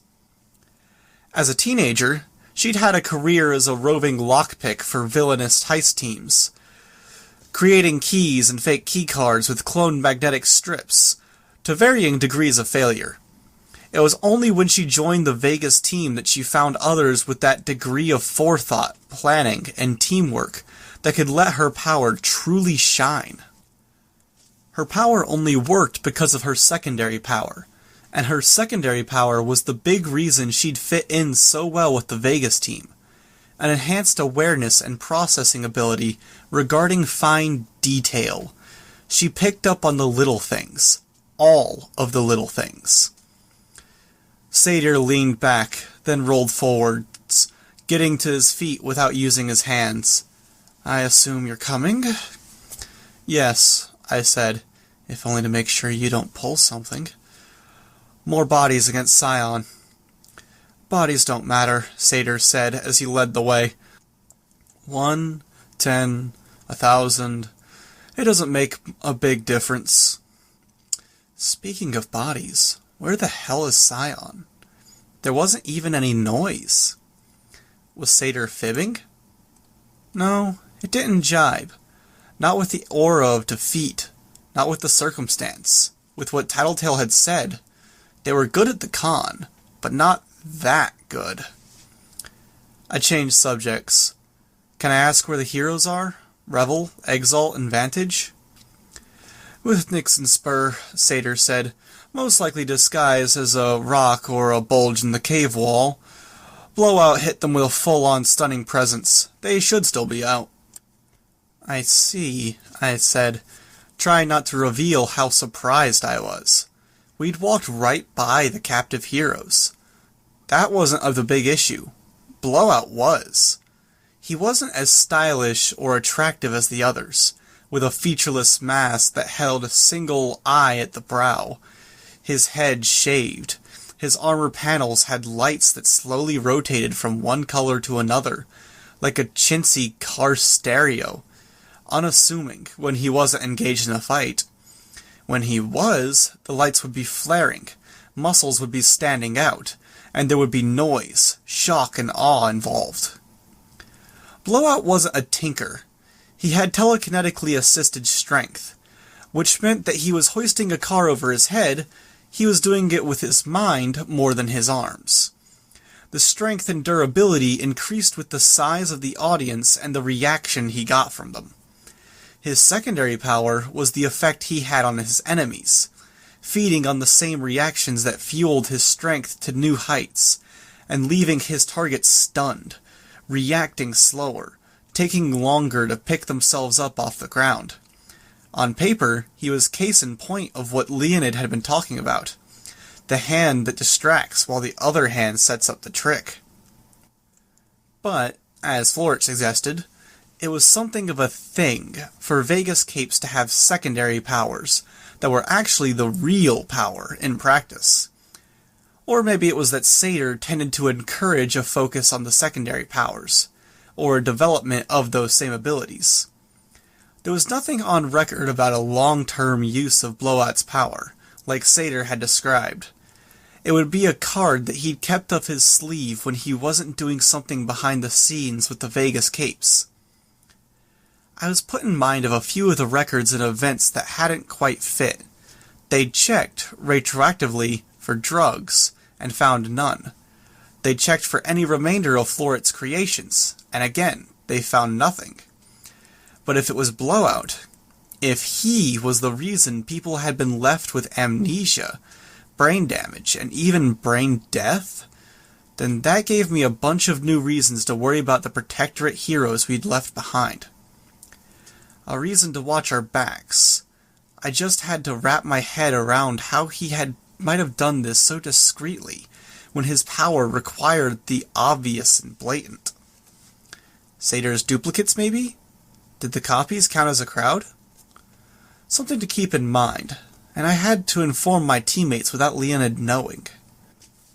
I glanced at the leader of the Vegas mercenaries, noting how quiet he was as he ascended the stairs. He didn't seem worried about anything. Not us, not Sion, not the riot above. Was I like that when I was in the zone? Almost wanting to push him outside of his comfort zone, I said, "I expected you to ask about your teammates." "Spur and Nix? They're capable enough. If you've done something horrific to them, then informing me won't help us at the here and now. I'll have my revenge at a later date, all the same." "Fair," I said. No effect. I let Satyr maintain the lead of the group and determine our pace as we moved forward. He had eyes on the other group with his duplicates, and he had Florich passing information to him with the subtle sign language the group had adopted. It worked. If we arrived too early, we'd be interrupting the irregulars before they were through the steel barrier. If we arrived late, we'd be running the risk that the doctor would be killed. For now, I was happy to let them manage that aspect of the plan, while I focused on keeping an eye out for the inevitable stab in the back. It just didn't flow, their attitude now, compared to how they'd tried to cover their tracks earlier. I knew who they were, and I'd seen the records detail the whole string of crimes, and I wasn't willing to believe they were playing ball with us. So I watched them, and Florich watched me, because her power was perfectly suited to following what my swarm was doing from moment to moment. "I don't like 'em," Rachel murmured in my ear. Emp leaned in to join the conversation, adding, "You do know that Leonid could hear everything that's said in a certain area around him. There's no point in whispering, as if she hadn't just found that out for herself." "I don't like 'em," Rachel said, full volume. That's not what I meant," Emp said, a little off guard. "He's arrogant, he talks too much, and he acts like Tattletale does when she's trying to pretend she's not in a really bad mood," Rachel said. "It's a rare thing," Satyr said, "for someone to leave me speechless. I can tell you that virtually everyone comes to like me when they get to know me." "Everyone likes the manipulative assholes after they've had a chance to do their manipulating," Rachel said. "I could extend that to Weaver there, and suggest the same applies to her." "You could try," Rachel said, "but then I'd have my dogs attack you." "All right," I said, stepping in. "No more of that." Rachel glowered at me. "He's a weasel," Lung growled.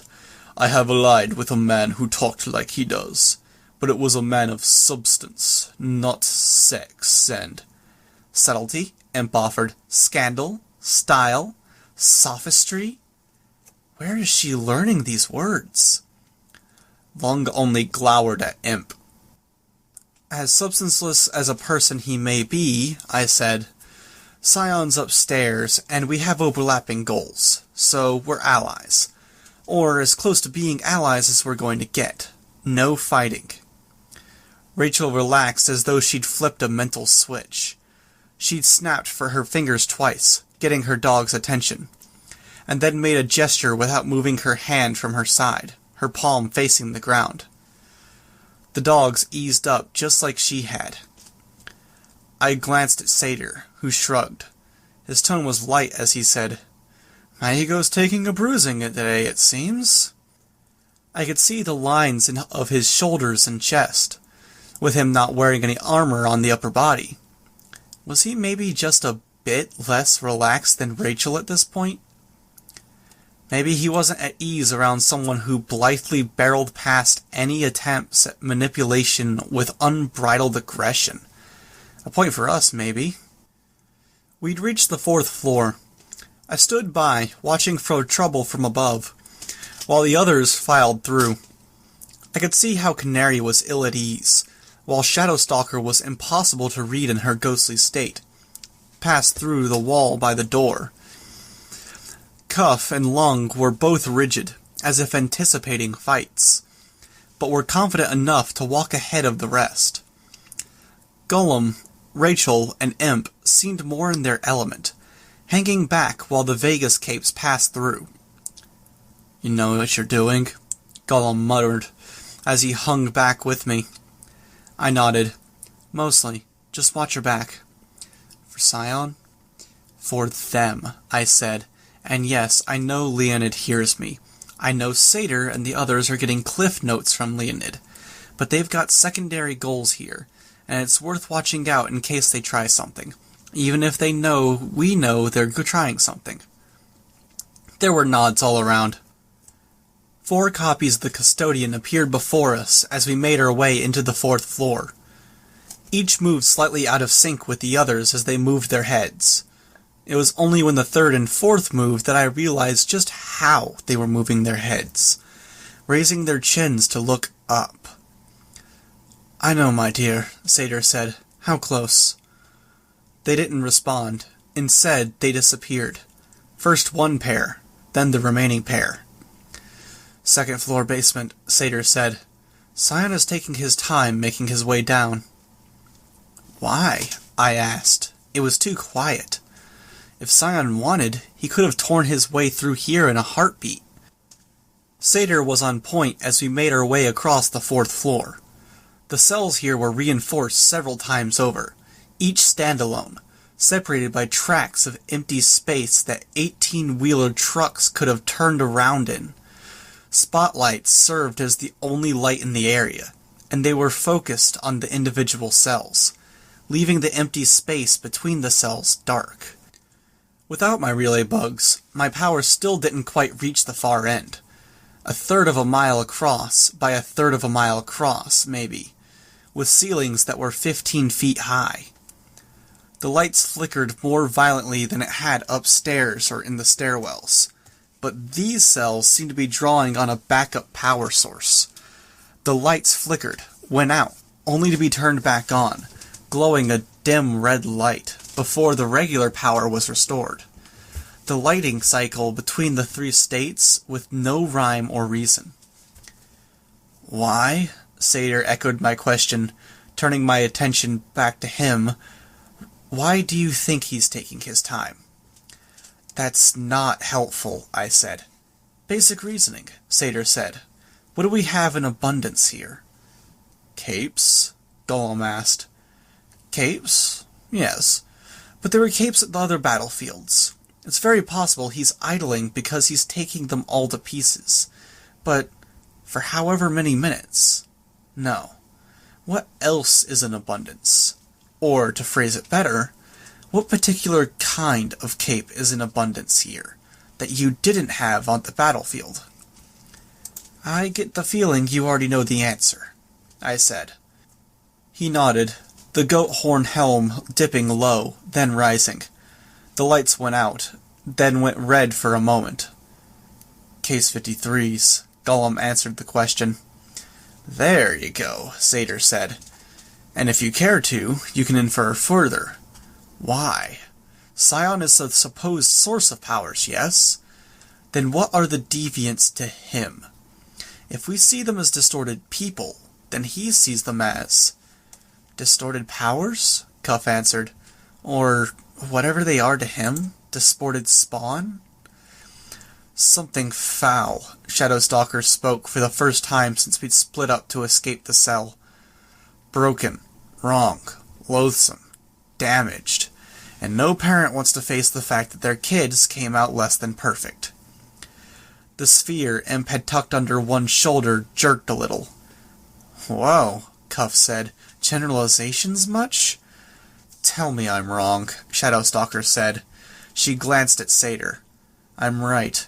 Cauldron created those deviants as a kind of psychological warfare. Most definitely part of it, Satyr said, and there was an approving note in his voice. It's psychological warfare. Shadowstalker, was it? Shadowstalker nodded. Yes, I've heard of you. There are other elements at play. Prey species have been known to spread their scent through an area, to confuse predators. I like that analogy, Shadowstalker said. He responded, nonchalant. So Cauldron uses these deviants as a particularly strong source of our metaphorical smell.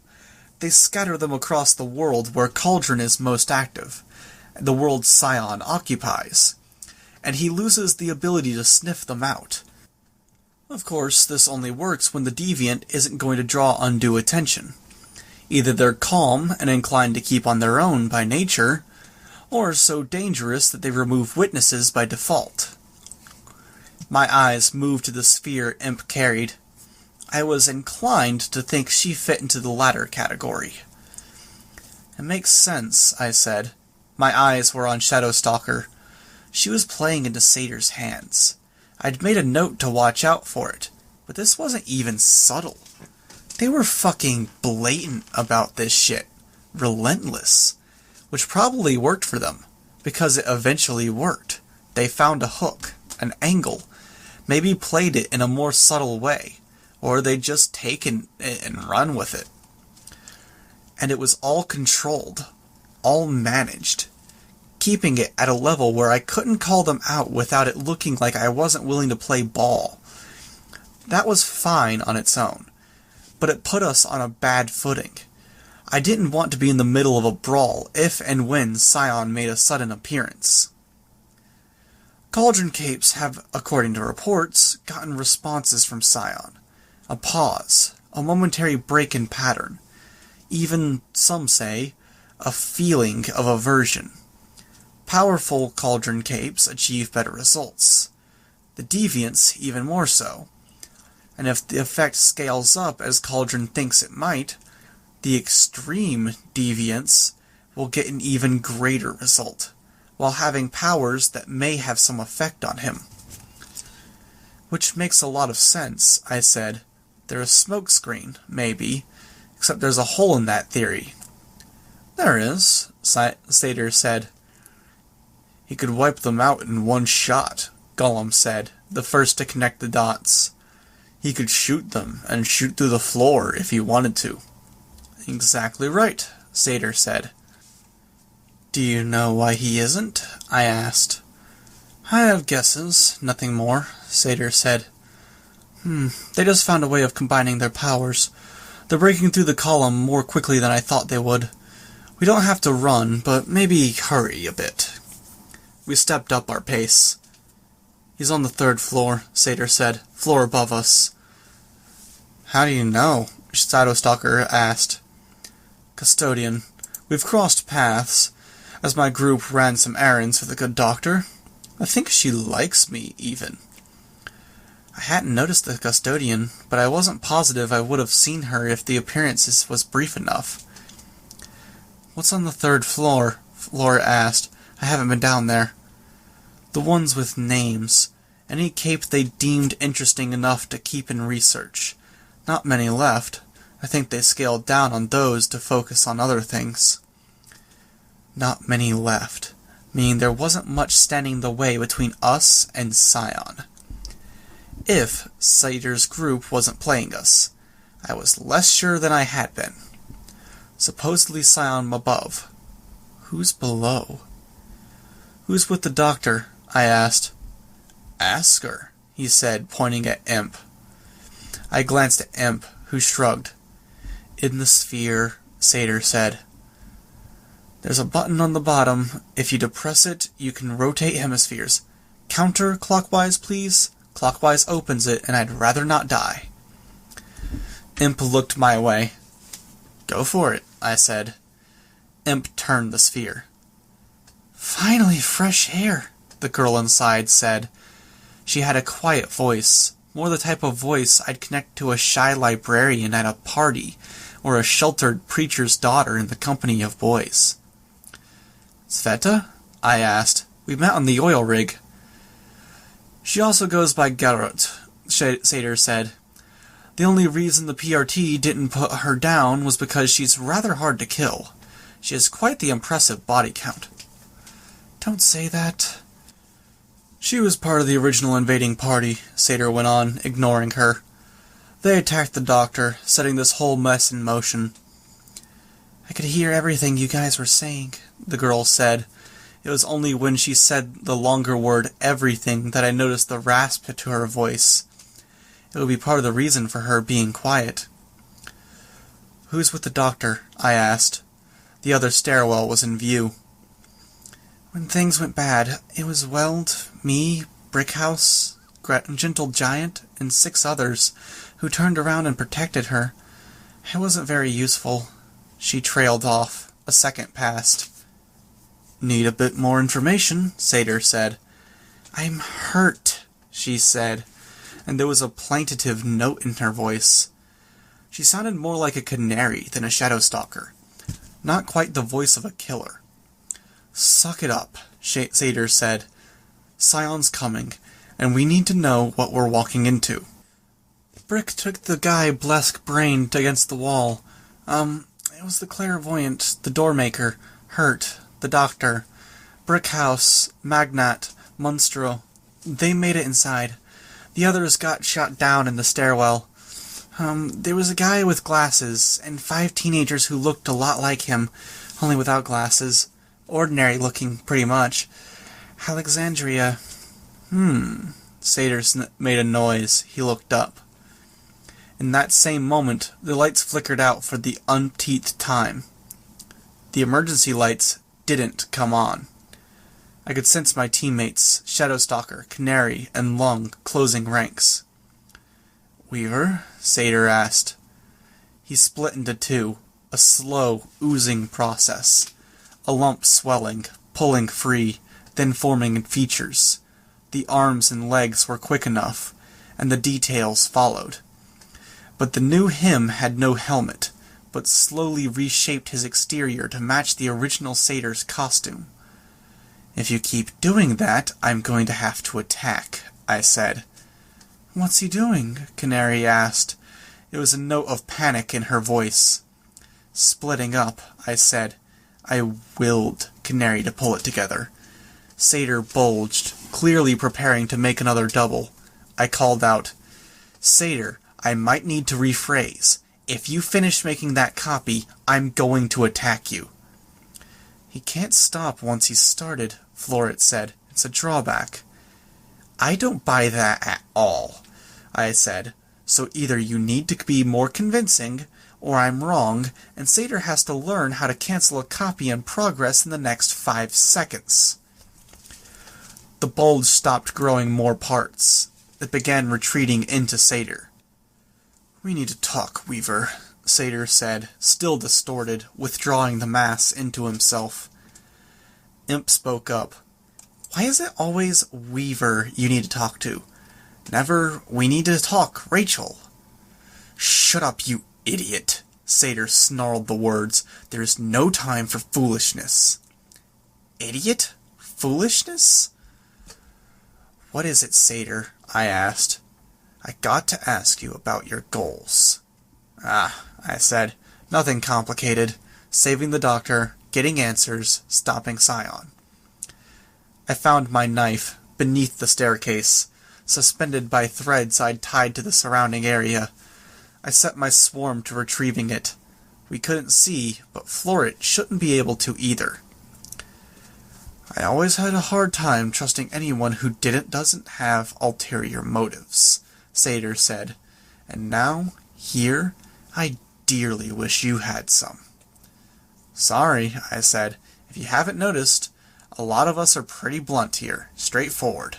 Our goals are what they appear to be. I really wish you could trust us. And I wish I couldn't, he said. Funny how that works. I sensed Blowout pacing a bit to our left. Florit had her hand cupped, like she was ready to throw one of her things. I gathered the swarm, sensed her tilt her head in a fraction. Listening? How much noise could 30 bugs make? Or rather, how much noise could 30 bugs make in the audible spectrum? No, that didn't make sense. Florit sensed details without even trying. She was faking me out, no doubt, distracting so someone else could pull something. Leonid was utterly still, no doubt focused on the various sounds, on heartbeats and breathing, the creaks of our muscles moving and joints shifting. He was the one to watch. He'd said it himself. He was the hand that drew attention so others could pull their tricks. Which didn't make him any less threatening. Secondary powers of sound detection and sound manipulation. Adjusting select things to be up to twice as loud or absolutely silent. It gave him a stranger classification, a thinker classification. His third power was a mover power. Don't do this, Satyr, I said. It's insanity. You being here fucks it all up, Weaver. There's too much danger that you'd agree with us. That we'd have the same objectives regarding the doctor. There was a distant detonation. A rumbling passed through the complex. What are your motives? I asked. Do you want to help her or hurt her? Yes, Satyr said. That's not an answer. I thought you said there's no time. There isn't, he said. Satyr, I don't know what's going on, but you've been playing this game of tricks and subterfuge so long you've all forgotten how to walk a straight line. Oh, I remember, he said. We remember. So you're just going to stand here, idly threatening us until Scion attacks? This can't be right. You've lost your mind. Something with your power, messing with your heads. You've got it wrong. Powers from a bottle, they mess with your body. Subtle things, but stuff you notice. The last straight conversation I had with Pretender, he brought it up, joked. Time, I said. Well, it's you natural triggers that get a little bent in the head, here and there. Isn't that right, Miss Lint? My heart dropped out of my chest. I closed my eyes. Yeah, Rachel said, her voice quiet. I clenched my teeth. That's right, she went on, a little louder. Shadowstalker, you too, believe it or not. I've seen your record, your attitude. It's not wholly your own. Bull. I've worked with worse. I could give you direction. Honestly, with this shit you're pulling now, you sound fucking crazy. Shadowstalker and I are agreeing on this count, I said. Trust me when I say that's a bad sign. If we're going to resolve this, it'll have to be soon, Satyr said. You keep doing that, I told him, telling us how little time we have, then delaying, forcing us into a corner. Another half chuckle, wry. You're not making any sense, Satyr, I said. He only offered another short laugh. You want us to fight you, to stop you. Probably for the best, he said. No, it's not, I said. We need help. We can't be distracted by... Enough of this, Lung growled the words. "No," I said, but it was too late. Flames erupted around his claws. It cast light on us, on our surroundings. With the light, Floret could see my knife, off to one side. I hadn't been planning to use it to attack, but I'd wanted it in hand before we descended. She slung one butt at it, encased it in crystal. It hit the ground at the base of the cell, by a spotlight. Leonid screamed, double volume, and it was eerie, echoing scream that bounced through the area, each echo lower in pitch than the last. Not that he needed it to reach that far. Each echo of the scream coincided with a fraction of him fading out of existence, simultaneously phasing those parts of him back behind our group. Canary had started to sing, nervous, but Leonid faded in behind her, 2 seconds to teleport. Rachel raised her hands to her mouth to whistle. No sound came out. I turned, opened my mouth to shout, but Leonid had muted us. I pointed instead, but Canary didn't get my meaning. Rachel couldn't get her dog's attention with snaps or whistles. Leonid reached out with his claw, up to her throat, and Rachel tackled him, gripping his wrists. Canary was entirely unawares, up until one of them kicked her ankle in their struggles. Shadowstalker and Lung engaged 2 of the remaining Vegas capes. Blowout stepped in the way, protecting Floret. And through some unseen signal, some practiced maneuver, he knew to duck as she flung buds at the pair.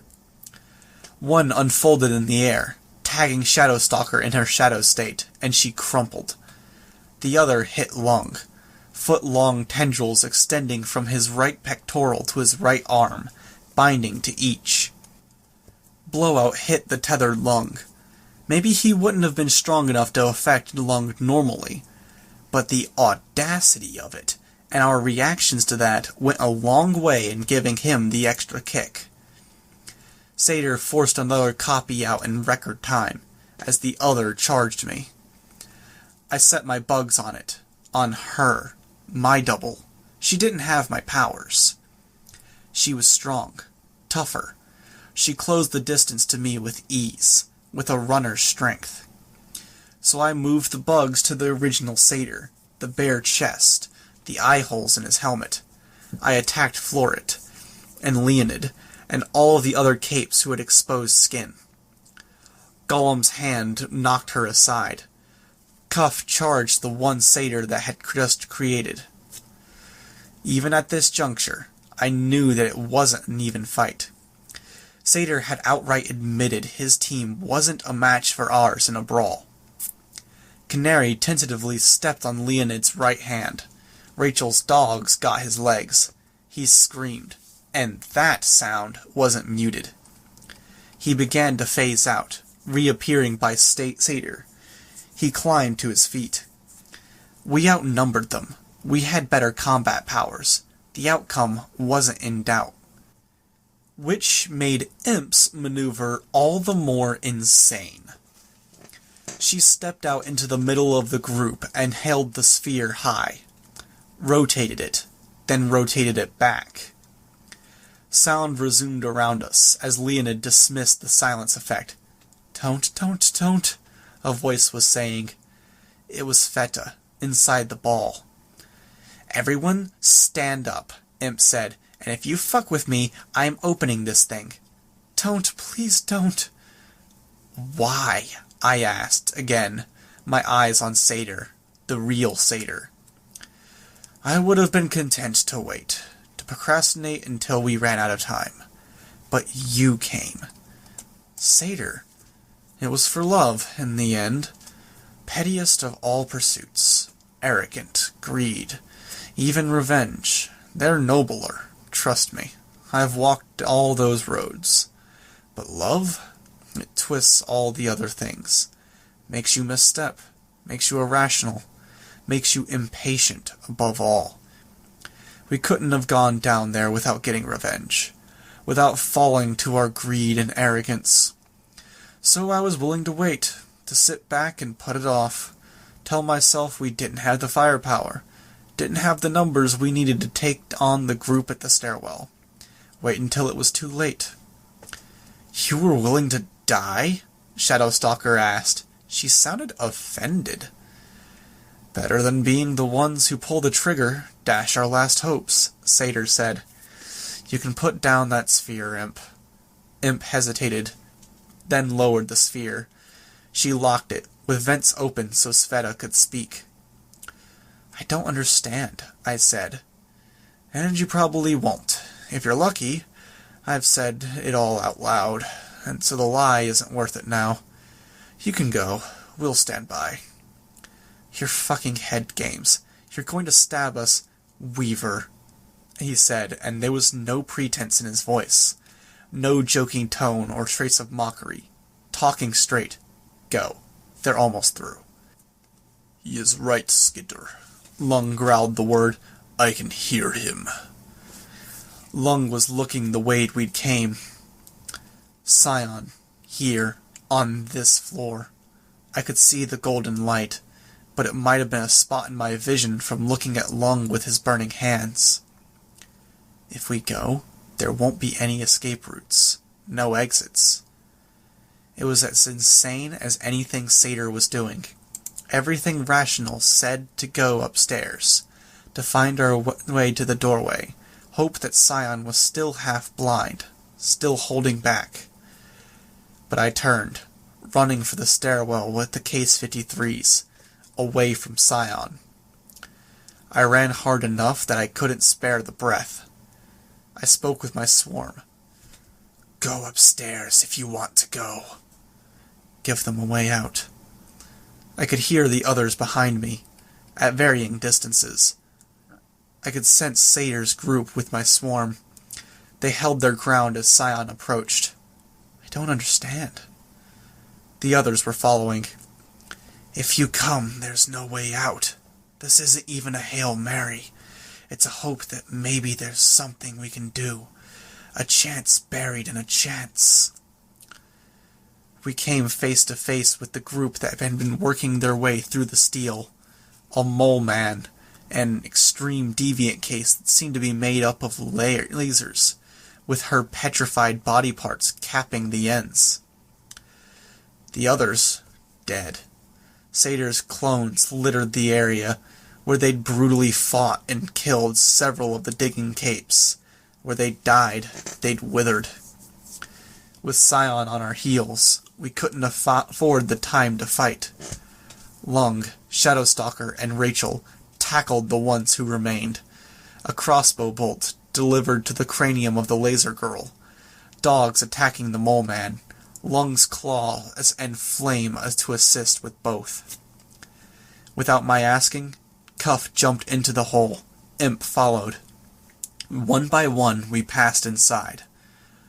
Golden light flared into the massive room we just left behind. No rumble, no devastation, nothing of the sort. But I could guess what had happened, even if I didn't understand it. Golem was blocking off the path to us, while others were making their way down. Lung, Canary, then Rachel and her dogs. Hands of concrete barred the way, and two larger hands extended from the column, fingers knitting together to form a fence. It wouldn't hold Scion for seconds, but it was something. 3 of us remained. Golem, ready to descend, me, watching the rear, and Shadowstalker. Our eyes met. She bolted, disappearing through the wall. I headed down, with Golem following right behind. Arc 29, Chapter 7. It wasn't the most comfortable journey. I could handle uncomfortable. Uncomfortable was better than being upstairs and staring down the bastard that was exterminating humanity. The opening of the tunnel had ridges, bumps, and uneven edges that scraped past me with enough speed and force that I worried it would damage my costume. Probably intentional, giving traction to the ones who weren't digging. But we passed that area and we hit smoother metal. Traction was harder to come by, the tunnel almost a winding water slide.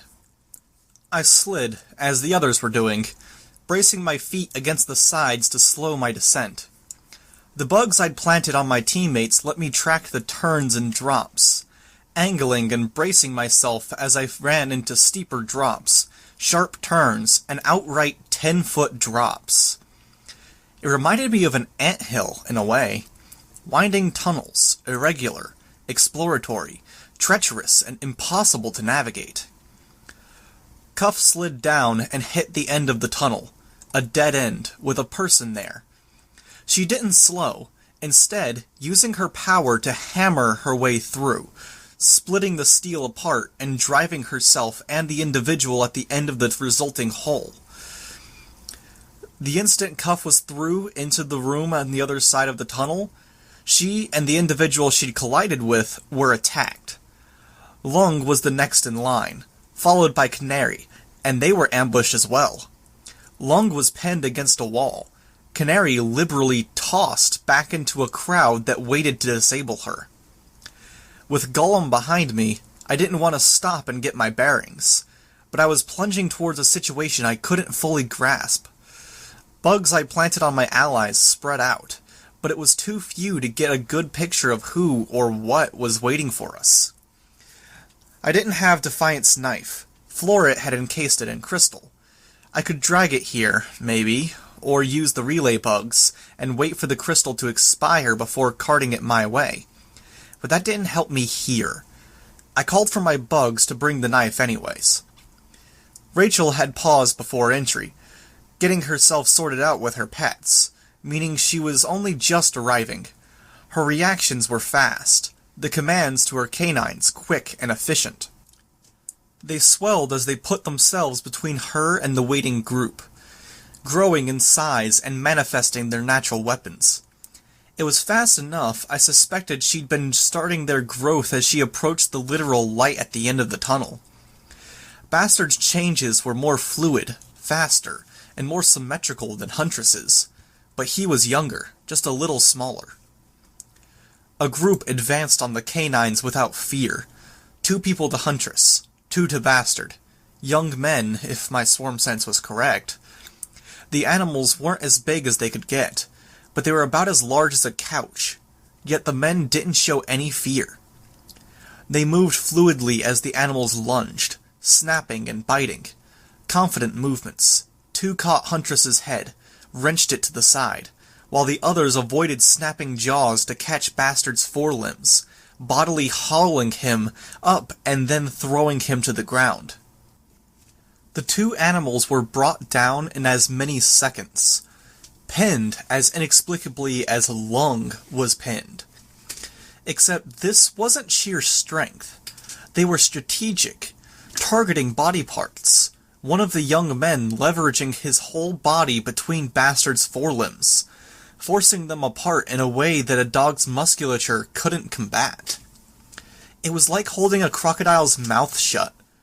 Jaw strength aside, the crocodile wasn't built to force its mouth open. The wolf wasn't built to draw its legs together against its chest, but couldn't get feet under it to stand without dislodging the offending attacker. The other had its head caught and twisted to one side. Huntress, for her part, was caught by the head alone, which had been forced down. The woman who had Lung pressed against the wall had 1 foot on the dog's muzzle and was holding it down. They made it look so easy it was almost effortless. A 5th boy approached Rachel, now disarmed of her dogs. I forced myself to slow down as we approached a flatter spot. Theo's heavy metal boots hit my shoulders. We were still sliding down, but slower, only seconds before we were through. Ambush below, I managed. No response. Whoever had dug the tunnel had been digging down when they reached the edge of the room. I suspected they'd stopped when they'd reached a lair made of different material, going up to check. Our entry was a straight drop into one end of the room, and I landed flat on my back, nearly colliding with Rachel. A boy, a teenage boy, clean-shaven, if he even needed to shave, wearing a white dress shirt with the sleeves rolled up the forearms, his blonde hair slicked back, and black suit pants. He backed away a step as Gollum and I appeared. His appearance, the way they'd fought. Like Contessa? Each of the boys were identical. Long and Huntress were pinned by Alexandria, or by a pretender wearing Alexandria's body, in a way. Lung was changing, the canines swelling in size, and yet she didn't look worried. Bastard was still on the ground, one of the boys looking as unconcerned as one could look while holding down a half-ton animal. Behind the boys, a small crowd had gathered. Dr. Mother, a Manton with the Siberian, or a Manton clone with the Siberian. A claw pressed to Gully's throat. There were 3 more Case 53s, all burly, all bound with heads hanging. Rounding out the group was the Numberman, who had a pin pressed tight against Cuff's jugular, her costume already torn open at the throat to expose flesh. His foot was propped up on a sphere. I could see the resemblance between the Numberman and the boys in dress shirts. 20 or more years of difference, and the Numberman was dressed in a full suit, which somehow made him more imposing, pocket protector or no. But they were too similar to be anything but related. Was Cauldron cloning? Another contingency plan? At the very back of the room, separate from the group, were 2 pale young men, laid out on desks that sat on either side of a reinforced door. A 20-something guy with flat skin stretched over where his eyes should be, and a guy that was maybe 10 years older, with enough bloody bandage around his face and head that I couldn't make out his features. Doormaker, I could assume, based on what I'd heard upstairs, along with the clairvoyant the doctor had mentioned in the past. The boy in the suit closed the distance, and Rachel struck out. He batted her fist aside. She kicked, and he casually caught it and leveraged it to throw her off balance, tossing her to the ground. Maybe a little harder than he had to. I saw how she fell, saw her back arch, the way she held her arm as she rolled over. She didn't cry out, didn't make any sounds of pain, but the degree of pain was clear. A lot harder than necessary. Had she broken something? He turned his head towards Gollum and I, and he smiled a little, a tight, narrow, mocking smile. "I'm not your enemy," I said. "You came out fighting," Alexandria Pretender said. She looked down at Rachel. Or she did. "Bastard was acting like there was fighting going on. Ears, hackles up. You attacked us." The Numberman clone kicked her, casually cruel. I tensed, but I didn't act. The fall had knocked the wind out of me, catching my breath, then... "Disable her," the doctor said. The young man closed in, still smiling. Fuck me, was that smug smile irritating. I felt a moment's sympathy for people who'd had that face-down tattletale.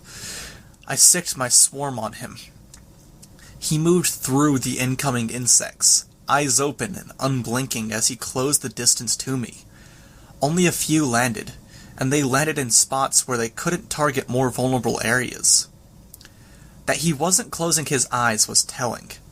I used my bugs to try to blind him, to keep him from seeing how I was moving, and I reached behind my back, going for the pepper spray. He blocked my wrist with his palm, keeping me from aiming at him. Not just sight, or his sight was more acute than I'd realized. Hearing? Something else? Be unpredictable. Pepper spray killed bugs. I didn't aim for him, but for the pair of us, spraying into open air, into my swarm. I'd hoped to make him back off, but he didn't. He ducked low, simultaneously bringing one foot up, catching me in the chest. In the same movement, he rolled to one side, getting away from the mist of pepper spray that was still hanging in the air, and simultaneously avoiding Gollum's reaching hand of concrete. For just an instant, my feet left the ground. I landed, but I landed with one foot on Rachel's calf. I fell. Too much like fighting Contessa. Everything winding up positioned just right. Damn it. On my back, I was vulnerable, but Gollum was covering me. This kid with the dress clothes was slippery, efficient, but the way his movements played out, maybe not quite on Contessa's level. Contessa would have found a way to attack and defend at the same time, instead of being stuck evading Gollum's power. I tried to haul air into my lungs and coughed instead. If they killed us before we got far enough... Stupid. All of this so stupid. Stop, I spoke through my swarm.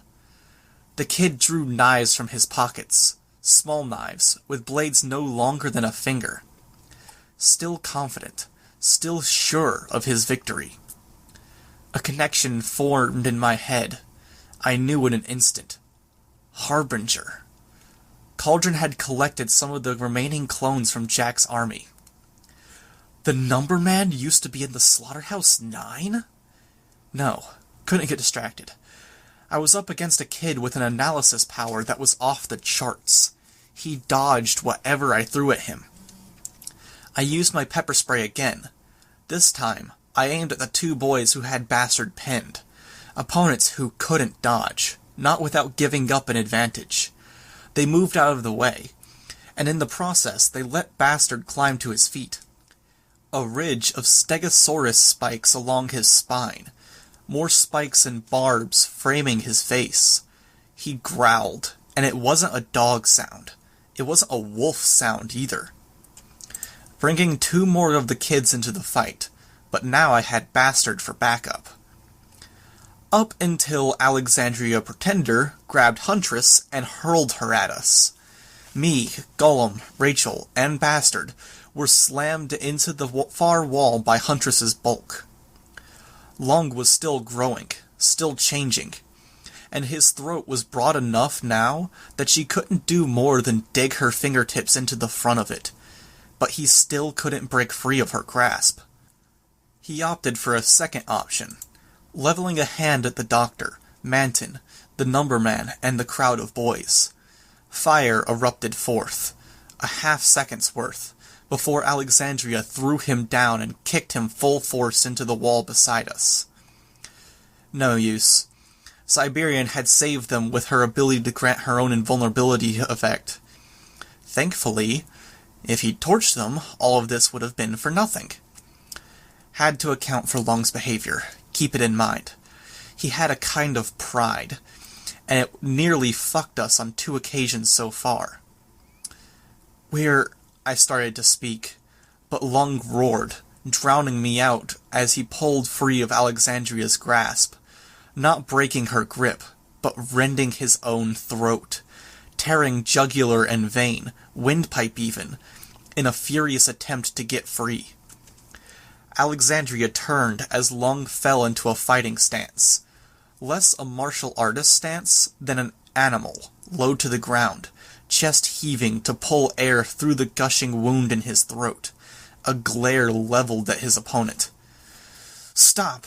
Imp called out. It took me a second to place her, behind the Doctor, a knife pressed against the Doctor's throat. She pulled the Doctor back, away from the Siberian. "If any of you move, I cut. This is..." The Number Man fired something from hip level. A spark marked the bullet's contact at the mouth of the hole he'd come through. The weapon flew from Imp's hand. "Pointless," Imp finished. The Siberian crossed the distance, then stopped beside the Doctor. She put a hand on the Doctor's shoulder. More fighting. I clenched my fists. Stupid. "Scion's here," I said, taking advantage of the momentary pause in the fighting. 2.5 words to cut through the tension. I could see the change in the Doctor's demeanor, the Number Man, even the Manton clone. One of the most powerful groups in the world, in every sense of the word, in raw powers, and political power, influence, knowledge, and they were spooked. I hadn't wanted to win, only to buy a chance to talk. Now this was it, and I had to get them to listen. Simple was better, straight to the point. "We don't have reason to trust you," the doctor said. "We've interacted, Weaver. I have a level of respect for you, but that doesn't extend to equal measures of trust. You're dangerous, and I can't rule out that this is an assassination attempt." Translation: pure denial. You don't want to believe me. He's upstairs, and he's coming now. "That," the doctor started. She paused, as if reflecting, taking in the implications, then shook her head a little. "That doesn't change anything. I still can't take your word for gospel." That sounded less like pure denial and more like outright suspicion. A step forward, I was pretty sure. The whole structure rattled. I felt things sway a touch. The doctor looked up, then looked down at me. Her gaze level, eyes narrowed slightly. It was the first time I'd seen her with her hair down, rather than pinned up with chopsticks or some ornate pin. "I don't know what to say, except that things are pretty fucking dire," I said. "Satyr is dead, for one thing." Alexandria flinched as though I'd slapped her and she had felt it. I looked at her. His team, dead. The prisoners you guys had on the 2nd, 3rd, and 4th floors, all dead or dying as we speak. Read my expression. Use Alexandria's power. Tell me I'm wrong. When Alexandria replied, the voice wasn't quite Alexandria's. "I'm afraid I don't have the chance to study that in depth to the degree she did." "It's fine," the doctor said. "I'm willing to believe it. If this is an assassination attempt, I'll take the risk." "If it was an assassination attempt," Imp said, appearing at the far end of the room, "I'd have offed you." The doctor glanced her way. "And you are?" Imp sighed. "We'll make our way downstairs," the doctor decided. "William, please rotate the column while our guests pick themselves up." Manton approached a computer terminal, set into the wall, and began typing. Pick ourselves up, as if they hadn't just bludgeoned their way through us. Manton's work at the computer produced results. The swaying feeling I'd experienced a moment ago hit me again. Everything I could see was still, but for people trying to catch their balance, but my non-parahuman senses told me we were moving. It faded. Rachel ordered her dogs to stand, and the pile of us got ourselves sorted out. Lung was just at the midway point between human and monster, covered head to toe in overlapping metal scales, his neck a little too long, his shoulders too broad. Had a claw pressed at the bleeding throat wound. By all rights, he should have been dead, but regeneration and an inhuman constitution went a long way. Huntress got out of the way, and I made my way to my feet. I could feel the dull pain where bruises would emerge, if I lived that long.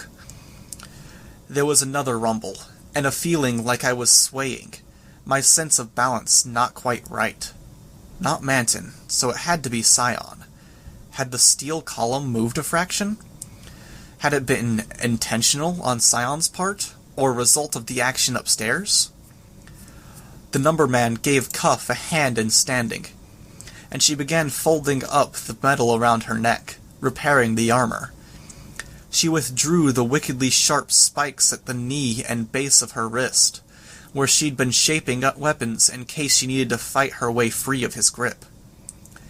He only smiled, tapping one spike with his pen before it slipped into her costume. Cuff's expression, where her lower face was visible beneath the layered visor she wore, wasn't the slightest bit amused. The boys with suits tended to the 3 prisoners and 2 wounded. Alexandria tore off a thick metal table leg and wound it to bind Gully's hands behind her back, before hoisting the unconscious Case 53 up, carrying her. "I'm sorry," the numberman said to Rachel, "for the behavior of my clones. They're inaccurate, based on hearsay and speculation more than fact. I was more polite back then, more efficient.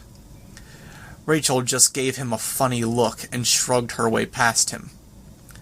I was tense. It wasn't just the fight we'd left behind. Here, we had answers available, but so little time. I held out my hands. Floret's crystal with my knife inside dropped from a hole in the ceiling.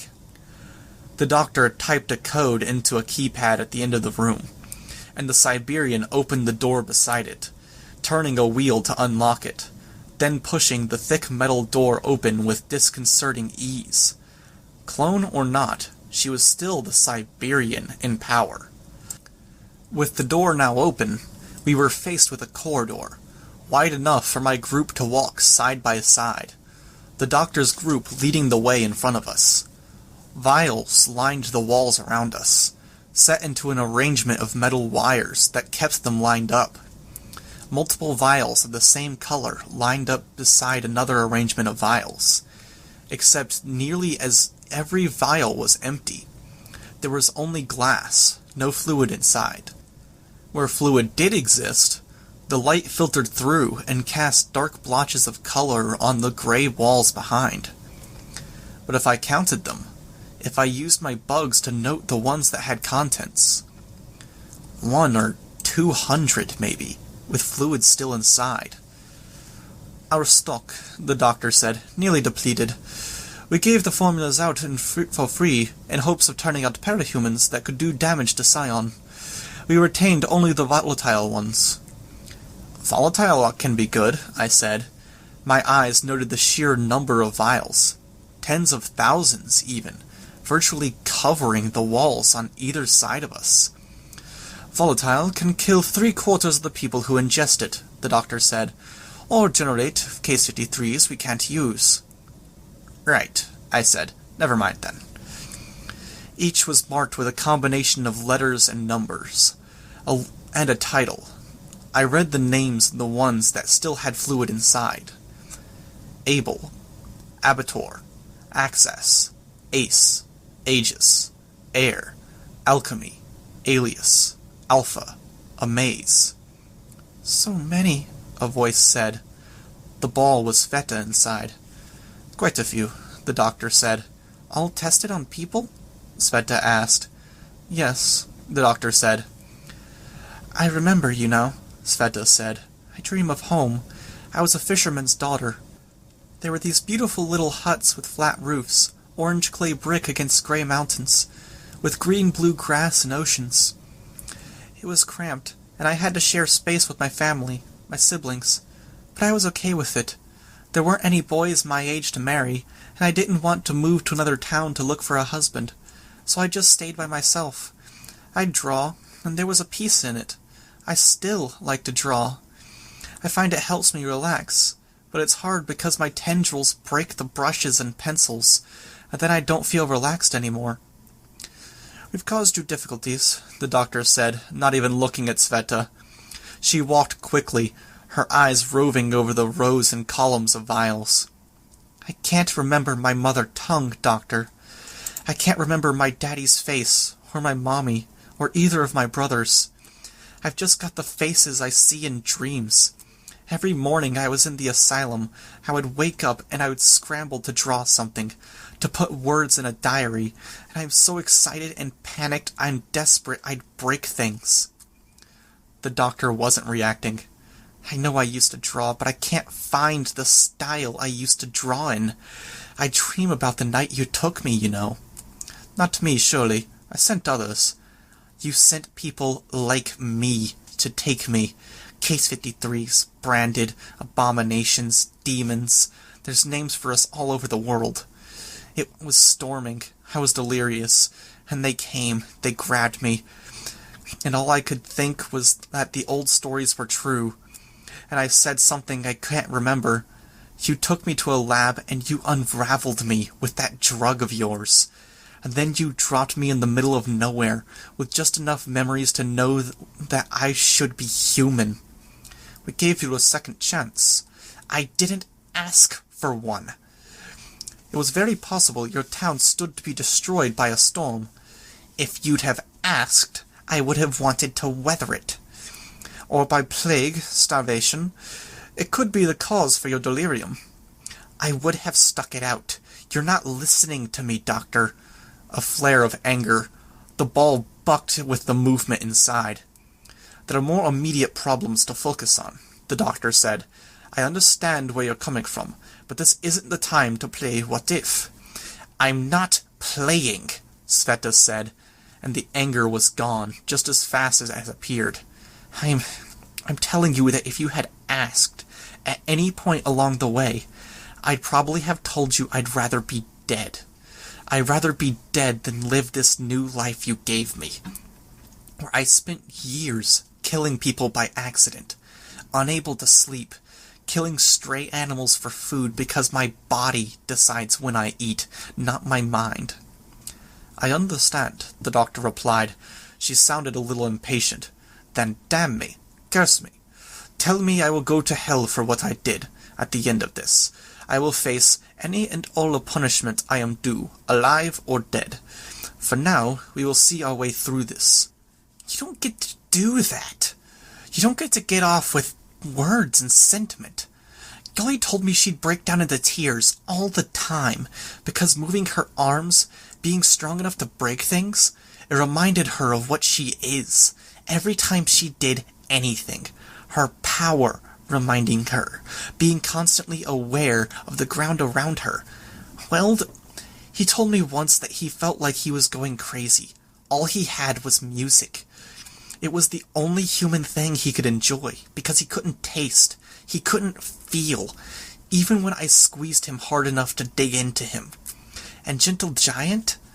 Are you going to run down the entire list? Doctor asked. Her voice was a little harder. Do you want an apology? You said you don't want words. Would a gesture do? Should I take a scalpel to my face? Carve myself up so I'd experience what you have? It wouldn't even be a fraction of what any of us would have experienced, Sveta bit out the words, because you'd have the choice, Doctor. The choice to do that to yourself. Because we're all going to die when Sion comes down here, and you would live minutes like that, instead of years. Then what do you want from me? The doctor asked, and the hardness in her voice had become anger. The structure rumbled. The rumble was followed by a heavy crash. With my bugs, I could tell it was in the room we just vacated. A virtual waterfall of debris, of metal slag and concrete. There was no order, no signal, but we all broke into a run. I want my name, Doctor, Sveta said. She wasn't running, so her voice was level, free of panting or anything of the sort. Not even my old name, from before you wiped my memory. Tell me the name you gave me, after you sent me to the 4th floor, because you do that for the ones you think are worth studying, right? Or tell me the name I took after you released me into the wild, as some kind of smoke screen for Scion. It starts with an S, if that helps. No response. We should be strategizing, I thought. But I didn't interject. You wipe our memories when you sent us down to the 3rd floor, Shamrock told us, so I had just a number for a while. Tell me you remember my number, even. Tell me that what you did to me had some merit, that you did all this for some purpose, and turning me into a killer with a triple-digit body count mattered enough to you to remember. The doctor huffed out the words, panting as she ran. You can't have any success without failures. There was nothing of use in your case, nothing memorable about your durability, but it was one formula we could rule out. That's not good enough. The number man spoke. Not you, Sveta hissed. You remember probably, but he's here, the number man said, talking over her. We stopped, turning. The golden light at the entrance to the corridor. A figure stood in the middle of it, darker in contrast to the light surrounding it. Scion. He advanced on foot, one step, then another. His eyes moved to the vials. He touched one, gentle, almost inquisitive. "Oh, fuck balls," Imp whispered the word. We backed away, slowly. Scion reached out and cupped his hands around the vial. I could see fragments of the wire that held the vial upright falling to the ground, glowing gold where his power had burned through the edges. He cupped the vial in his hands, staring down at it. "What are they?" Golem asked. "The vials." "Powers," the numberman said, unhelpfully. Scion stared, his eyes roving over the rows of vials. He reached out for a patch of empty vials, without any color behind them, but he didn't touch them. Sensing of the traces of what they'd once contained, maybe? Nowhere to go. Gully might have been able to dig an escape route, but she had a hole in her shoulder I could have put my arm through, and she wasn't conscious, let alone coherent. Either the impact with Cuff or the fight with the doctor's people had disabled her. She'd been with the group that had tried to lynch the doctor, so maybe taking her out of action would have been a preventative measure. The doormaker. None of it worked. "Doctor," I said, "you don't have powers, right?" "I don't," the doctor said, "but I have a coronal polentia." "What do you mean?" I asked. "You have the potential for powers?" "I do. I could theoretically trigger. If someone had the potential and takes the dose, there is a higher chance of deviation." "But you were fine with doing it to others," Sveta murmured. "Natural powers tend to fall more in line with the subject's nature," the doctor said, ignoring Sveta, "complementary to their personality, their needs, and so on. Better to leave that door open, in case it comes down to it, or retain the ability to take a vial at a crucial juncture." "I believe," Lung growled, his voice strangely thin despite his size, with his partially healed injury, "this would be a good time." "He's not moving," Canary said. "His attention is consumed," the numberman said. "We're insignificant compared to this." "A healing power," I said. I watched as Sion reached out for another vial. He held it next to the one he'd already retrieved. I could almost sense something from him. Confusion? "There aren't any healing powers," the doctor answered. We continued backing away. "When they crop up, it's a fluke, pure chance, an extension of another ability with a different focus." "A tinker power," I said. "A tinker power would take time," Cuff said. "A tinker power would be flexible enough to cover multiple bases," I said, "one of which we could potentially get us out of here." "Perhaps," the doctor said, "but I would like to remind you all of what happens when someone undergoes their trigger event, natural or induced. You would be rendered comatose." "My dogs can carry us," Rachel said. "Point conceded," the doctor replied. We were moving faster now, with Sion not making a move. "But there is another concern. The trigger event might draw his attention." "Which would spell out our deaths," I thought. "Let us put some distance between ourselves and the being," Doctor said. 1,000 feet seems like the safest bet." 1,000 feet, I thought. Is this safe house even that big? "Certainly," the doctor said. "William?" "Doctor," the Manton said. "I am going to ask you to position Siberian up here. We'll see if she can do any damage." "Yes," Manton agreed. The Siberian stepped forward. Manton leaved over and gave her a kiss on the cheek. Out of sync. Doesn't fit. Like Numberman was complaining about his clones. But I was happy to have someone expendable standing guard.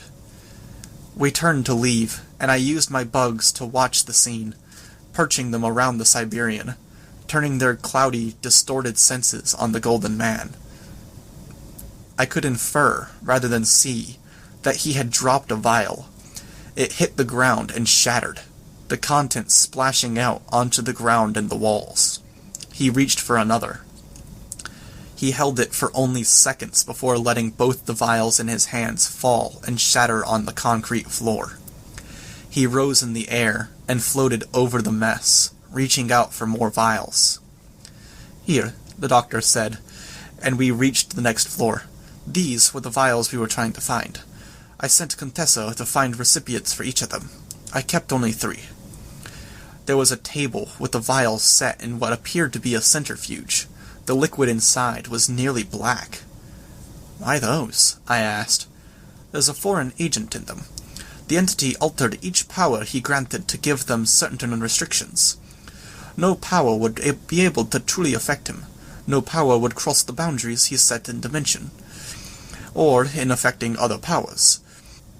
There are no alterations to the elements in these, only to the accompanying abilities, or complementary powers. The powers granted from these vials don't cause the recipients to forget the visions they see. Eidolon was one such case. The extreme deviant cases on the special containment floor make up much of the remainder. Extreme deviants, Sveta said. I'll need to dilute this, or I'll be no use to anyone. The balance formula, Numberman? Where? He asked. The fridge, she said. She leaned over the table, gazing at the vials. Extreme deviants. Some had only a trace of the foreign element, which we discovered later. Others had known quantities. Others, perhaps they received some and we weren't aware or able to check after the fact. Deviants like our friend in the ball here. Sveta, she said. Garrot was the name you gave me, and I refused to take one for myself. I was recipient 1616, and I'm not your friend, Doctor. I like to think the best of people, but I think you're far, far gone. Sveta, the doctor said. Deviants like Sveta are a rare thing, particularly with the balance formula in the mix. Extreme deviants form a subset within a subset, with physical mutations that go well out of bounds for any solid reference point we have here on Earth. Why? Golem asked. The doctor took the vial from the Numberman. It was clear. She used a funnel and tongs to pour the content of the clear vial into the darker vial. Though both vials were nearly full, the mixture didn't cause any overflow. The color found a middle ground, a deep red. She turned it around, then clamped it between 2 rubber bumpers.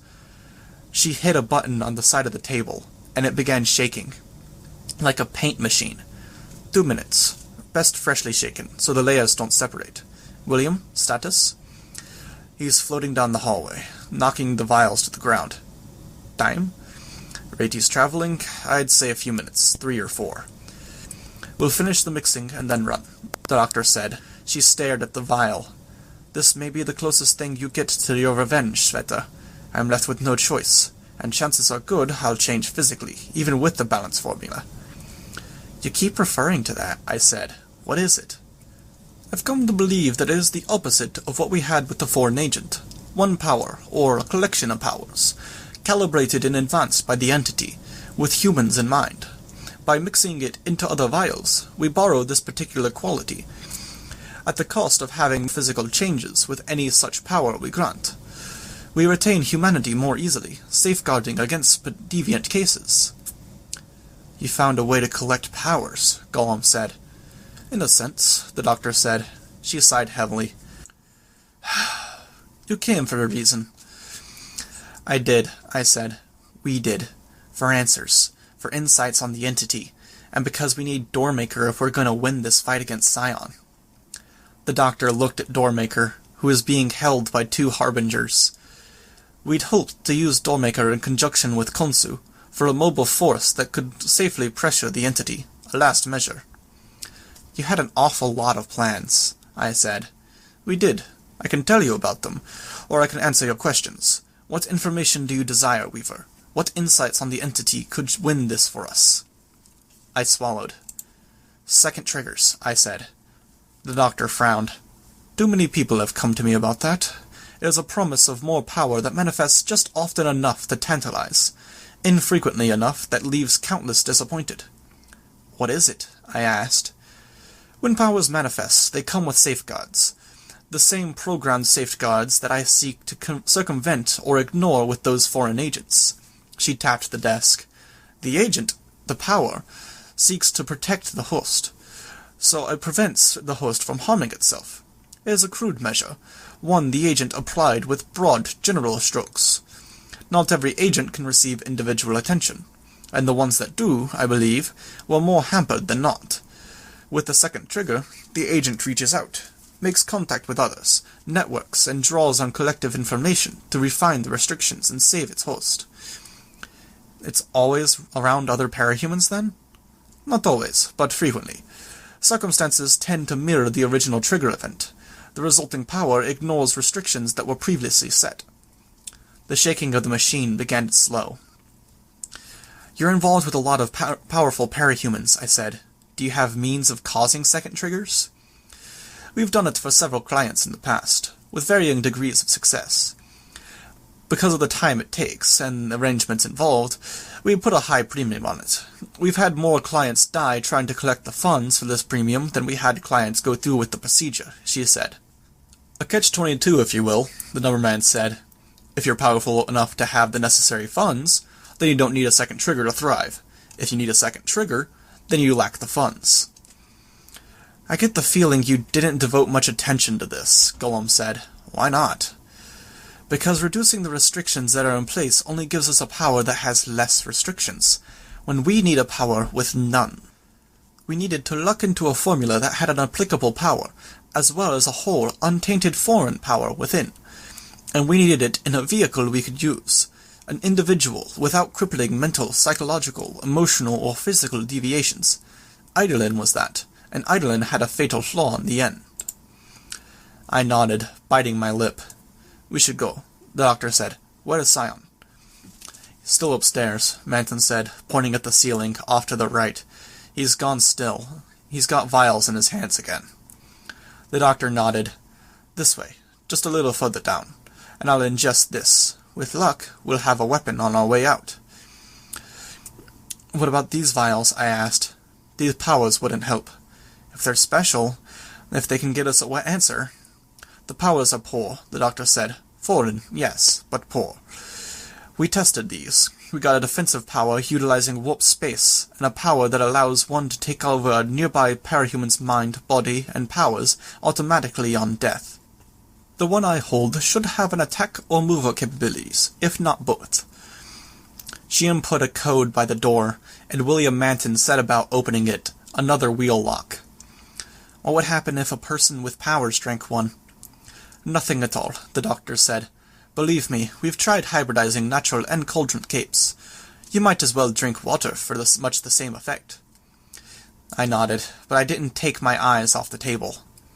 "You hoped for a way to increase your powers? Or the powers of everyone here?" the doctor asked. "Yes," I said. "Downstairs," she said. "We'll see." I nodded. I used my flight pack to travel down the stairs more quickly. Ever downward, descending. "He's coming," Manton said. "There's nothing left between us to slow him down. The Siberian will fight now." The doctor nodded. I could sense the two meeting, the Siberian dashing forward, Scion apparently uncaring. The Siberian cleaved deep, the way her body intersected Sion. It was like ghosts fighting. Tattletale said he closes wounds as fast as they appear, so fast our senses can't perceive it. If that was so, the Siberian was doing horrific amounts of damage. She passed bodily through him, and glowing motes followed her as she emerged on the other side, landing and wheeling around her. "Intersect him," I said. "It'll burn through his reserves." Manton nodded. "Numberman," the doctor said. "The EM readers?" "EM readers." The numberman ducked into a side corridor. "This is it," the doctor said. She pointed down. "The last room, lowest on the complex." I could see it, a flight down, a heavy door, vault-like. "Then it is a dead end," the lung grumbled. "Fuck," Imp said. "Fuck it, fuck damn shit." We reached the door, and Lung set his claws on the wheel to open the door. He just started turning when the numberman appeared, a paddle-like wand in each hand. Manton took one of the paddles. The Siberian was standing in the middle of Sion, their bodies overlapping. If her presence tore into him, then each passing fraction of a second was a good 100 and some pounds of flesh being eaten away. Depending on how fast he regenerated, it could be vast quantities, turning a strength into a weakness. but he didn't seem to care. He floated there, his back turned to the doorway we'd used to travel to the next floor down, staring at the rows of vials, uncaring about the Siberian's sustained assault. "He doesn't care," I murmured. The doctor and numberman looked up from the paddle the numberman had in his hand. He was apparently calibrating it. "Sion doesn't care that the Siberian's tearing him up." "Of course he doesn't," the doctor said. "He's alien. He doesn't have human feelings." "He's a force of nature," the numberman said. I shook my head. "No, human feelings are why he's a danger. Without them, he'd be some nebulous threat 300 years in the future. But he's lashing out, trying to find himself, and that's why he's dangerous." The numberman waved the wand around my head, then frowned. He waved it around his own head, read the digital display, then tried the doctor. He tried waving it at Lung, but Lung swatted at it. "He's an alien above all else, abstract," the doctor said. Her eyes fell on the vial. "It's through alien, abstract methods that we'll defeat him, if it's even possible." "The door is stuck," Lung said. "The way the column settled might have put undue stress on this part of the architecture," the numberman said. "If you'd let me—" "I know," the doctor said. "If I'd let you have a hand in designing this. But you were new to the team, and I didn't yet trust you with sensitive matters." The numberman nodded, taking it as something matter-of-fact. Lung heaved on the door, putting all of his superhuman strength behind it. It barely budged. "Take her," Alexandria said. Lung took Gully's body. Alexandria pushed. A crack appeared in the ceiling, dust showering down on top of us. "Structural," the numberman said. "If we open it, it'll cave in on us." "This does not concern me," Lung said. "Stand back, and I will push my way through." Gollum shook his head. "Eventually, but what about the time it takes to burrow through? We cannot afford it." The doctor was looking down at the vial. "If we are going to win this," I said, "I want it to be because of our strength, not an abstract one, and I know that sounds corny." "A nice sentiment," the numberman said, "but I'm afraid the power that you're digging for is out of your reach, Weaver." I looked at him. "Or it's already in your reach. You can't have a second trigger event because you've already had one," he said. I blinked. "Given the signature, it's very possible you had 2 trigger events in quick succession. Not uncommon. The horror of manifesting your power, it prompted another trigger." "No," I said. "There's got to be something." "If there is, a second trigger event isn't it," the numberman said. "I can check your allies, but we can't do much more. We used to rely on Contessa's power to determine the exact event needed for a second trigger." I nodded numbly. "I'm sorry," Imp said. I shook my head. I'd staked hopes on this, despite promises to myself that wouldn't. Beside me, the doctor removed the black rubber cork from the vial. The Siberian appeared beside us in the same instant. Numberman spoke. He finally took action and struck my Siberian. I could sense Scion above, staring at the corridor with the vials. He reached out, and a golden light flared.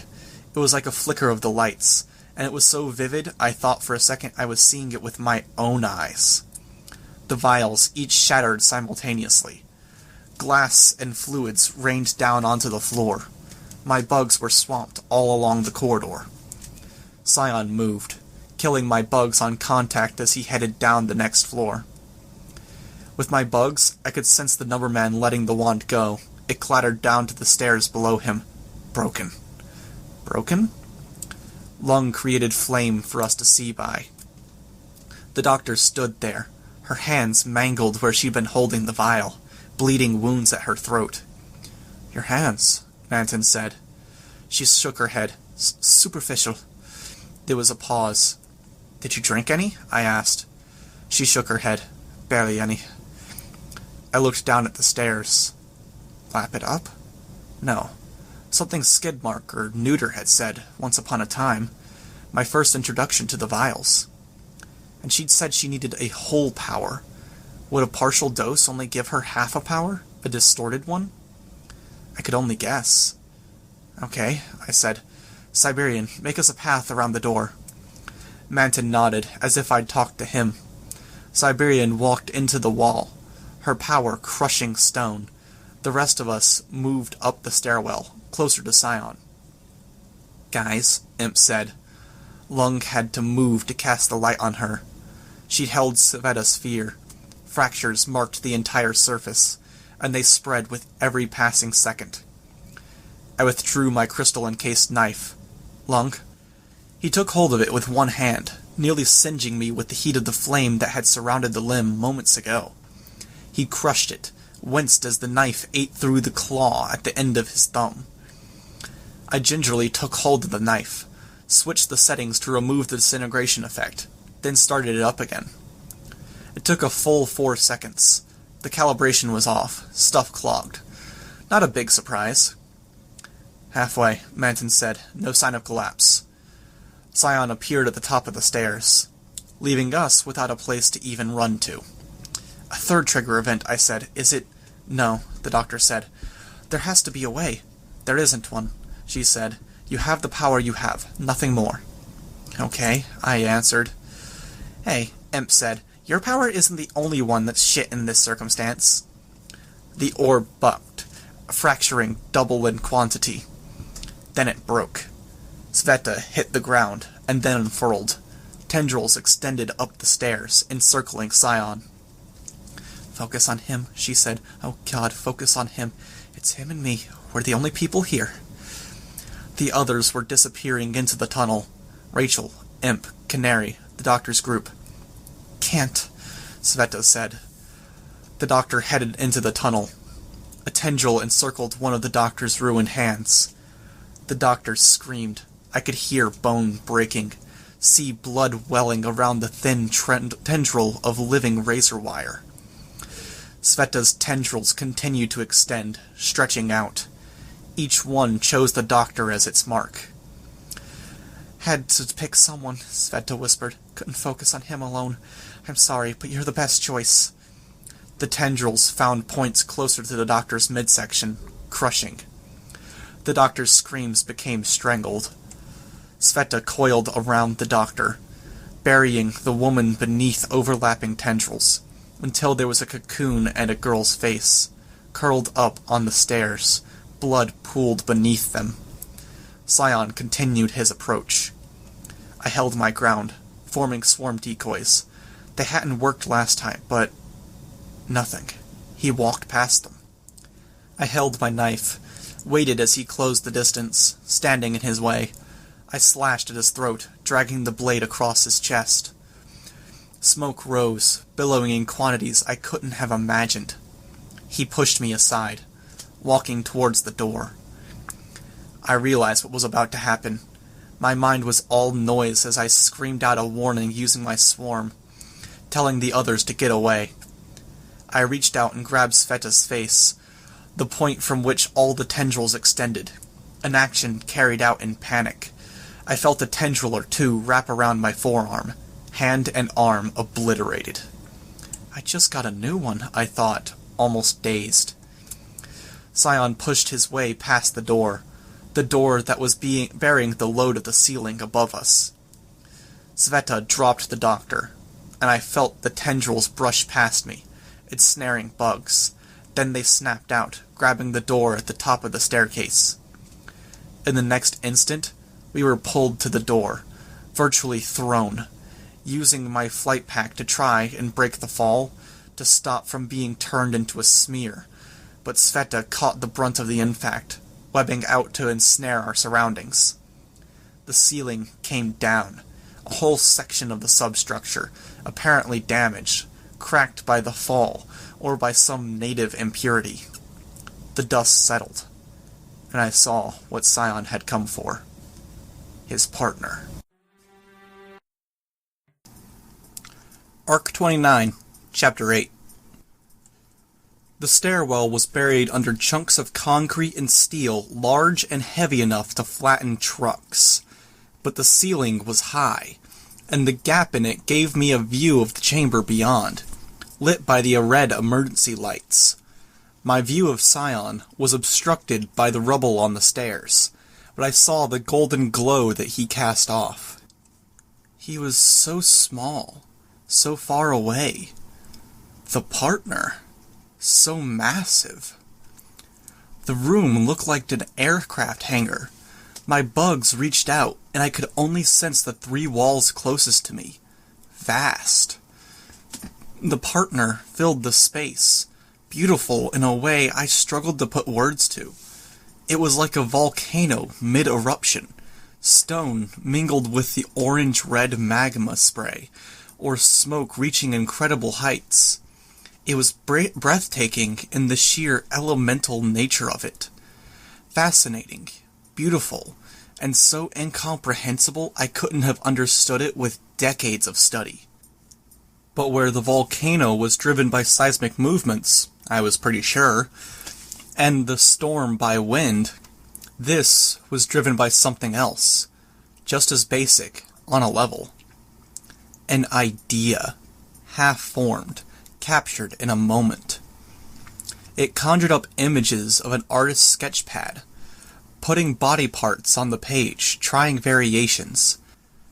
There, in the sliver of the chamber I could make out, there was flesh, a soft gray, lit by the red emergency lighting. It might have been menacing, but the lines had a softness to them, and every part was positioned in an almost gentle manner. The individual parts were androgynous, as a rule, but they veered into the slightly masculine, the slightly feminine, even alien territories. Always, there was something to take the threat out of it. One long-fingered hand upturned, pinky and ring fingers curled slightly, as if reaching down to offer aid. Another hand, more childish, the underside and palm white, before fading into the gray colors the other parts shared.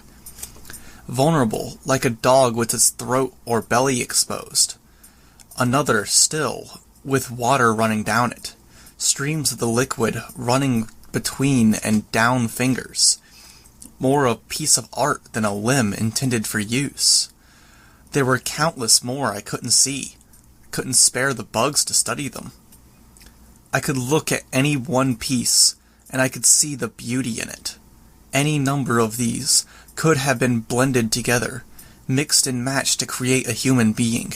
Not overtly male or female, but no doubt kind in appearance. Then, at the same time, there was the bigger picture. Only a glimpse of it in the far end of the staircase, through the part of the ceiling that had collapsed in the massive room. This jungle of flesh, like parts of a doll waiting to be assembled. Artificial, everything in the wrong scale. There was a pattern to it, like there was a pattern to the movement of the waves in an ocean storm. But I didn't have access to the underlying logic. I could only get a general sense of which direction the wind had been blowing. Here and there, flesh connected to flesh. In other places, the flesh broke down into core elements, expanses of skin, veins, muscle, and bone, all with hints of the same art of experimentation the larger pieces had. Where flesh didn't connect to other pieces, it broke down further into other things, into fractals and patterns, then into things or spaces I couldn't make out, like it had turned around a corner that didn't exist. Sveta released my forearm, and the resulting pain hauled me out of an awestruck daze. Her tendrils found targets with a speed my eyes couldn't follow, and she wrapped herself around the table that had held the vials. It took a moment before every tendril was in place. When she was done, she let her head sink down until her face was pressed against the tabletop, her eyes shut. Blood ran down my mangled arm, soaking into the fabric of my costume, and then oozing out slowly at points where the skin was tightest against the surface. Normally, it might have been my knuckles, my forearm. Here, it was the parts that hadn't been wrapped by the tendril, bulging out. At the very least, the armor of my costume and the nature of the fabric had kept the tendrils from simply slicing through the flesh like razor wire. The armor was mangled, but it had saved me a severed artery. I felt the limb throb, as if it was responding to the fact that I was paying attention to it. It made for an eerie sensation, where the dull sensation felt so out of tune with the degree of injury, yet so great, compared to the little that remained of the limb. "Shit," I said. "Don't," Sveta said. "Don't move. Don't talk." I went still, even as the dull throb of my arm got worse. I was losing blood, though not as much as I thought I should have been. Better than one of those things going around my neck. "Don't move. Don't talk. You're not there," she murmured, barely audible. My eyes moved to the stairwell and the scene below. My teammates were there. Lung and Canary were as well. "The only ones here are me and my thoughts," Sveta said. Her eyes were shut. "I am in control of my mind and my feelings. I am focused. I am confident. And I am building towards a better future for myself. Every success is a component in building that up.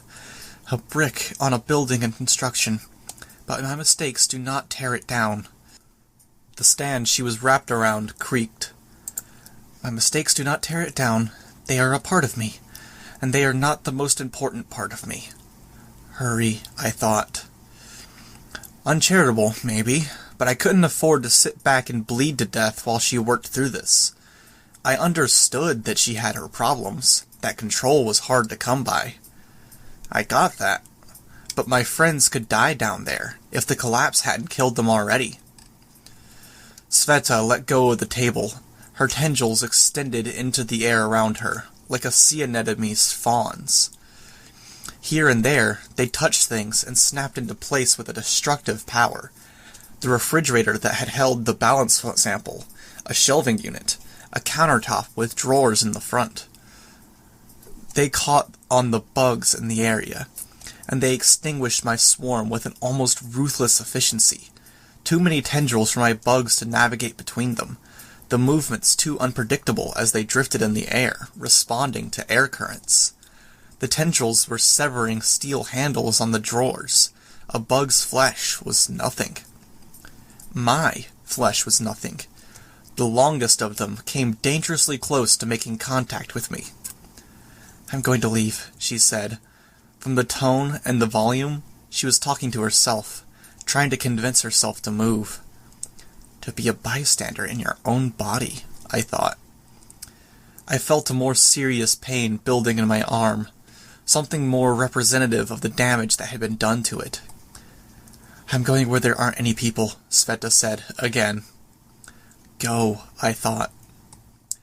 Tendrils found the ragged edges where the ceiling above the stairwell had cracked. Sveta launched herself into the stairwell as though she were a living slingshot. Tendrils splayed out in every direction to stop her forward momentum, arresting her nearly as fast as she'd moved. Then she reached out again, and was gone into the morass of body parts below, with its dim red lighting. She was gone. Yet I couldn't bring myself to move. The pain in my arm had me rattled. It was intense, yet disconcerting in a way.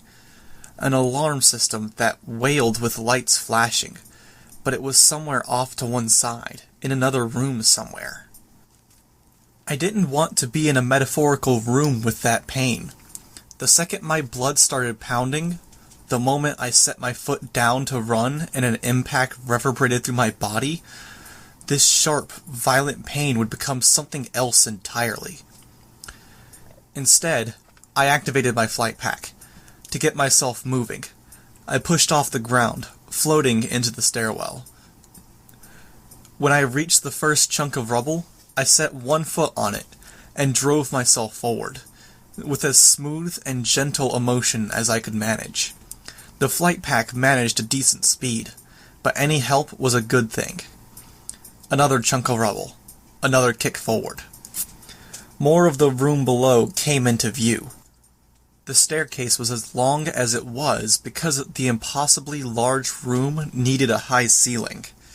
Now I was getting a full view, rather than a sliver of it. Coupled with the input from my bugs, I could see just how much of the partner's flesh filled the space.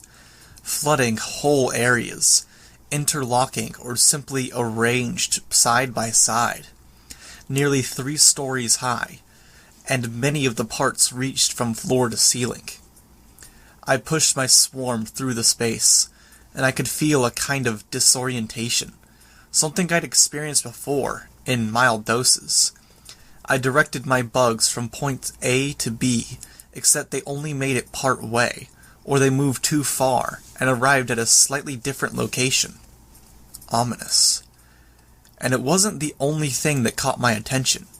As I increased my speed, descending towards Sion and the others, there was a creaking noise, the groan of a structure settling, of tired floorboards and hinges in dire need of oiling. I didn't stop. I couldn't tell with my ears, but my swarm had a range of hearing that extended beyond the human spectrum. Through that distorted sense, I could tell that there was a sound that was gradually getting worse, a screeching, tearing noise. At my command, bugs moved away from the second entity, away from Scion in the rubble, and they headed up. The combination of fine sensory input and the hundreds of bugs told me that the tremors were worse in specific spots, the cracks deeper in spots. It formed a map of sorts. Where the cracks were, the tremors and creaks, areas stood out as danger zones. I passed the patch of blood and mangled flesh where the doctor had fallen. Some of the tendrils had crushed their way through bone, severing the skull in half. Others had found their way into the cracks between joints, sawing through connective tissues, muscle and skin, to completely detach the limbs. If any part of her had still been alive, the rubble had crushed it when it had fallen. I accelerated my forward momentum with another gentle kick. Chunks of the ceiling dropped. I didn't slow, only using the senses the bugs offered along with the flight pack to move out of the way well before they could reach me. As I'd done with the rubble, I kicked off a falling section of the ceiling to better change direction and propel myself forward. I found the others. Gollum was almost invisible as he created hands of concrete to shield himself, Cuff, and Imp. I'd nearly mistaken his hands for one of the false ones. The only difference was that his hands moved, for a little while. Rachel had an unconscious canary slung over her lap. Lung had foregone riding Bastard to run on his own, loping forward on all fours, climbing more than he ran. It was too hard to move through this labyrinth, where the pale gray flesh occupied as much space as it left untouched. Easier for Lung to lunge forward, grab an empty eye socket, then leap forward onto an outstretched arm. The dogs found solid surfaces to leap onto and away from. The Numberman, Alexandria, the Harbingers, the wounded and the captured Case 53s were in another group. He'd found a spot he deemed safe from the collapse, beneath an arch of tissue. The materials that were falling were all substantial pieces of granite bigger than a truck, concrete shelves, panes of solid steel torn at the edges where stress had brought them free. The impacts were heavy enough I could feel the shock waves in the air. It made my arm move, which renewed the pain, reminded me of the blood loss and what was very possibly catastrophic damage. I felt an edge of panic, not a familiar feeling. It wasn't being hurt that was the problem, but the amount of attention it was occupying. I needed to focus, to pay attention to any number of things, and yet my arm kept screaming for me to fix it. Why had I touched her? I hadn't been planning for her to save me, hadn't even been aware she could. A distance away, a chunk of concrete fell atop Scion. He barely reacted to the blow itself, but he lashed out, a controlled blast, very carefully avoiding contact with his alter ego, simultaneously obliterating much of the offending material. I could sense the others splitting further apart as the blast brought more of the architecture down around them. Scion rose into the air, floating deeper into the room, As he'd done with the vials, he touched the flesh beside him, almost tender. I drew closer to the others, carefully navigating between the fractal webs that the tissues seemed to emerge from. My bugs helped pave the way, checking where the routes were the best. Again, the bugs' trajectories seemed off. A few flew into the fractal spaces, and subsequently dropped off my power's radar. I was caught off guard when my path veered unexpectedly. It had been safe for my swarm, but it led me off course, the entire room seeming to swing as the bugs on the ceiling and floor moved, and I seemed to stay still. I found myself on course for a fractal hedge that bordered the top edge of a large eye. I was already readjusting, carefully gliding myself towards a safer, open space. If I hadn't had the benefit of my swarm, if my reflexes had been slower, I might have collided with it. I wasn't entirely sure what might have happened if I had, but something that put my bugs well beyond my reach couldn't have been good. The near miss was making my heart pound. It wasn't something I would have paid attention to, normally. But now it was impacting the damage to my arm. My entire body was starting to ache, as though the nerves in and around the injury site itself couldn't host it all. I couldn't calm down, so keeping my actions low-key and maintaining a low heart rate wasn't helping as much. I increased my pace a little, using a bit more force as I propelled myself forward. Bastard barreled through a shelf of skin, muscle, and rigid rubbery material that might have been cartilage. So soft, breakable, I thought, as I changed direction, moving lower to the ground. I might have said the idea dawned on me, but dawn implied light, the rising of the sun, the start of a new day. This was something else. The notion descended on me, that I was seeing what Tattletale had talked about. She'd called it the well. Sion was only the tip of the iceberg, any damage to him drawing from the well to fix his physical body. This was it, the other entity. It had never established the separate self, independent of the well. Something had gone wrong. I thought about what Cauldron had said, about having already saved the world. They fought this thing, and they beat it.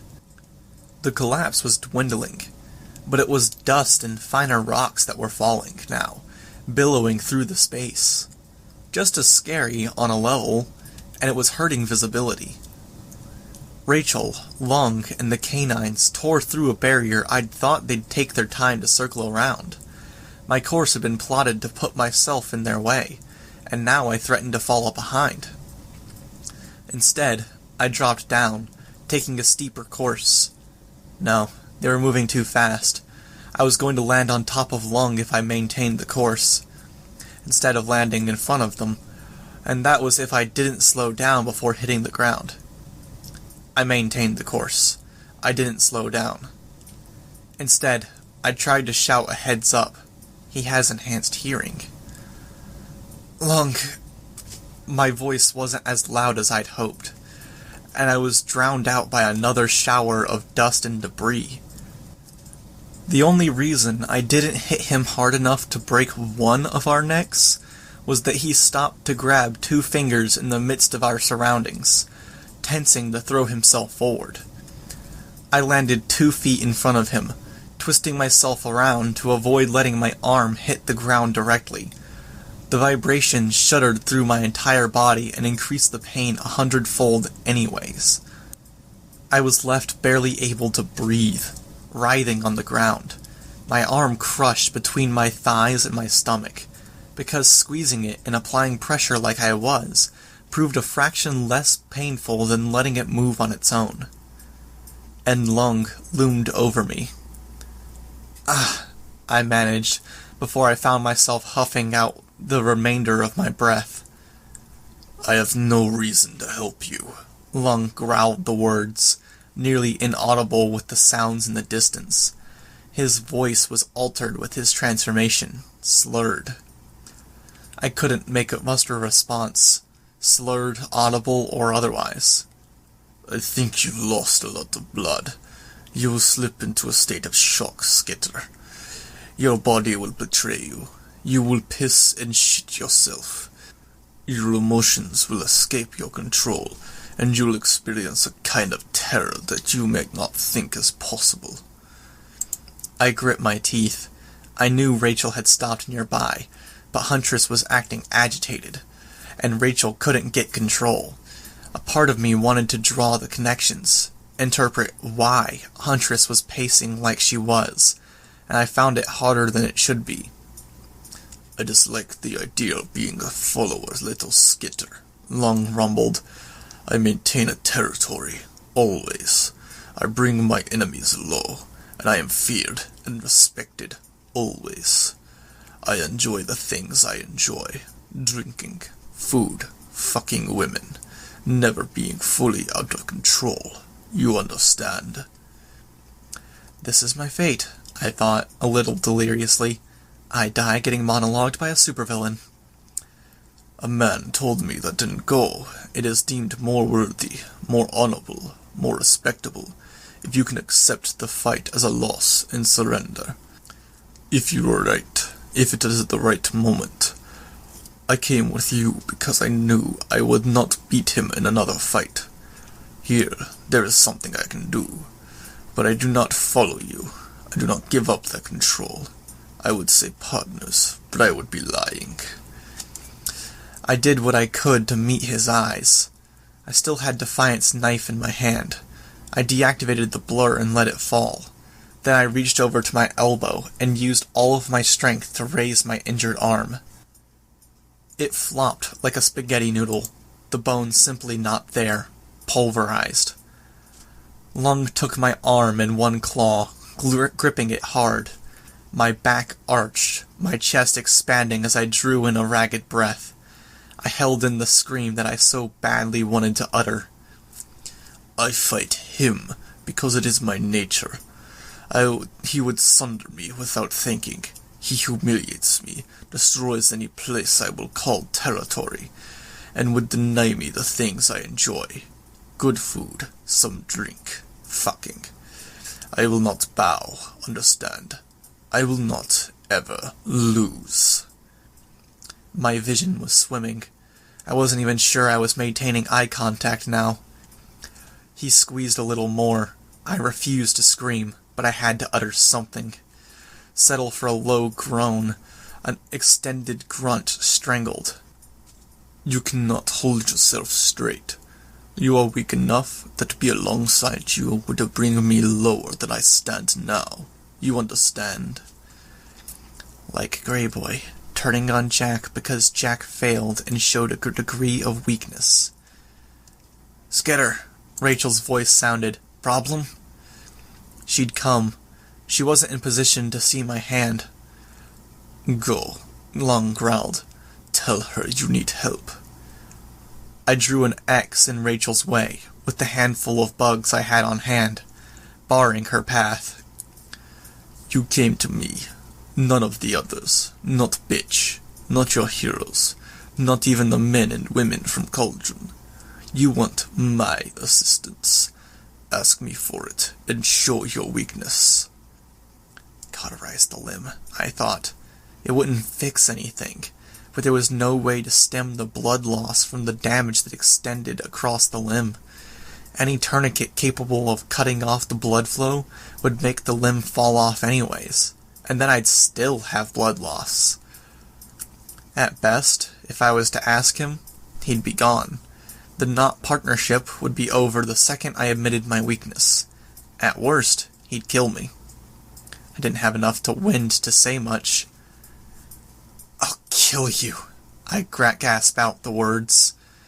He didn't react, except to squeeze the arm harder. Again, my back arched. I writhed, gritting my teeth. With a trick, deception, by asking for help? I shook my head. He reached down and picked up the disintegration knife. With this? I shook my head again, and immediately regretted not having spoken instead. My vision swam. I had to fight to keep my eyes on his. He didn't follow up with another question. Come on, I thought. Can't hold eye contact. He grunted. Burn it, I said, if you're angry. I had to stop to get my breath. Angry? Me beating you twice, then enjoy burning me. But fucking burn it off. There was a long pause. He lit his hand on fire. My mangled arm went up in flames.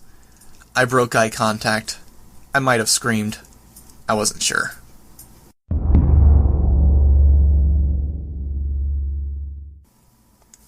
Only a minute, judging by the way things had moved. Darkness had swept over my vision. I'd blacked out for a moment. Arm gone. Stump burned black. I was draped on Huntress's back, behind Rachel. Canary was slumped over in front of her. My entire body hurt in a steady, consistent way that suggested it wasn't injury, but the aftermath of the other trauma. It was very possible my body was flooded with whatever neurotransmitters told it I was in pain. I wasn't up to fighting my way to an upright position. It might even be dangerous. I'd started with a good number of bugs, but they'd been whittled down. I had only a few thousand now. The ceiling had stopped falling down on us, at least for the moment, but the groaning and creaking continued. It's the creature in here, Sion's counterpart. He's pushing against the walls of the structure. It might even be why the walls distorted and why the door wouldn't open. Huntress slowed, then came to a stop. Bastard nearly sliced my face open with one of the spikes on his shoulders as he approached and stopped at Rachel's and Huntress's left. Rachel was looking around. They ran, Lung said. There is nothing stopping them from retreating the way we came. Scion is occupied. Stairwell collapsed, Rachel said. I am strong. I could fight through it. The dogs are strong as well. Or we climb through a hole in the ceiling. There is nothing left here. I began reorganizing my bugs. Less need to keep them on the ceiling. And I needed to find Sion, find the others, and keep some here to give myself a stronger voice. No, I said, using the swarm to speak. I could barely hear myself. Lung turned his head. Rachel did too. Good hearing. You're awake, Rachel said. Fucking tell me, did he... He did good, I said. She fell silent. The others are here, and you don't need to climb through the hole in the ceiling. You can climb over the rubble in the stairwell and still stand upright. Lung made a non-committal grunt. I continued speaking with the swarm, drawing an arrow in front of Rachel. The others. She whistled, goading Huntress forward. Bastard and Lung followed. Hard to manage the swarm. Given the number of intervening obstacles, there was so much here, all an extension of the new entity. This is the well. This is what Sion looks like. When we see beyond the image on the surface, this is the sheer amount of flesh we need to destroy when we do manage to get past his defenses. But if that was the case, where was this entity's other body? We reunited with the others. Here we go, the numberman said. He'd been joined by Golem's group, and they remained under the shelter. Holy shit, Golem said. Weaver, your hand. He said it like I wasn't aware. But I didn't respond. My focus was on the swarm. They'd found Sion. He was floating opposite another figure, a sexless human shape, with hair that was disproportionately long for its body, hanging beneath the point where one foot dangled in the air. The figure was incomplete, fractals extending from portions of its back, of arms, and one leg.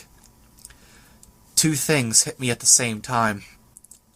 One of those things was that the odd, pattern-like kaleidoscopes of flesh and whatever else weren't terminus points, but points where the limbs passed into another dimension. This well was far deeper than I'd thought. There was so much more to the entities than what we were seeing here. The other thought was that this was the other body. It was the second entity's body, the part he would have shown us. Sion's counterpart? I asked. It was putting together a human body. We saw it, Gollum said, before the numberman signaled us. Rachel helped me down. Alexandria stepped forward to give me a hand. Together they eased me down. The creaking increased. A sudden shift. Dust showered down from every crack in the complex. I feel like a traitor for saying it, Imp said, but looking at this, hearing all we've heard, I'm sort of starting to agree with the doctor. Abstract solutions are looking a hell of a lot better. We need to leave, I said, still using the swarm. All this trouble to get here, Imp said, and then we go? Madness. No, I responded. I was joking. No, we came for answers. This is it. We had answers. Now we just need to get to a position where we can use them. Get them to Tattletale, to other thinkers. And Scion? Sion's occupied, I said. Sion was cupping the face of his counterpart. The figure, no doubt gray-skinned as the body parts that made up this area, was slack-jawed. He looked for futures where he'd find his counterpart, I thought. This was one of them, just not what he wanted or expected. Probably not even something he thought was possible. Not so easy to leave, the numberman was saying. The structure has shifted, rotated. It's designed to. Corkscrewing down over time, and with any degree of force or movement. It ensures the integrity of the panic room function, and it would have confused some of the first powerful non-cauldron teleporters we were aware of. The route you use to enter no longer leads into whatever corridor or entry point you use to break through. We'd have to dig anew. Even with the Siberian, it's time-consuming. This seems less than wise, Long growled, burying yourself. Frankly, the numberman said, we expected that if we had to lock ourselves down here, we wouldn't need to leave. We should still go, Gollum said, and we should take something. Chevalier made a weapon out of behemoth and the Simurgh parts. Maybe we could do something with this. It's human flesh, the numberman said, or close enough to be little difference. There are powers contained within select areas, like threads of ore and rock, and naturally there are some structural changes that set it apart from humans. The thing was experimenting before settling on a body for itself. You don't have a name for it? Cuff asked. I was only recently made aware it existed, the numberman said. The doctor played things close to the vest. I'd be open to suggestions. Fuckster, Imp offered. It's not even a living thing anymore, Gollum said. It's more like a place, a garden or something. Amusing you say that, the numberman said. We had a discussion with Lisette, the woman who proposed she could control him, and she said that the original name was Sion. He named himself after a place as well. We have theories on why. Long growled, interrupting. I don't. Sion moved, abrupt. Silence, I ordered, cutting Lung off in turn. Sion's hand glowed as he reached down to his counterpart's neck. He carved through his counterpart's flesh, severing the head. He's killing it. It's already dead, the numberman said. He's killing it deader, I said.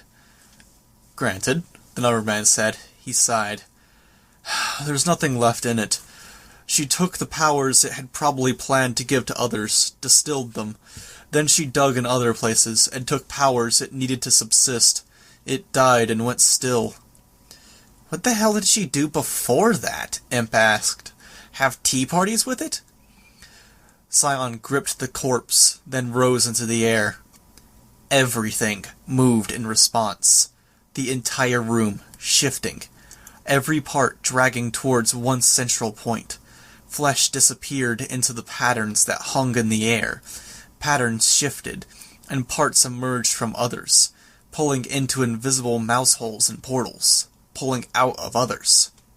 "Fuck," the Numberman said. I shifted position a little, reaching out to grab the healthy flesh closest to the burned stump, squeezing as if I could make it hurt less. "Fuck?" Imp asked. "The structure isn't going to hold, even with the reinforcements she put in. No." "So?" Rachel asked. "When the walls break," the Numberman said, 1,730,000 tons of steel are going to drop on our heads." "Can we go out the sides?" Gollum suggested. "Protected by the same water that's below us into the sides, for the corkscrew operation. Slow going at best. We get obliterated by pressurized water." I stared down at the ground. My burn hurt so much I felt nauseous. I almost felt lightheaded. Probably a side effect of the blood loss. "The Siberian," I said. "Protection effect." "Can only protect a handful of us. Less if you intend to move after things collapse. 2 hands, perhaps 2 feet, 1 behind." "Only 5. 5 wasn't good enough." Sion had his hand raised over his head, the other entity held above, with masses of its flesh trailing beneath them. My bugs told me the ceiling was arching slightly.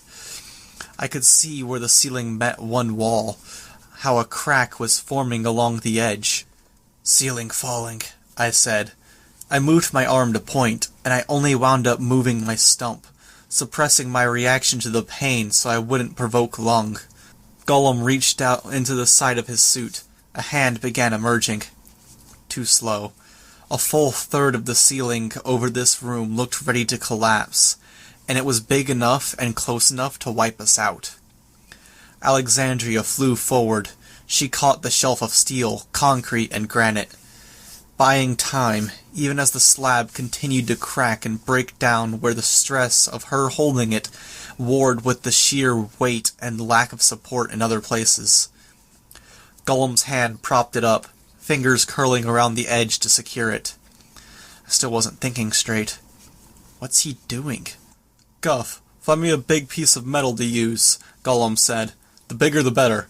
And I'm talking big." "The column?" she asked. "It broke up some, right? Find me the closest, biggest piece." Cuff nodded. "Lung, Siberian, help us." Gollum looked back to me. "Go," I said. He went without another word. I was left sitting where I was, with injured Case 53s, an unconscious canary who'd apparently had a hand crushed, and a conscious, mostly unharmed Rachel and Imp. We stared up at Scion. "Well," Imp said. He used his golden light to burn the other. It coursed through the tissues, through the entirety of the thing. An ocean of experimental features, of flesh and body parts. "Well," Imp said again. I could almost sense a feeling radiating from Scion. A hard emotion to name, if not a hard emotion to place. I'd experienced it well enough. Many had. He was lashing out, destroying the remains, out of bewilderment, sadness, despair, anger, confusion. All of it unfiltered. The same emotion a child might experience with their first loss. What a child would feel when they lost something irretrievable for the first time. When something was stolen from them, and they hadn't prepared themselves for the possibility on any level. It was what one felt as a child if they lost their dog, their home, their innocence, their mother. "It's like when I lost Rollo, Brutus, or Judas," Rachel said. "Yeah," I said. "When my bro," Imp said, trailing off. "How do you even articulate that? When he was broken?" "Yeah," I said. "Fucking good," Imp said. "I hope it sucks for him." Together, we stared. We watched Sion burn his partner, putting a torch to the garden. Alexandria flew overhead to join the others, helping. He dropped the remains, and they spooled out from some other dimension that the garden had spilled out into. Gollum began creating the hand. The entire room shook as fingertips emerged, each a small building unto itself, cupping over a protective barrier. Nothing that would hold out against the kind of weight that Numberman had been talking about. Then Cuffed used her power, separating the hand in half, so it was the palm and 4 fingers. I heard him say, "Siberian, this large?" "Yes," the Numberman said. "Usually it's you with these plans," Imp said. "She's hurt," Rachel said. I gripped my teeth, not taking my eyes off Sion. No, that wasn't my excuse. I was too focused on other fronts, not on survival. Fuck that. I wanted to hurt the bastard. This was the best opportunity we had. So long as the other entity was here, Scion was distracted, just like he was distracted with the Case 53s.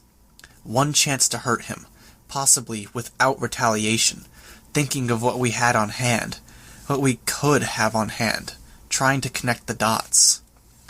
Scion lashed out, sudden, unpredictable, raw destruction. A section of ceiling in Sveta's general vicinity fell. A whole section of the column above us was sliced off, falling. I could see Sveta on the far end of the room. She could help. I sent my bugs her way. "I think I have something," I said. "Something?" Imp said. "But we need to talk to the Numberman," I said. "See if it's doable." Imp nodded. "We'll get you on the dog's back." I used my flight pack, lifting myself into the air.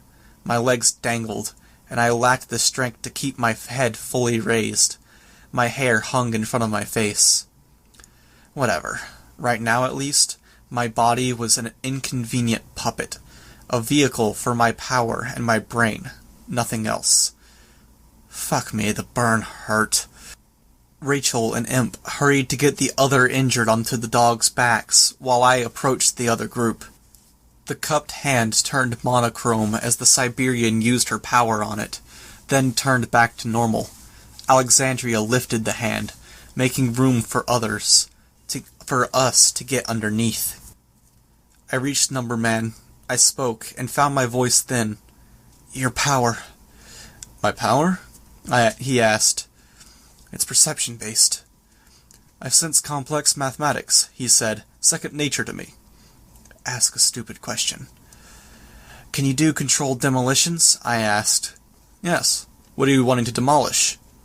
"Everything," I said. He gave me a funny look, then glanced over his shoulder at the others. He sighed. "Tell me what you need." "I need to bring it all down, and I need for it to happen on my signal. Can you figure it out?" He nodded. "We can use Pretender." I turned my head, gazing at the remains of the garden, slowly being consumed and reduced to motes of darkness by the golden light. "We can use Sveta too," I said, "if she's willing. Try to figure out what we need to make this happen." "I need information," he said. "The layout. What exactly you want to happen. Order." "I'm not looking for anything complicated," I said. I began illustrating the nature of the roof, where the cracks and rents were, and how deep they went. I also began drawing out the remaining cords I had stashed around my costume. "Cuff?" "What?" "Secure this thing. We'll need a floor." "A floor?" "Fast." But I extended my focus to my bugs at the same time. My bugs reached Sveta, and she was pulling herself free of the rubble. "Sveta." She looked around, confused. "The bugs." Her tendrils killed maybe 60 bugs as she focused her attention on them.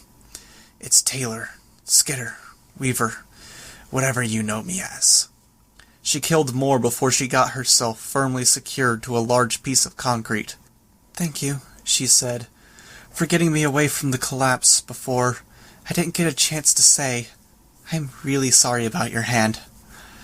"I'll get a new one if we make it that far. Listen, we're going to attack. We need your help." "I can't hurt him." "You can," I said. "Most definitely." I drew an arrow. What? Can you do it? Sveta shook her head. Or she made it sway, anyways. But why? And I don't think I can get away. We just need a few seconds, I said. He attunes himself to specific forms of attack, to negate them. It's why the Siberian did as much damage as she did earlier. It's better if we catch him by surprise, mix him up a little. And if we do it here, now, before that corpse finishes burning, it should be easier to get away, because it clouds his senses like you. I wasn't sure what to call her. Monsters? Victims? I'd always hated the use of the word victim. Irregulars. It clouds his senses like the irregulars do. Sveta's face changed. I couldn't quite make it out with my bug vision. I can do it, she said. I think I might even be able to do it and get away before he kills me. It's not that. Get into the hole in the ceiling we came from before. If you can move that far, that fast, the walls are broken. I can point a route. She nodded. Thank you, Sveta. Count this as another brick in that structure you're building, I said. She didn't reply to that. I looked over at the number man. We were underneath the barrier now. It wouldn't hold against Sion, but yeah. It's doable, the number man said, looking at Alexandria. We need a signal. Rachel, I said. Whistle? She nodded. Alexandria glanced at us for confirmation. One more thing, I said. What's that? She asked. I want you to swallow a fly. She arched one eyebrow. Or, better yet, hold it in your mouth. I've lived with enough charlatans. No joke, I said, serious. She frowned, then opened her mouth. I popped a housefly inside. A moment later, she flew from the shelter. Cuff began sealing the floor after her. This was not an elegant plan. Simple. Crude. Sveta, I said. Now. She anchored herself on 3 different areas. Then she grabbed the burning corpse. She flung it at Sion. Can't hurt him physically. Maybe emotionally. He reeled, perhaps a little stunned. She hit him with more, one after the other. His hands glowed. Run, I said, with my swarm. In the same moment I said, now. Sveta bolted. Sion attacked, a wide area effect that scoured the room's interior. Rachel whistled. Using the only opening remaining, Cuff closed it. Outside, Alexandria charged in response to the signal. She slammed into key points, where the structure was weakest. I'd outlined some of it. The number man had inferred the rest. Hitting him with the biggest thing available. We brought the column down. 1 3/4 million tons, dropping down on our heads. The cords were a measure that it turned out we didn't need. The floor in Siberian's power sealed us off from the aftershock. It sealed us off from almost all of the noise. A hammer of solid steel the size of a skyscraper striking an anvil. I wasn't so optimistic as to think we'd killed him. But I could hope the impact destroyed more than one body. That, like the garden, there was a constant, steady connection, and the devastation could echo through that connection and into the well. Whew, Imp said, exhaling the word. And now we wait to see if we die. Does he retaliate? Does he wipe us out, blasting his way free? There was only silence. Of course there was only silence. And then I sensed movement. A housefly, outside, approaching. Drop the barrier, I said. Siberian did. I could see everyone tense. But it just deformed the column above, nothing else. Alexandria, outside, tore the hand apart. Lung and Cuff helped from the inside. He'd blasted his way free, straight up. Alexandria had torn away the flooring and the chunk of remaining column from on top of us. Sure enough, there was a fist indent in it. Whew, Imp whooped. Screw you, Golden Man. I swayed a little, nearly falling. Rachel caught me. You okay? Cuff asked. I nodded. Fuck me, that was satisfying. I will take your word for it, Lung said. He held Canary. Aw, he's upset he didn't get to play a part, Imp mocked. I looked at Lung with Canary, my eyes roving over our assembled number, ideas falling in place. Except, Gollum said, morose, he's pissed off now. Pissed off is something we can use, I said. The solution? Numberman asked. I shook my head, but I think now I'll know what it looks like when I see it. Hospital next. I'll explain on the way.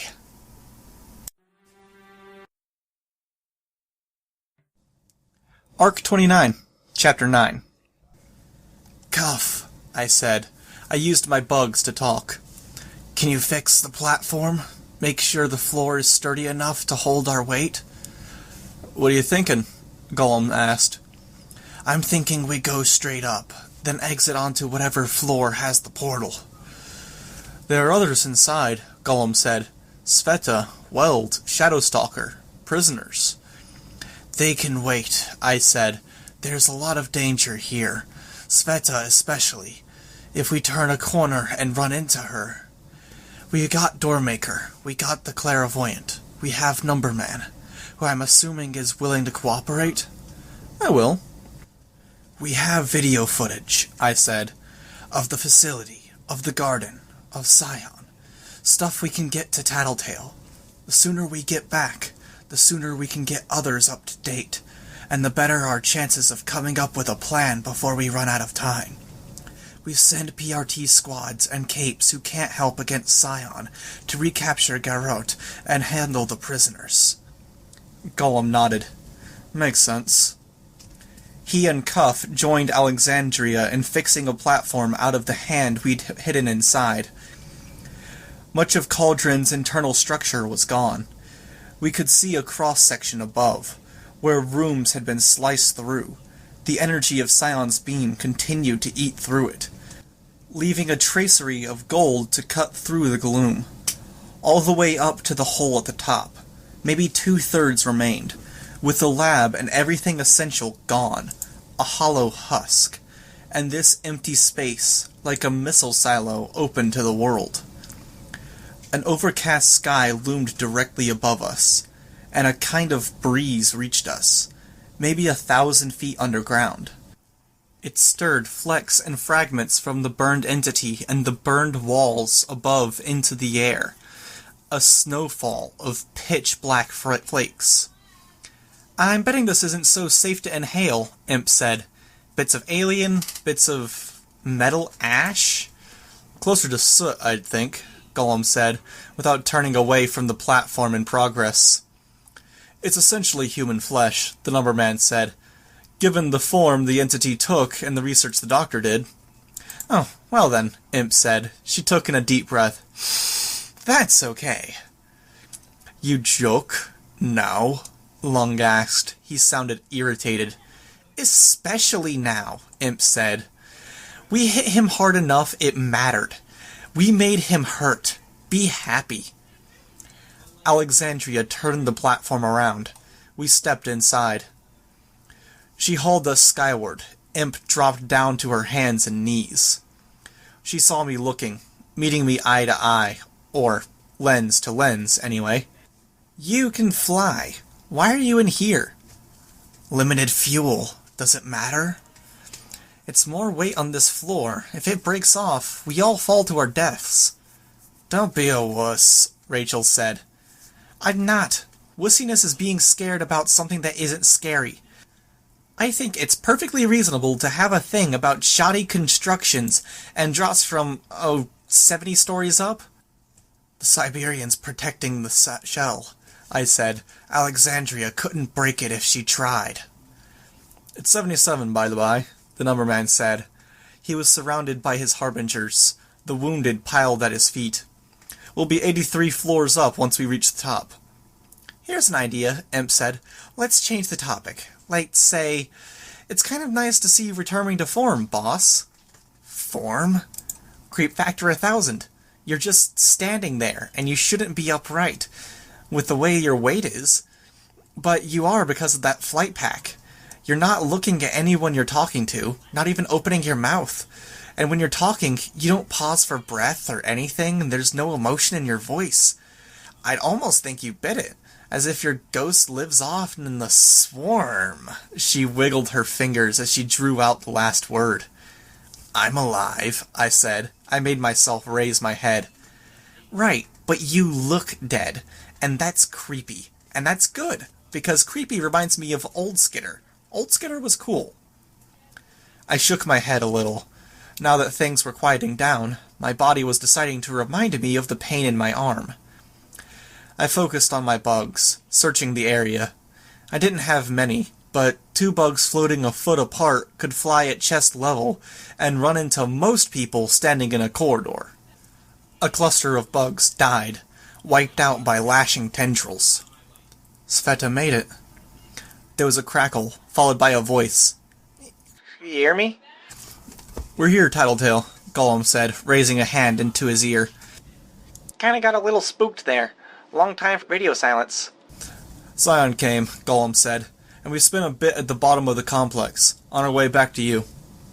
And the reason Taylor isn't talking to me? Your teammates are okay, he said. Weaver's a little unsteady on her feet, using her bugs to talk. The mic wouldn't pick that up. Gotcha. Download video, I said. Can you download the video? Gollum asked. Nope. I can watch it on the feed when I have a connection, or I can load the recording when I have a physical camera in my hand, but I can't download. And here I thought Dragon was a good tinker. It's a camera the size of a sugar cube, Tattletale said. If you're looking for the portal, you're almost horizontal to it. I raised a hand for the benefit of the people without earbuds. That floor. Stop, Alexandria, Neverman said. Down a little. We departed. Rachel and the dogs hopped off at the same time, making the platform swing back a fraction, creating a 2-inch gap. I heard a yelp and turned back, but I couldn't identify the source. Sveta? Another prisoner? Let's move fast, I said. We headed down the hallway. Alexandria had borrowed Cuff's earbud, and the microphone was communicating the basics to Tattletale, which was fine by me, because it let me focus on more important things, like ignoring the pain and the possibility of attack from any direction. I could recognize the danger on the walls and the furniture as we approached the portal. I could smell the salt water and the heavy odor of rotting seaweed on the air. A nostalgic smell, even if it wasn't the exact same smell as home. I saw Shadowstalker too, and, in a way, I felt a different kind of nostalgia. Of being a little vulnerable, not at 100%, and suddenly having this person appear, catching me off guard. You're here, I said. Nowhere else to go. Covered your rear for a bit, but when all hell broke loose, I headed back up this way. Was she telling the truth? Satyr bit it, she said. Others, I don't know. Others don't matter, I said. Don't say anything about Satyr for now. We made our way through the portal, entering the cave. It was unbearably bright, and I was thankful for the dragonfly's presence, blocking the worst of the sunlight. And they're back, Nyx said from above us. She was still held against the wall by Gollum's bindings. Fantastic, Spur answered. Tell us where the heroes are. No nonsense, I said. Fake wall, fake rock, wherever. Talk. Let's hear what you're offering in exchange, Nyx said. No, I responded. I used my bugs to open the dragonfly's ramp. You don't know that they're safe, Spur said. He smiled a little. If you want to know what happened to Satyr, explain, I said. Waste any time, and we leave and send the PRT here to investigate. You won't get any answers. Hard sell? Spur asked. Satyr can handle himself. Apparently not, Imp said. Someone elbowed her. I was already turning to float up the ramp. He's only wasting my time. trying to buy a moment to figure out a tactic to approach this negotiation. I know we're in a rush, Golem started as he hurried after me, but I care about Revel too, I said. I raised my head to look at him, but I care about the world more. I could see Golem's eyes through the eye holes of his helmet. A frown. I'll stay, he said, in case anyone comes through, and so I can search for them. Good idea, I said. I thought about it. What Satyr was saying. Blowout might have done something to their heads. I remember Satyricals saying something along those lines. Stunning presence? It's not a power in the records. Not something long-term like this.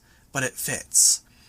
There was a string of people found in Vegas with varying amounts of brain damage. Some permanent, I said. I could see his eyes widen. He did? We were interacting with them all the time, and you knew he could have done something like this to Revel? We let them go? I'm telling you so you're prepared, I said. The reason we didn't do anything, the reason you shouldn't do anything, is because it isn't the time for grudges, vendettas, and revenge. It only sets us back. Right, he said. I don't need to say that, I said. You're not the type to cross the line in pursuit of revenge. No, he said, sighing. I'm not.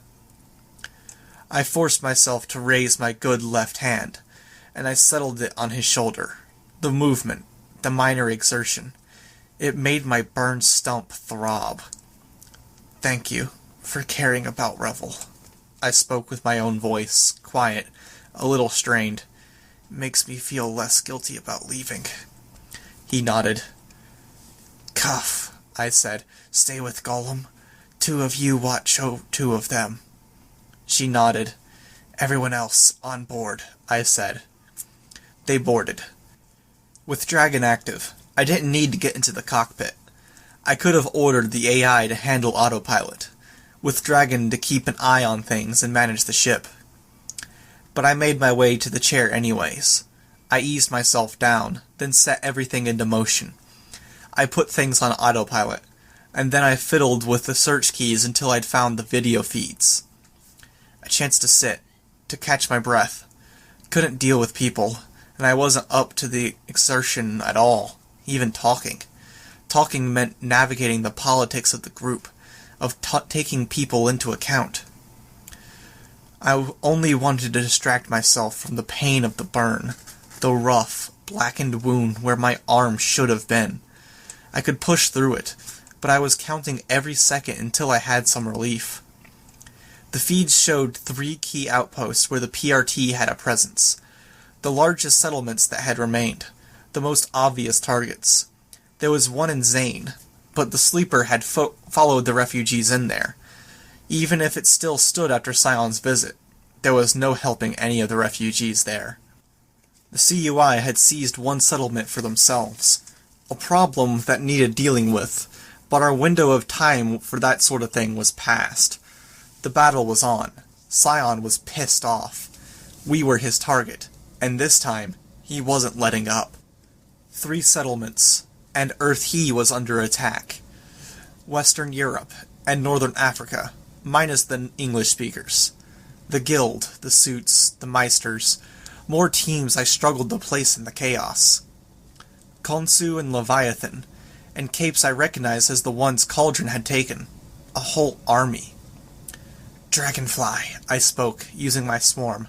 Give the others a view of this. No response. Dragonfly, I said, using my real voice. I hissed in a bit of breath between clenched teeth. Put this feed on the other monitors. The other monitors lit up. A cape flung Leviathan.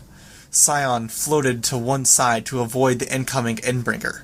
Leviathan, in response, extended the fins the Simurgh had given him, arresting his forward momentum, and then swam through his own afterimage as he crashed into him, changing direction in midair. He crashed into Sion, his fins tearing through the Golden Man. Golden mist billowed away as Leviathan found a grip on Sion and continued the assault. Leviathan was blasted away, heaved into the ground with a force that made everyone present stumble. Scion then retaliated, striking first the cape that had thrown Leviathan, then Leviathan himself. The Endbringer was clipped, losing a fin on one hand, but he got his feet under him and ran, trailing all of the disintegration fins on and inside the rocky ground beside him. The mist billowed. Leviathan used it to mask himself from Sion's view, changing direction the moment he was out of sight. Sion hit him anyways. Leviathan disappeared out of the camera's view. Sion didn't let up. His attactions before had been slow, methodical. Now there was nothing of the sort.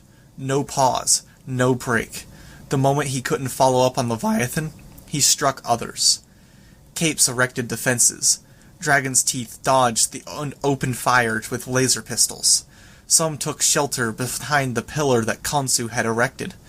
Whatever defensive effect Khonsu had used to wall people inside served to block Sion's attack.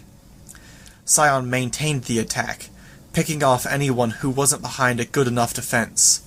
Blasts, spheres, hundreds of narrow lasers, bigger lasers. Several capes, it seemed, had the ability to transmit a power or a set of powers to others on an epidemic level.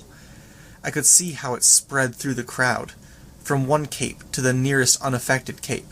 Masses of individuals erecting force fields, little circles, no broader across than a large umbrella. Alone, the shields were too weak. Together, the shields were still too weak. Sion's golden lights ripped through the massed rank and file. 2 minutes, maybe 3 or 4, Sion finally stopped. All around him, capes were broken. Any who had actually managed to get his attention by being strong enough, or problematic enough, had been obliterated. The rest had been taken to pieces, wounded severely enough that they were out of the fight. Not so severely that they would certainly die. Limbs removed, flesh burned, body parts broken by the damage to nearby ground, eyes or whole faces ruined. Dragon's ships were broken, with the numbers starting to rebuild and regenerate. The capes who remained were the ones who were behind defenses so secure they couldn't also attack. There was a pause in the assault. Most of the defending capes had been annihilated. The camera afforded a glimpse of Sion's face, tinted an orange-red by the force field between Sion and the camera. His eyebrows were drawn together, lips just a little tighter together, lines standing out on his throat. He hadn't changed his expression once in the time we'd known him.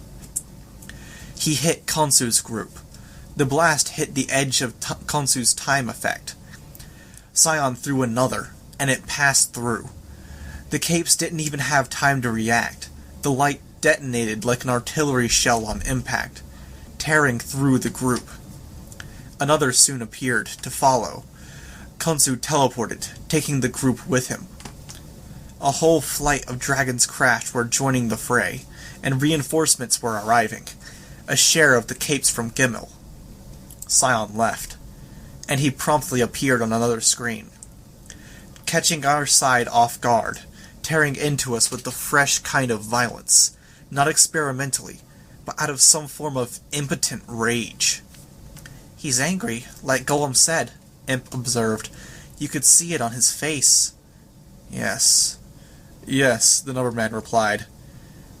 "But he's not demolishing the continent," she asked. "We know he can, so how come?" "It's a good question," the Numberman said. "We can only guess." "I'm open to guesses," Imp said. "I prefer to deal with facts," the Numberman said. "Let's leave the guessing to your tattletale." The other battle was unfolding, much the same. No, was he hitting harder here? A little less forgiving? If this was his first time feeling true grief or true anger, then it could be his first time exploring coping mechanisms. Venting through anger. How long until he realized that it wasn't enough, and tried something more severe? I closed my eyes. I wanted to focus, to take in any and all information about Scion that I could, but my body wasn't up to it. If Panacea wasn't available, then getting painkillers from the first aid kit on board would only slow things down when I did get medical attention. Besides, they wouldn't be strong enough to help here. Had to weather this. Only a few minutes. Deep breaths. I could hear the number man with my bugs. Can't remember, was it Bitch or Hellhound? Bitch, Rachel said. Bitch. Colorful. You know, it's surprising the things you can survive, if you know the mechanics of movement, of physics and the structure of the human body. You hear about people surviving falls from 17,000 feet up in the air. Are you threatening me? No, not at all. Then what are you yammering on about? I share Imp's fears on a level. We're a good height above the water, and I can't help but notice our pilot's reflection in the window. She looks a little peaked. Would you mind keeping an eye on her, making sure she doesn't stop breathing? I'm okay, I said. I grit my teeth. 4 so minutes and we're there. Very reassuring, but maybe she's fine, Rachel said. But I could hear the distinct sounds of her footsteps and the claw-on-metal flooring racket as she and her dogs approached. She stood beside my chair, back to the window, and put one steel-toe boot up on my armrest. Not because of what he said, Rachel said. Her body faced me, but her head was turned to look out the window. Keeping you company. Yeah, I said. It was appreciated.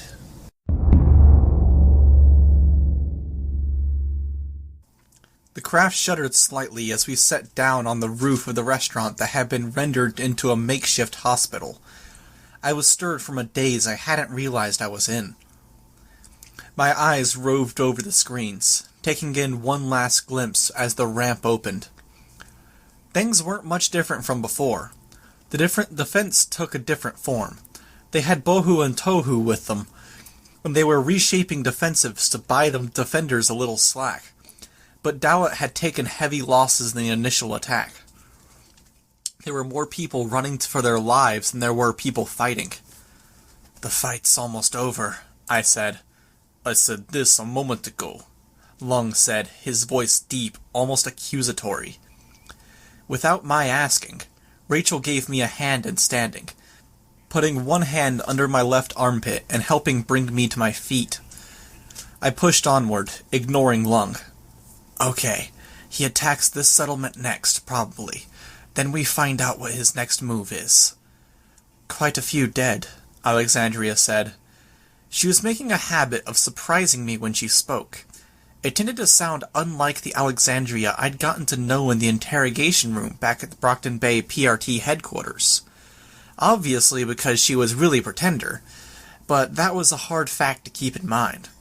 It was hard to shake my mental image of Alexandria sitting across the table from me. Yes, I said. We started to make our way down the ramp. The numberman mused. It's very possible he'll go back to Earth H, start the cycle anew, or he hits a world or two that we're not in touch with, and then hits Earth H.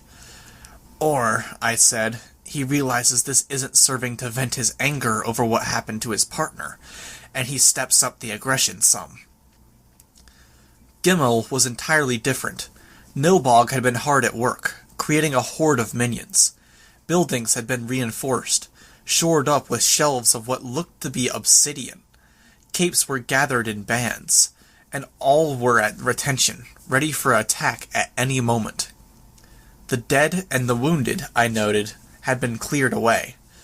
The numberman opened the door leading to the stairwell at the back of the restaurant-turned-field hospital. You're back, Lung, Panacea said. Ah, you've got wounded with you. Yes, Lung said.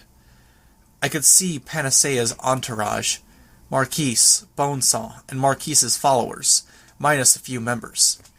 A man so tidy he beat out the numberman in neatness, one with arms black from fingertip to elbow, and dyed blonde hair teased into spikes. A man so covered in chains and black tattered cloth, I couldn't make out his actual features. They had sandwiches in hand, no doubt put together from supplies that had been shipped in. "Any priorities?" she asked. "Skitter," Imp said, at the same time I said, "Doormaker." "Don't be dumb," Imp told me. Panacea shrugged. "We can look after two at a time. I can see what happened to Skitter. What's Doormaker's wound?" "Traumatic damage to the cranium," Alexandria Pretender said. "He's never been all there mentally, but we need his brain in one piece." "The cauldron capes are tougher," Panacea said. "Bonesaw, can you give it a shot?" "Will do," Bonesaw said. She sounded tired, none of the perkiness or endless cheer that had defined her as a villain. Well, being a good guy was harder, really. I used my flight pack to raise up, then laid flat on the countertop. "Pain relief and essentials only, please," I said. "Then the others, the Doormaker's partner, then Gully and Canary. I'll go last." Panacea glanced over her shoulder, as if checking that it was okay. "Ignore her," Imp said. "She's being dumb." "Most of the others can do more in a fight than I can. They need everything in working order. I can function without an arm." "Whatever," Panacea said. "Works for me, actually." Then she touched me, and the pain went away. I relaxed so suddenly, I felt like I'd suddenly become part liquid. I'd been so tense, my head wasn't even touching the countertop. My legs and shoulders tense. "Thank you," I said. "Thanks." "You have a high pain tolerance," she said. "One of Bakuda's bombs, way back when," I said. "I think it messed with my head as far as my perception of pain. I found out what it's really like to feel pain, real 10 out of 10 pain. A part of me knew it was too much to be true, and other stuff's affected me more because I knew it was tied to something real. Case in point, a burn is still a motherfucker." "Well, we'll fix it," she said. I nodded. I was happy to be able to nod. I watched her face while she worked, because there wasn't much else to look at. A young woman now, not attractive, but not unattractive. Her face still covered from forehead to chin in freckles, frizzy brown hair tied back with bandana to keep her hair out of her face. Her shirt had the sleeves rolled up to the shoulders, and I could see blood and smears of black here and there. I felt a pang of envy. She'd been just as lost as me. Maybe more lost. Maybe not. I'd had friends, but that didn't necessarily mean I'd had a rudder. But she'd found herself. She'd found a path, and she'd found something she could do. She had a role in all this. I looked away.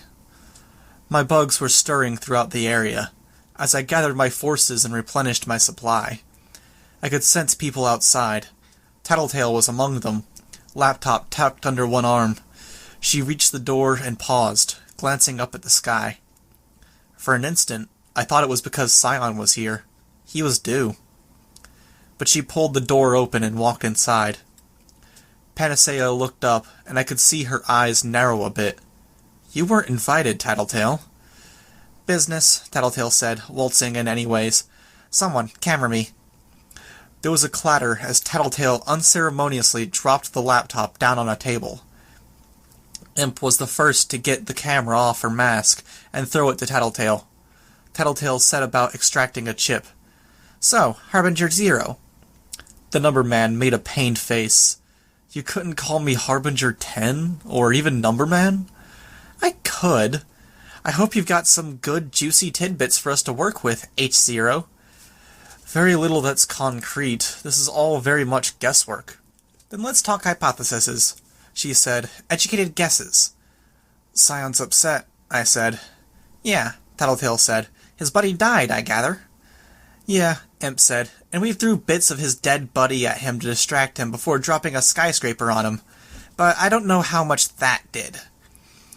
"You accomplish your goal in the middle of all that?" Tattletale asked. "We found out second triggers aren't a real possibility," I said.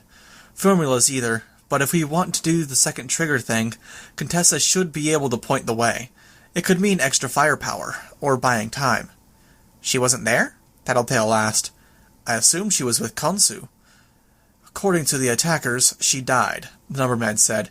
Mantilium's power was the rock to her scissors. You failed, Shadowstalker said. I frowned. She wasn't entirely wrong. Our best bet was some special kind of cauldron formula, and he nuked them.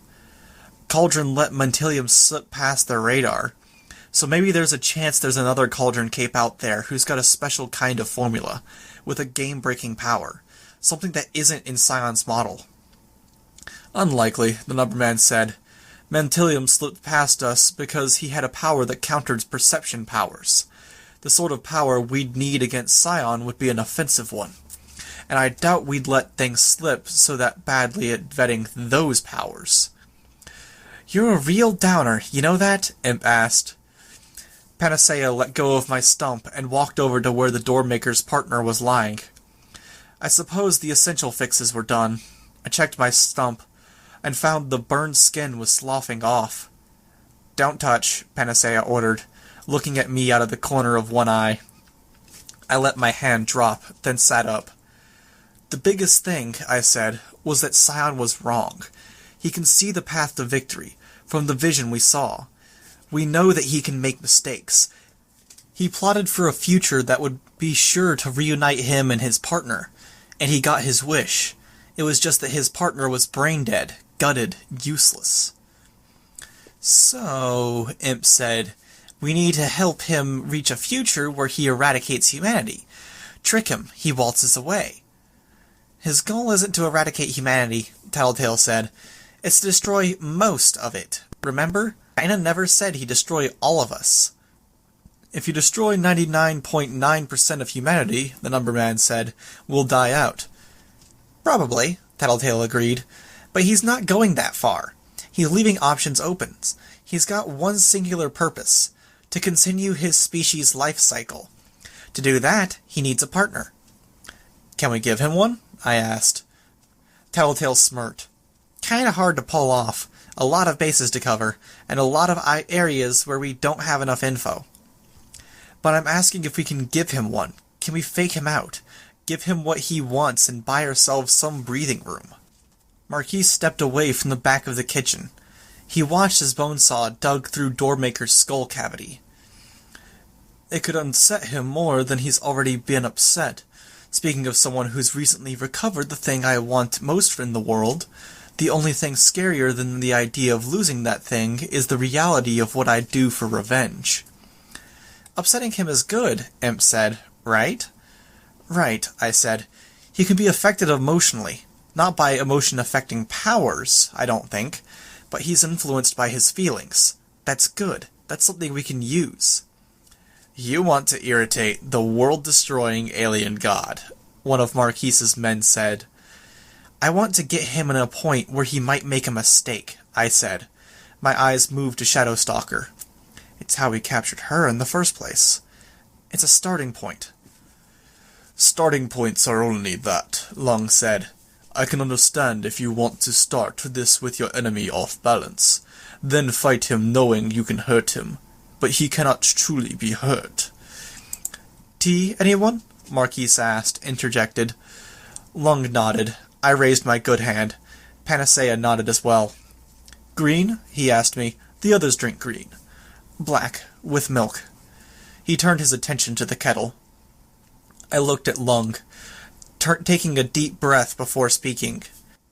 Not starting this isn't an option. If we wait until an idea comes up, then we're going to be too late. We start this, reckless as it may be, and we leave a door open. For failure as well as success, Marquis said on the far end of the room, his attention on emptying the kettle into the individual mugs. What would you suggest, then? I asked. I might have come across a little hostile in the process. I would counter your question with a question, Marquis said. Who do you see on the front lines? Which heroes and villains are still fighting? Which ones keep returning to the battlefield before any of the others have even found their feet? I thought something like this to myself. The monsters, the ones who are a little crazy, the ones who are a lot crazy. Not quite the answer I would have given, Marquis said. Which answer would you have given? I asked. I would say it's the people who are most in touch with who they truly are, Marquis said. Same thing, I responded. We're all fucked up. We're all damaged, a little crazy, a little monstrous. He frowned a little. People here might take offense to that, myself included. No offense intended. There's a strength to knowing who you are. I would suggest that everyone play into that knowledge. Reflection, after all, is the province of the old.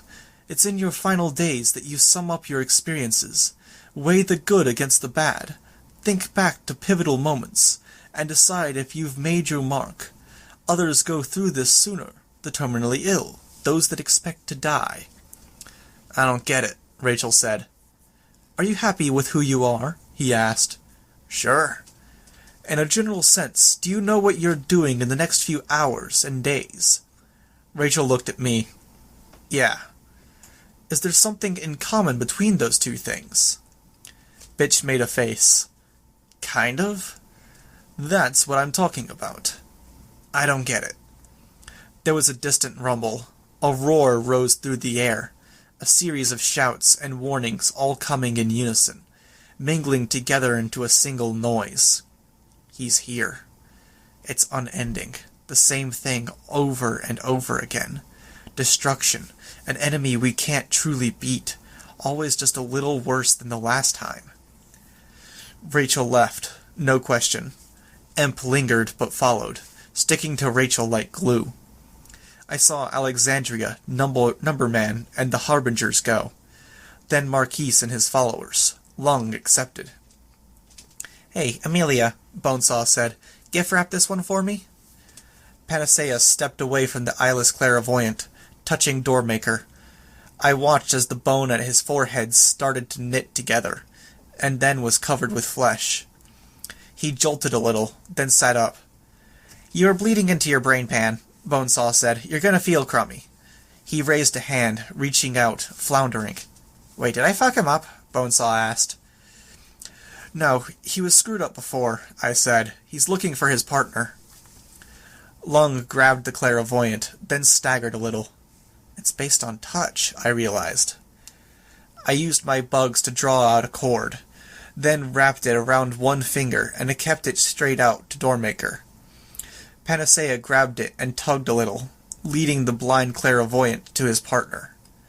They held hands. There was a pause. Then doors unfolded throughout my range. Most of the others had left. Tattletale was focused on her laptop, participating in the battle in a sense, even if she was still here. Bonesaw and Panacea, too. They were cleaning the tables, moving things aside and getting organized, preparing for the battle to come. The ones who hadn't left yet were Shadowstalker, Lung, and I. Am I safe to go? I asked. At my question, as if I'd somehow prodded her, Shadowstalker left. You can, Panacea said, but let me thicken the skin so your stump doesn't pop like a water balloon. Let's, I said. She touched my stump. I asked to be last for a reason, I said. She looked up, curious. You know what your dad was saying? I kind of wish he had finished. I felt like I was on the brink of coming to a conclusion. The sounds outside were getting worse. Doormaker opened a portal beside us. Safety? It was something to do. I helped the others lead the patients through. Lung carried 2 of the wounded irregulars. We entered a cave with a very flat bottom, open to the elements. A nice day, so different from the chaos and ugliness that was in New Brockton Bay. My dad and I have talked about this a good bit. Why? I don't know. Finding our role? Finding our place? Lung and I are the only ones who haven't left or started preparing for the fight. Well, us and the wounded. The others know where they're at. Even Imp, without any power that can really do something, is out there with Rachel, giving guidance. But Lung and I? We're both pretty proud individuals, and we don't have a role in this. Like Lung said, he can't attack Sion until this is over. Lung had brought the last few through. All of us settled out of the way of the portal door, in case a beam came blasting through. I have a job. I will protect these girls. I think you know what I mean. You're pissed on a level because you're not a part of all this. You're better than this job you've been given.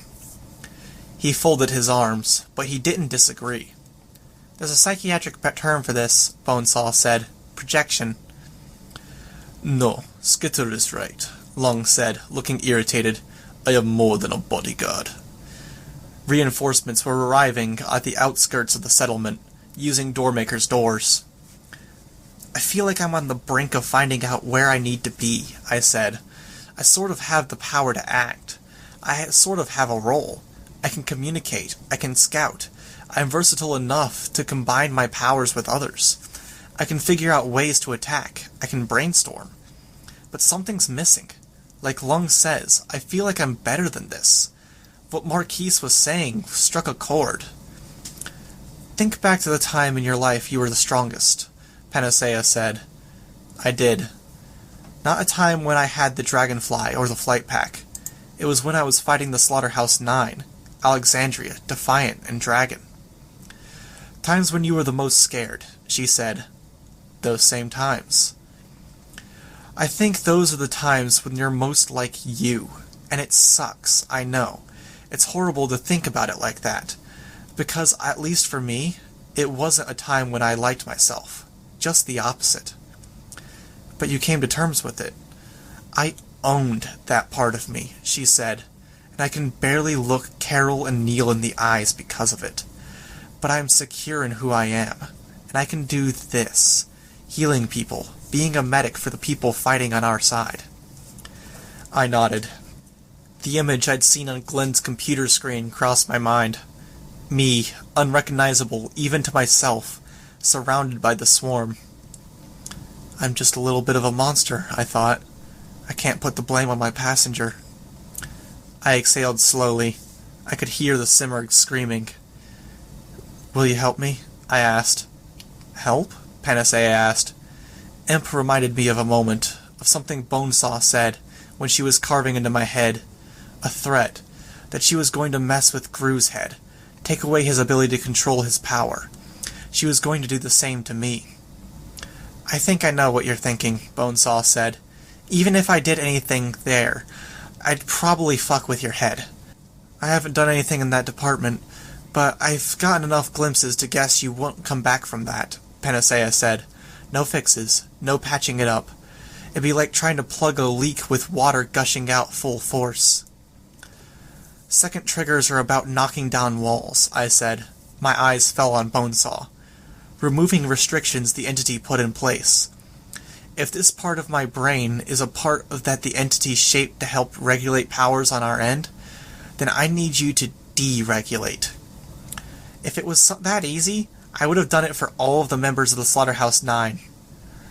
I'm not thinking it's easy, I said, my voice quiet. Some capes came through. They brought 2 wounded through the portal, laying them out on the flat rock floor beside us. Panacea and Bonesaw bent down, getting to work. Give me a minute and I'll try, Bonesaw said. She was patching up a cape that had been disemboweled. She looked over her shoulder at Tattletale, who had set up in a far corner. But I gotta say, I'm giving you a 99% chance of coming out of this with regrets. Maybe you should run it by Tattletale there. I looked back at Tattletale. You're going to lose your mind. Maybe a little, maybe a lot. Maybe all at once, maybe in pieces. Depends on how it all reconnects in the end, Bonesaw said. Tattletale would stop me, I said. She'd see it as something self-destructive, suicidal. I shook my head a little. No, keep her in the dark, for the time being. Let her focus on what she's doing. Okay, Bonesaw said. She's going to figure it out pretty fast, though. I saw Panacea fidget.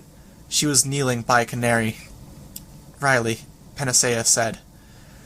Bonesaw looked at her. Whatever Panacea was to her. I'll handle it. You don't do brains. I'm inexperienced, yeah, Panacea said. But even inexperienced, I think I can do a cleaner job than you. And Tattletale's less likely to catch on if you aren't sawing Taylor's skull open. I wasn't talking about experience, Bonesaw replied.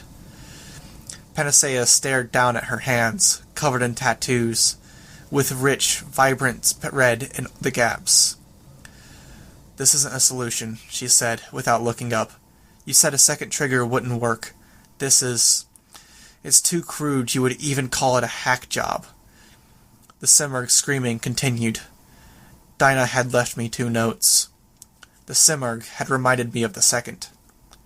"I'm sorry." It wasn't an apology for the consequences of the first note. No, Dinah hadn't approached me since. She hadn't decided I'd fulfill the terms and deemed it okay to finally contact me again. 2 words, telling me that something ugly was going to happen, directed at me. There was a chance that it mean I'd lose someone, that I'd lose something precious. Maybe it referred to my friends. Maybe it referred to my mission, my direction. My dad, perhaps, which might have already happened. But there was a possibility that it referred to me, that it was tied to our ability to come out of this ahead at the end of all of this, to some slim chance. Maybe there was a sacrifice involved. I shook my head, unable to articulate any of the arguments, to come up with something profound to say. I only said, "Do it." Panacea laid her hand across my forehead, and it all went wrong. 2 parts to a whole. This, as everything does, builds towards the ultimate objective, a propagation of the species. To rise above a competition among one's own species is a kind of transcendence. Cooperation, a goal that extends beyond one's lifespan, one's community. This entity can recall the moment of transcendence, the unification and reinvention of their species. Everything extends to an end goal, a complete and total mastery of all things. In time, just as they spread and consumed their entire world, they will fill every space in all accessible universes that can be occupied. In time, they will reach a stasis and they will fall from their transcendent state. They will descend into competition once more, and they will devour each other alive once again. Hope, continued existence, is dependent on another reinvention of their species. They will use knowledge gleaned from countless other species, from mingling, matching, and culling their own internal libraries of functions. There is only so much time, only so many generations and cycles before things approach their final state. Information will be exchanged, their species will weigh everything based on merit, and then they will seek a solution, a final expenditure of power, a resetting of the universes, a reinvention of existence, or something beyond this entity. This is the goal. The most must be made of every cycle. 2 parts to a whole. The other entity is a warrior, direct, oriented in the short-term goals. This entity looks further, consulting possibilities. Their general destination is in mind, and has been in mind for some time. Already they have begun to close their helix spiral, drawing fractionally towards one another with each rotation, controlling the pattern and timing of their approach. "Destination," the warrior entity communicates.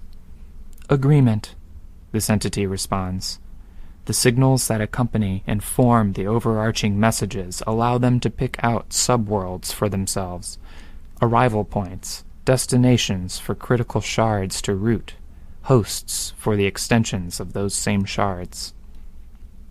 "Trajectory," the other entity communicates. More data on where they will arrive, the way they will move on approach, the placement of less crucial shards. "Agreement." This entity sees the constant messages as a distraction. It is reorganizing, calling on its own precognition and clairvoyance to map out their actions after arrival. This entity reforms itself, adjusting the placements of individual shards, priming itself for a deeper simulation, considering possible ways things can be carried out. This takes time. Focus. "Colony," the other entity signals, narrowing down possible destinations. "Agreement." This entity is distracted in responding. It is receiving another broadcast. A third.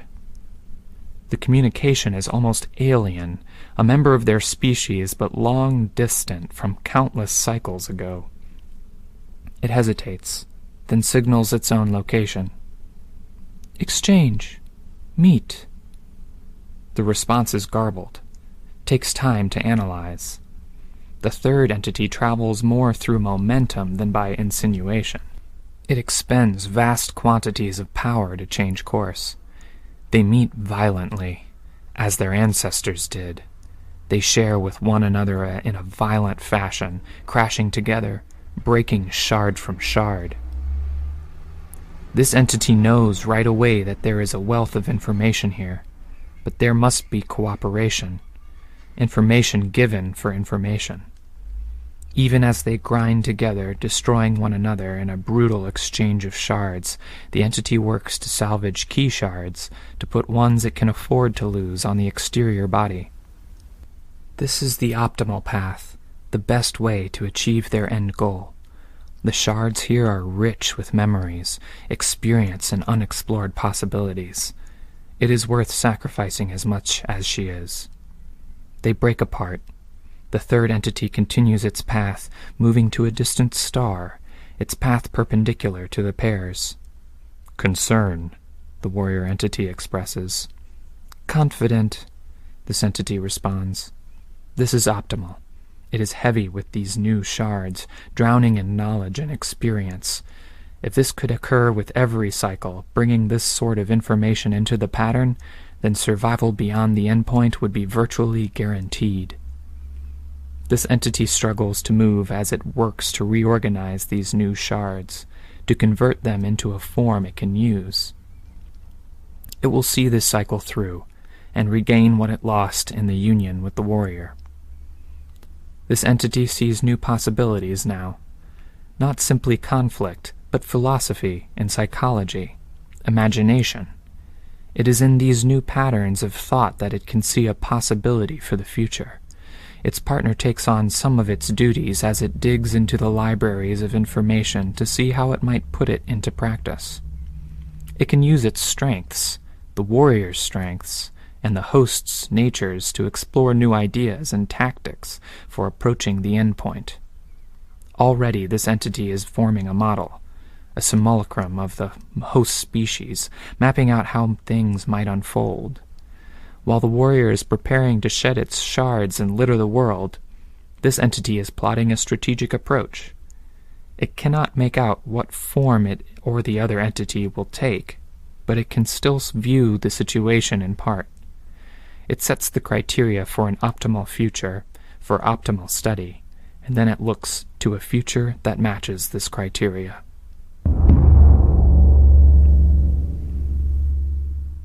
"Thank you for coming," Partisan said. The entity nodded. Its expression was stern. Partisan touched his computer terminal. Monitors lit up, showing a series of images. A figure, 15 feet tall, pale, with a lion's head, a mane of crystal. Muscular, brutish. It was perched on a massive floating crystal, with more crystals floating about it. Here and there, the crystals touched ground. They turned what they touched into more crystal, which soon uprooted themselves to join the storm around it. A woman, even more brutish in appearance, had a reptilian lower body. Steam rolled off her in billowing clouds, taking uncanny forms as it coiled and expanded through the area. Faces, reaching claws, and more. And on the third monitor, flecked by static, was a naked man, beautiful and long-haired, his face touched with a macabre grin. He perched on top of an ocean wave that was frozen in place, his body too flexible, moving with the wind as though he were light enough to be carried away. "They've released 3 more of the superweapons," Partisan said. "But of course you know this." "I do," the entity responds. "This makes 9. 4 are at the Divide. We've got 1 to the far north posed to flank us, 4 more spread out over the world." "Maybe more we don't know about," Arsenal speaks. A power the entity held in reserve identified something wrong. The entity turned and looked at its partner, standing slightly behind it, taciturn and silent. They exchanged the smallest of broadcasts. A consensus was reached between them. Arsenal knew something about the superweapons, or he suspected strongly enough for it to matter. "What is it?" Clarence asked. The entity responded, feigning emotion. "There are 11 more."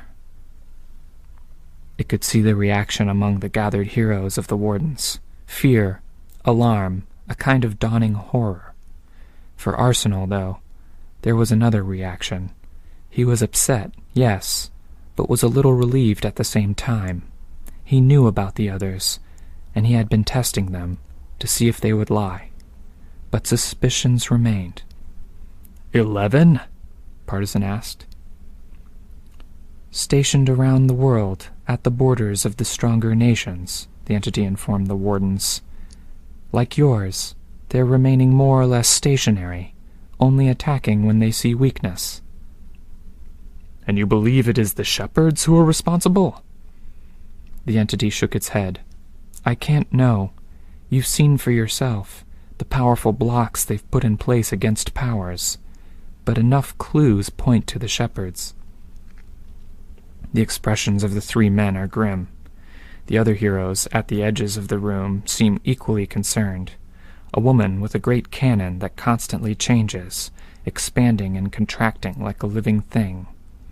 A hulk of a man, laden with muscle, was muttering something to people around him.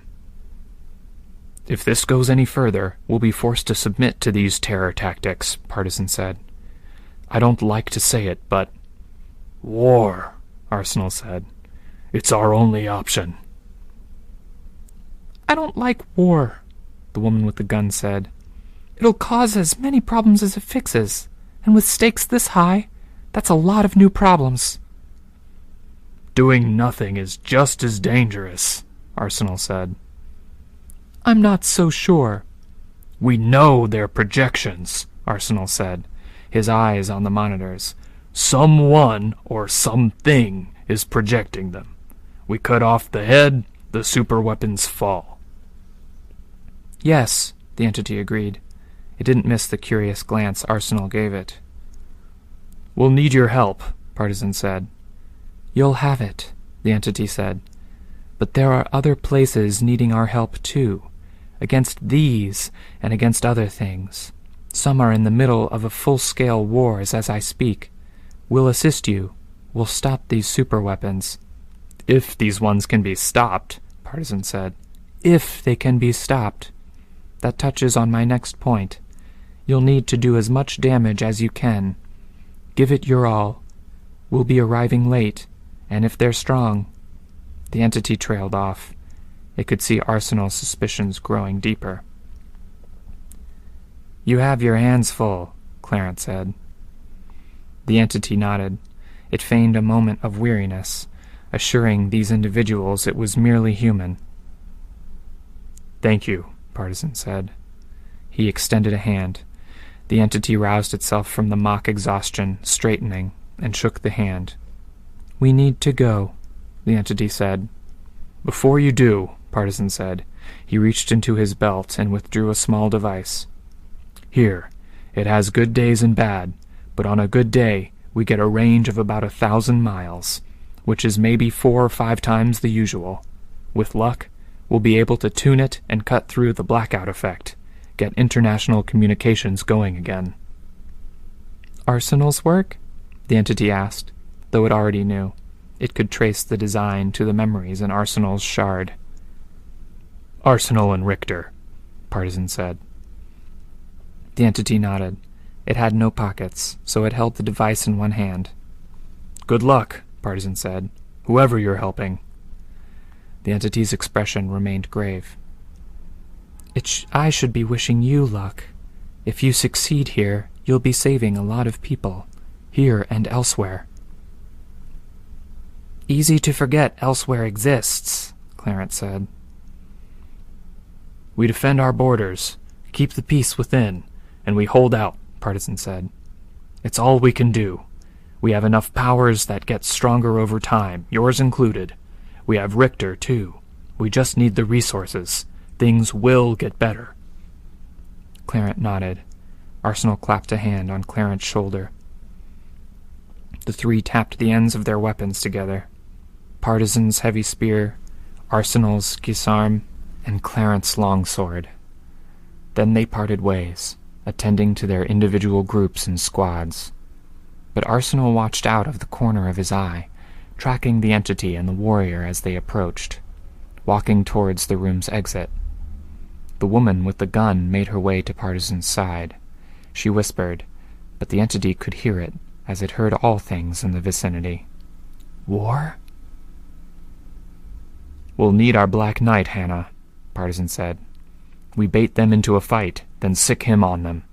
He'll be able to win as long as it's parahumans he's fighting.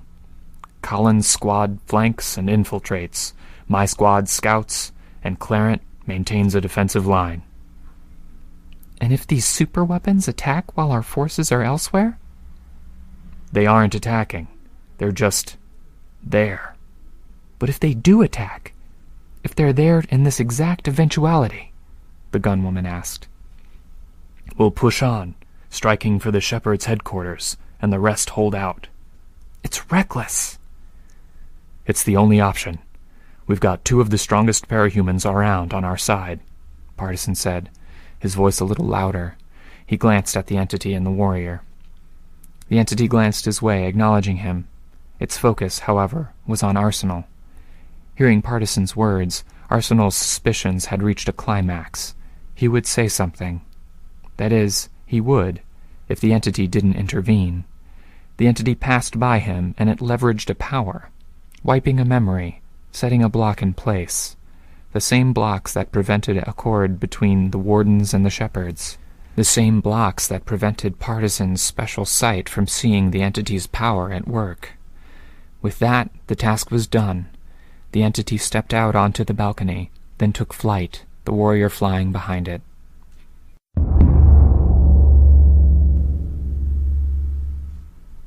Destination, the warrior entity broadcasts the idea, interrupting the simulation. Agreement, the entity absently responds. An optimal future. It is an unwieldy future because it gave up a part of its ability to see the future to the other being. There are holes, because this entity does not fully understand the details of what happened, and because this entity's future sight power is damaged. Above all else, it is an incomplete future, because this entity has only the most minimal role in things, and the shards it saw were all the warriors. The fact that it did not is a part of that future. This entity will arrive at the destination, and it will deploy shards to complicate a situation and break stalemates.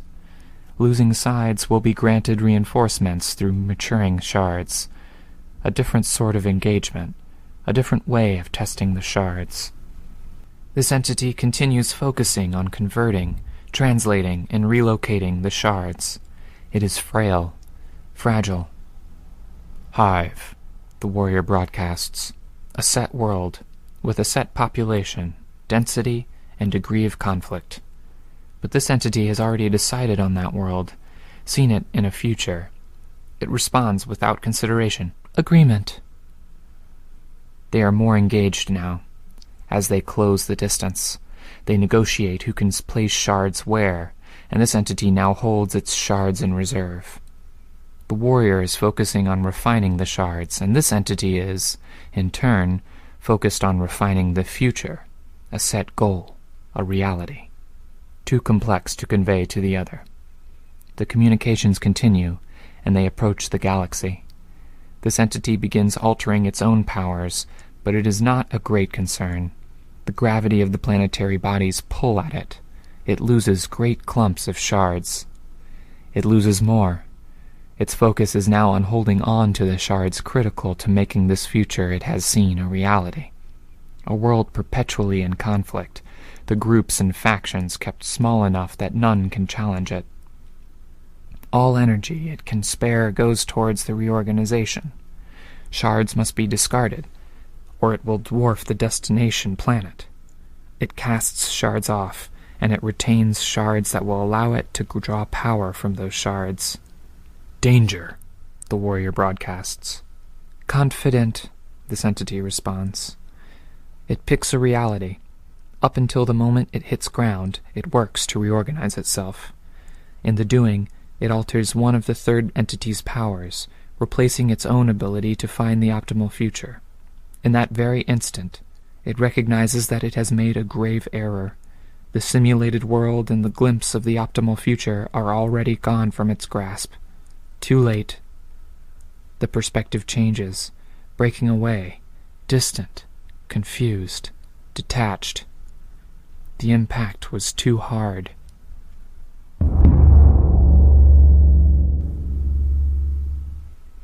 A girl woke from a dream.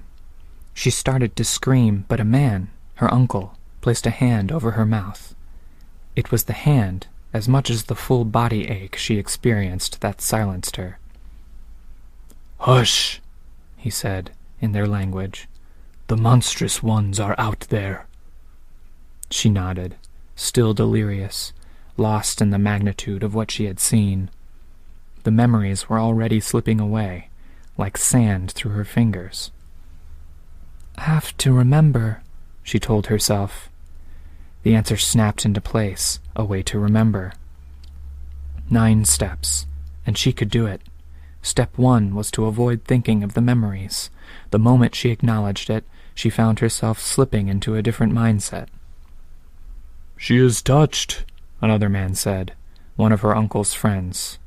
She could dimly recall something happening to her parents, a cataclysmic event. Except she couldn't allow herself to start remembering. "She hasn't changed," her uncle said. "We both saw the phantom, the night thing, leap out at her." She needed to dream. The next steps would achieve that. Step 2, standing up. Step 3, a jab of her hand at her uncle's elbow to stop him from grabbing her. Step 4, a little push of her foot against the ground to keep her ankle out of reach of the friend's clutching hand. Step 5, grabbing the medicine bag from behind her uncle. Opening it was step 6. Walking to the bench was 7. Her uncle was only getting to his feet now.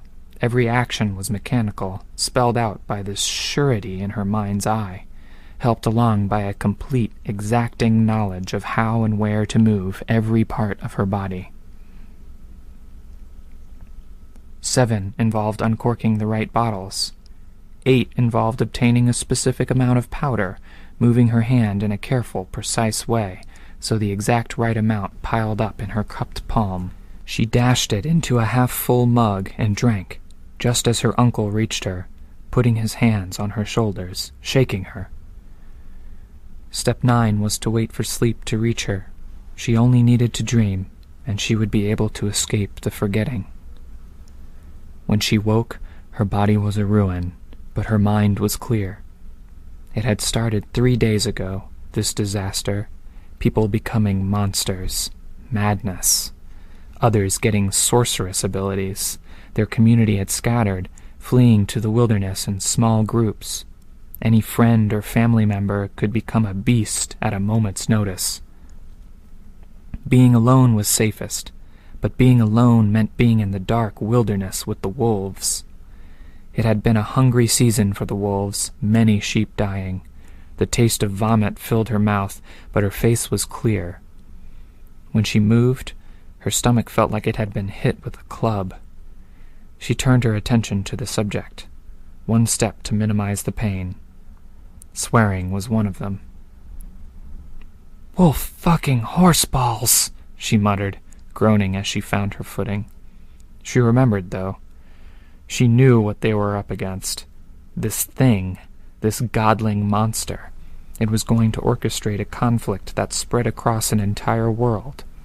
When it had gathered whatever it was it wanted to, the results of tests, studies, and whatever else, it would consume this world, her own, and everything else to spawn the next generation of its kind. If she had any conception of where to look, the answer was given to her, a 39-step plan. She felt a chill. If I wanted to kill the monsters and save everyone from this madness? 374 steps. She could see each individual step, looking forward to see what it entailed. She could see it evolve as time passed, accounting for her starting it later. If I wanted to do both? 533 steps. Forta, her uncle spoke. You're awake. She spun around. He kept his distance. A madness possessed you. Has it passed? Had it passed? 554 steps. Why more than before? She couldn't bring herself to respond. You moved like someone else was inside you. Escaped Ruggero and me like we weren't even there. I remember, she said. She remembered so much. She understood it all, and she couldn't explain it. 92 steps. She could explain it. Could she explain it and save everyone? Explain it and find the strange god-beast and save her hometown from this chaos? It was possible. It would require 2,174 different actions, statements, movements, decisions at precise times. But she hesitated to carry it out. There was another question she had to ask. Like the fable of Louisa and the black-furred man, she had to ask very carefully. Could she do all this, explain to her uncle, find the thing that was at the heart of this chaos, and save her people, and handle the other essential crises she ran into on her way? No. A fog was creeping over her eyes, and the number of steps were growing too numerous at the same time. Two differing things, denying her. The chill and the general sense of unease crystallized with the realization that she'd have to choose between stopping this monster and helping the people she'd grown up with. Fortuna, you look as though you've seen a ghost, her uncle said. I might have, she thought, without taking her eyes off him. She shivered, but she steeled herself, picking the path she wanted to take. It was the haze of fog that scared her most. If she chose to do something else, and she lost sight of the path, where she could kill the godling. Her uncle stiffened as she approached, but she laid a hand on his arm. She tugged on his sleeve to get him to bend down, then kissed his cheek. Saving him? The answer appeared in her mind. Go, uncle. Run as far away as you can. Don't eat or drink anything for 3 days. It's all tainted, poisoned with the same thing that is making people into monsters. His eyes widened. You will come with me. She shook her head. Then she broke into a run. She could outrun him, she knew. He had a bad leg, and it was worse since he'd had to fight off Ruggero. Into the hills, up the mountain. Her body ached, but it was easy. She knew how to move, how to place her feet so the branches didn't catch her or trip her, to avoid the patches of lichen which would break away and make her foot slide on the rock beneath. She knew the most efficient way to climb the rock wall. She paused to catch her breath, doing her best to ignore the horned man's corpse at the foot of the wall. He'd tried to escape this way too, but he'd been pulled down or shot when he was part way up. Had he been one of them? Something went wrong. The monstrous godling had a plan, a vision for the future it wanted, and this isn't part of that. It had crashed to earth, and something had broken free. Here and there, phantom images had appeared, brushing past people, and they changed. Others changed without touching any of the massive, ghostly gray hands that had appeared from thin air. She knew, because of this conviction in her head, that it was the food and water. It was tainting the landscape, all coming from higher up the cliffside. She found her breath, then scaled her way up. The landscape she saw as she reached the top wasn't a familiar one. A different sky, showing a different time of day, but the space in between was something else entirely. She had only to look, and she knew what it was she looked at. The entity, the evil godling. I have to kill it. The plan formed in her mind. The haze of fog still hung over her mind's eye, and it grew worse with every moment. Her hand moved to the little knife at her belt. She wore it there for when she helped her mother with the cooking and gardening. Worked metal was expensive, and the knife was a personal treasure, 2 inches long, curved. She used it for cutting stems and trimming fat. She would use it here. She started walking forward. There were people gathered, bystanders, an assorted mix. Why are they here? No. Was there a way to find out, using this sight she had? I want to understand why they're here. They'd come from different worlds. There were gates or doorways here and there. When the entity had fallen, it had left gaps. They bellowed words in a language she couldn't make out. Warnings. They were too far away to stop her. A woman stepped in her way. Strangely dressed, wearing a dress so short it might well be indecent, showing the calves and a fair amount of the upper chest. Her skin was the strangest black color, her hair bound in thin, glossy braids. One of the monsters? No.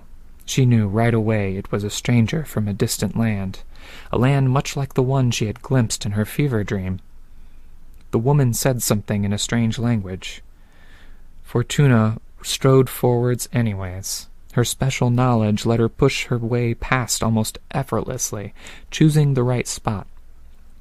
The right amount of strength.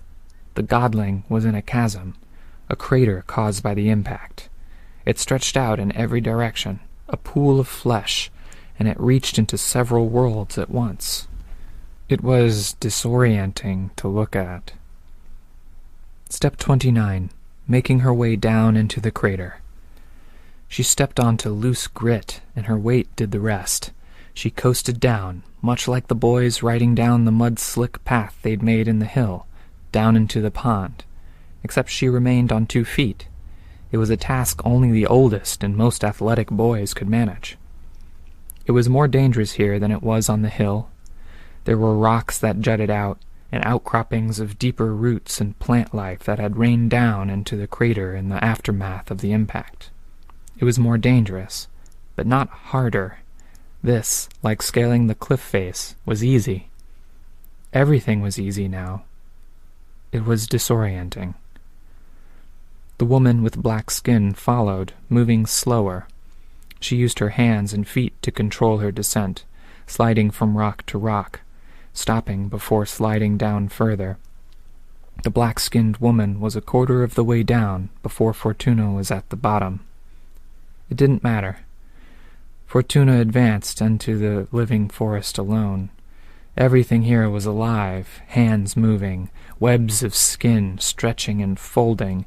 There was a cacophony of noises that made her think of a chorus of heartbeats, a choir of soft breaths and whispers, gentle human noises that were all the more eerie because she could see right through the deception. She was well aware that what she saw here was the godling putting together a mask so it could lie to people, setting them against each other. She advanced into the heart of the gray forest. She was terrified, but the feeling was disconnected from her actions. She only had to recognize the next step in the series. She was aware of the steps that followed, until she came face to face with the godling. Her knife was in hand, and she could see a figure before her, a human shape, in the midst of pulling itself together from the examples and experiments that surrounded them. She set foot on one of those experiments, a raised hand, and used it until she was eye to eye with the being, a matter of feet away. It swelled, lurching forth, creating few inches more of waist, another inch of one arm, 2 inches of another arm. Beyond the ending points, the arms and legs simply extended into nothingness. Parts of a tapestry she couldn't make out. It moved again, and closed the distance between them. The being raised its head. She could see its eyes open in recognition. It's teaching itself how to act like we act. Even this. She raised her arm, knife held with the point down. and the gray fog descended on her mind, blinding her. A barrier, a blind spot, a future she could no longer see. Had it set the limitation more firmly in place? The godling smiled. It knew, because the power she was using was the same power it had used to glimpse the future, to find that particular future where it had the world divided, drowned in conflict. As far as the godling was concerned, she was blind, as helpless as anyone else. A voice from behind her, the black-skinned woman shouting something in a foreign language. I want to understand her. One step. She had only to think, stab it. Fortuna realized she still held the knife aloft, but where had she wanted to stab it? Indecision gripped her. For an hour now, she'd been absolutely certain of what she was doing, and now she faced the absolute opposite situation. Her hand shook. She nearly dropped the little trimming knife. She nearly fell as the hand beneath her moved. Her power failed her here too, because the hand was an extension of the being before her. It was going to kill her, and then it was going to reclaim the ability to see the future. It would use that power to control the world, then to destroy it. And she couldn't bring herself to move an inch. I want to tell her. The words were alien to her as she spoke them. I can't. A hand wrapped around her shoulders. She felt a body press against her back, supporting her. I have seen visions, things I was not meant to see, things this godling wanted to keep to itself. I have to stop it. But even as the words left her mouth, she couldn't bring herself to move. The woman leaned forward over Fortuna's shoulder, her face in Fortuna's peripheral vision. She said something. I believe you. The woman spoke in her ear once more, her voice insistent. She translated, asking for a way to understand the answers. It's dangerous? Fortuna nodded. Are you sure? I would stake everything on it. Everything ever. Though she didn't even know the words she was speaking, there was a conviction in her tone that seemed to reach the woman. Where were you going to stab it? Where? The image had fled her mind, erased from her memory. Where? The being moved again, and they stepped back, nearly falling. Fortuna managed to keep them both steady. Easier if she looked at it as, I don't want to fall, instead of, don't let this thing make us fall. So long as she divorced her thoughts from the being, she still had this strange certainty. It lurched, creating more of itself. Legs, a sexless groin, more of the arms. Hair flowed free, overlong.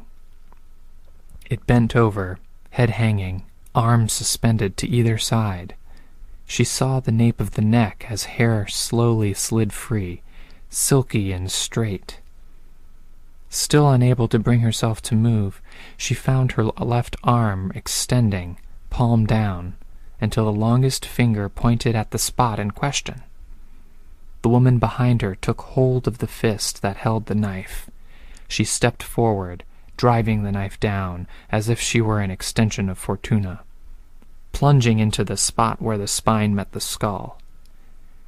They fell from the hand, dangled for a moment by their grip on the knife. It cut free, and they dropped to the ground. Fortuna let one leg fold, pushing at the ground with the other. She rolled, breaking the fall. The woman fell a little harder. The entity moved, and everything around them stirred. 1,000 hands, 1,000 arms, not all attached to the hands, legs, Feet, ears, eyes, faces without features, expanses of skin. They twitched and writhed. The noise around them faded, the heartbeats going still, the breathing quieting. The movements all around them stopped. There was only the thing hanging in midair, struggling to form itself and failing.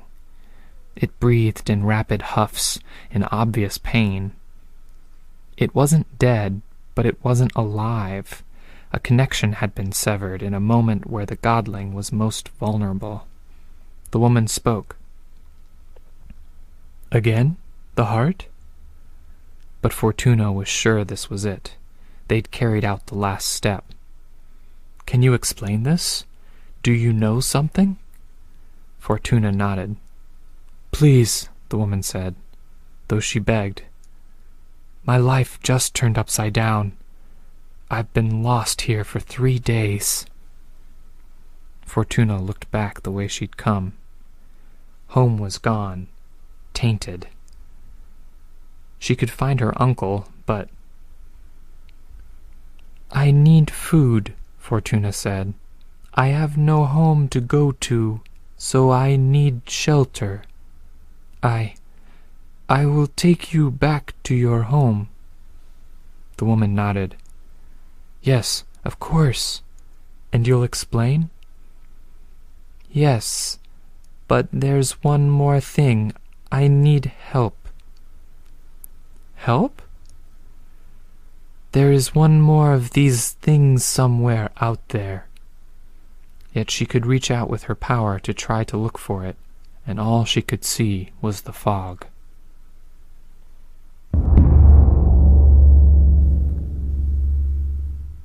Fortuna did up the clasps on the dress shoes she wore as the woman entered her apartment. The woman gave the girl a once-over. "You know how to do up a tie?" "Wait, dumb question." "A little dumb," Fortuna replied. "You're getting a sense of humor. I've done like you asked. I bought the land with the doorway, using the money you got. Are you sure you want to keep it a secret? People could study that thing." Fortuna shook her head.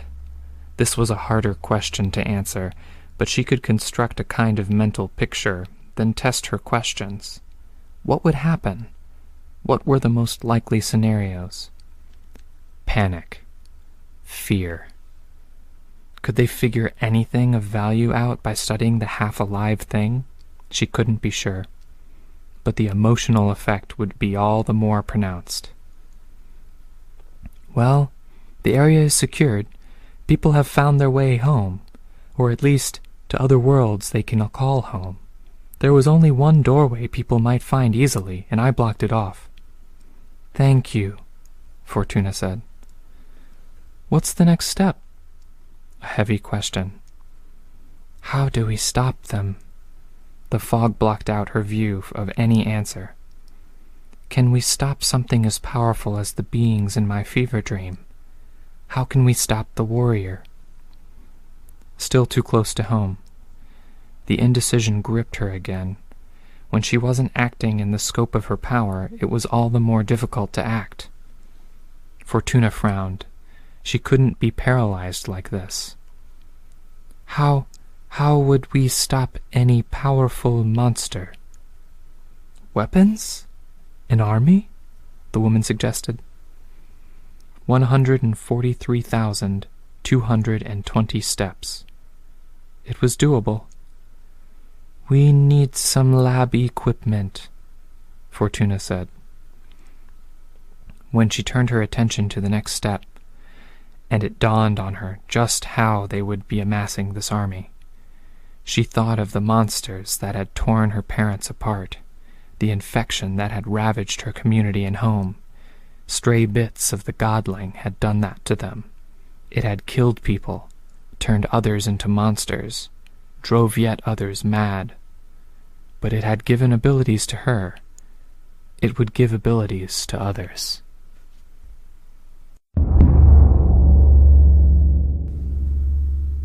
The man, Lamar, reached like a child clutching for candy.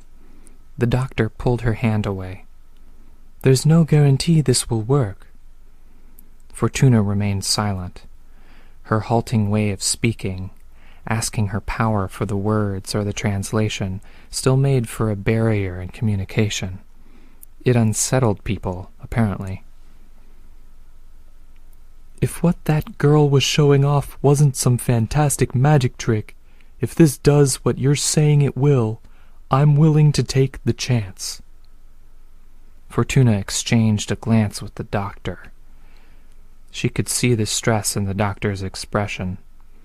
The woman had taken on a moniker to give just a little protection to her real identity.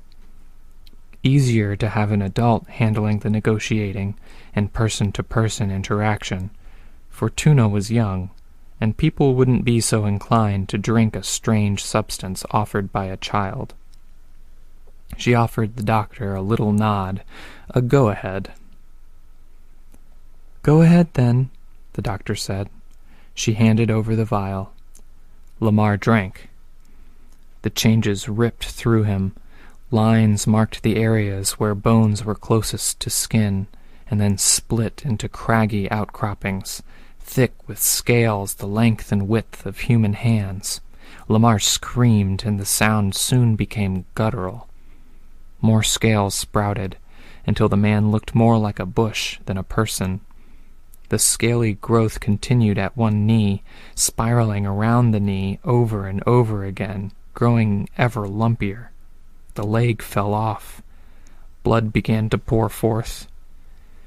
Fortuna started to step forward to help, but her power told her it was too late. Couldn't see the outcomes. Couldn't counteract the outcomes. Lamar was left panting for breath. The wound at his ruined arms and legs closed up. Holes had opened up throughout his midsection, exposing scale-covered internal organs. He was trying to scream, but he couldn't draw in enough breath. His chest cavity is filled with the scales. The doctor stared, silent. Fortuna had stepped away from the wall, but remained where she was, rooted to the spot. He wasn't dying. Fortuna stepped forward, hand shaking. She drew a knife from her pocket. Not her knife, but a knife of similar length, straight. She ended Lamar's pain. "Our first patient is a fatality," the doctor said. "Is it worth it?" Fortuna couldn't answer. "Let's wait, then. Try to figure out where we went wrong?" She still couldn't bring herself to answer. "Fortuna? Don't call me by the name my parents gave me." The doctor took a moment to reply. "Another name?" Contessa nodded.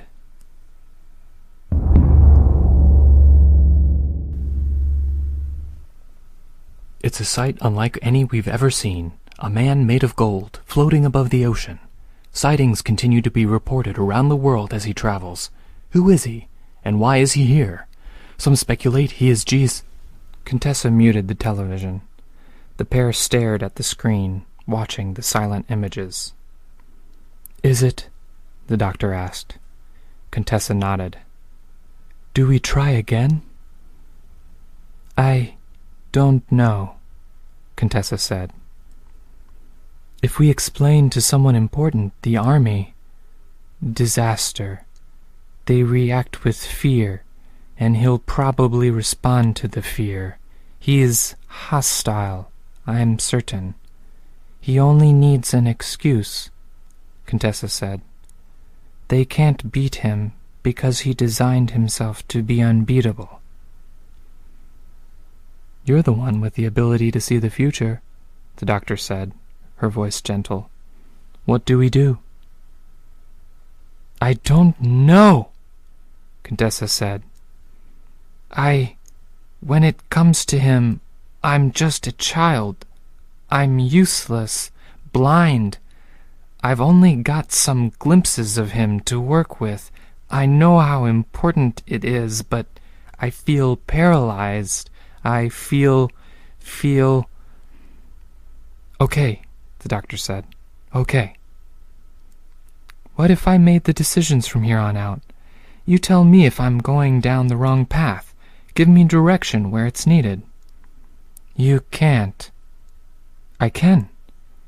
I've been thinking about it. What is the key thing about the one we killed? It's broken. Something went wrong. It focused too much on the future and lost sight of the present. It fell, and the part that was supposed to guide it ended up inside me instead. The doctor pointed at the TV. This golden man, he's more or less on track. He didn't break. He didn't go wrong.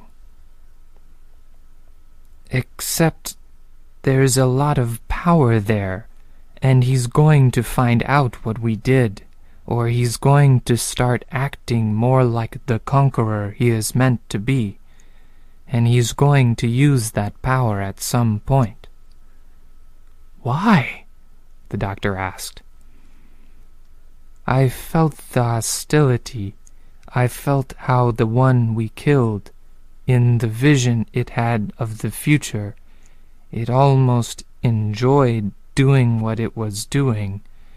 If the Golden One is similar at all, then all it takes is an accident. The doctor nodded. See? You're doing okay. Easier when someone else takes point. So our solution, it's going to take one of two forms. Either we break him somehow, or we find something we can use in the broken parts of the one we killed. Feeding it to people. The doctor nodded.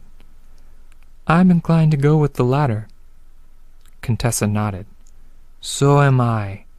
If we interact with him and he figures out what we're doing, it all goes wrong. Then we need to start testing this, figure it out. Is it luck? Or is there a way to get consistent results? Contessa nodded. I'm actually not that much of a scientist, the doctor said, but I do know that if we want to get a sample size worth talking about, we need to test a lot. Which means we start by preparing more vials.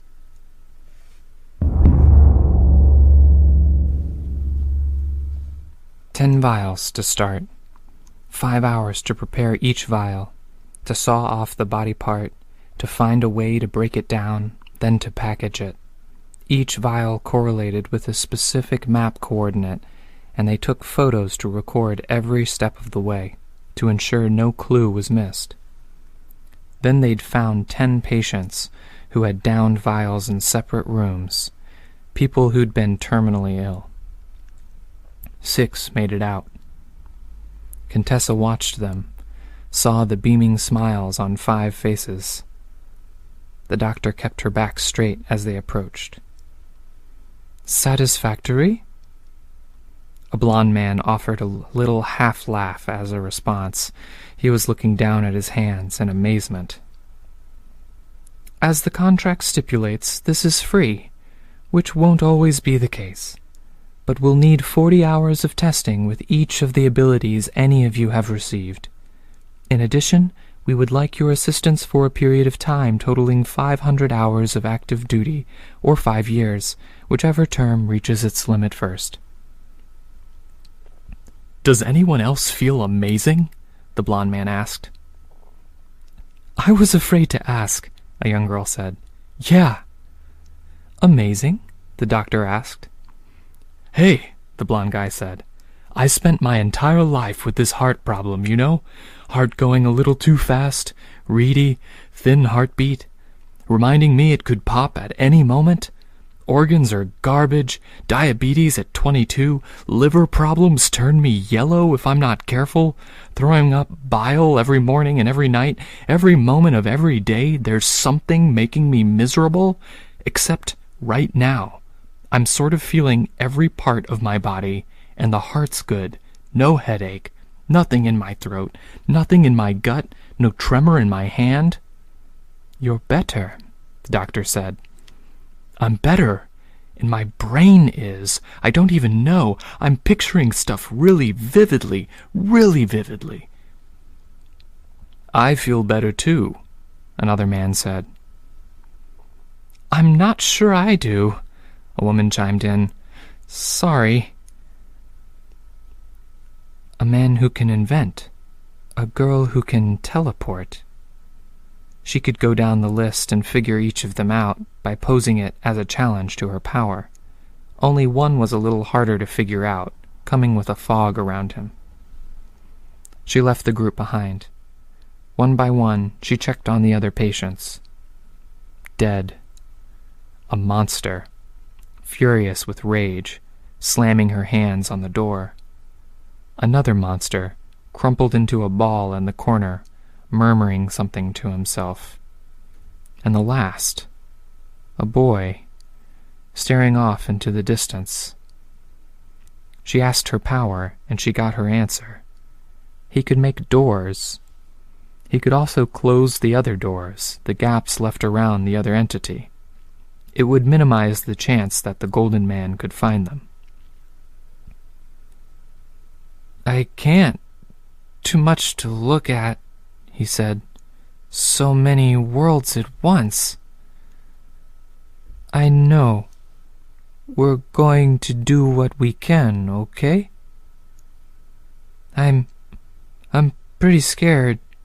There was a tremor in his voice. I know, she said. I need to look after a few things, but I'll be back. We'll figure this out, all right? He nodded. She closed the door. She paused, standing beside it. It's a step forward, she told herself.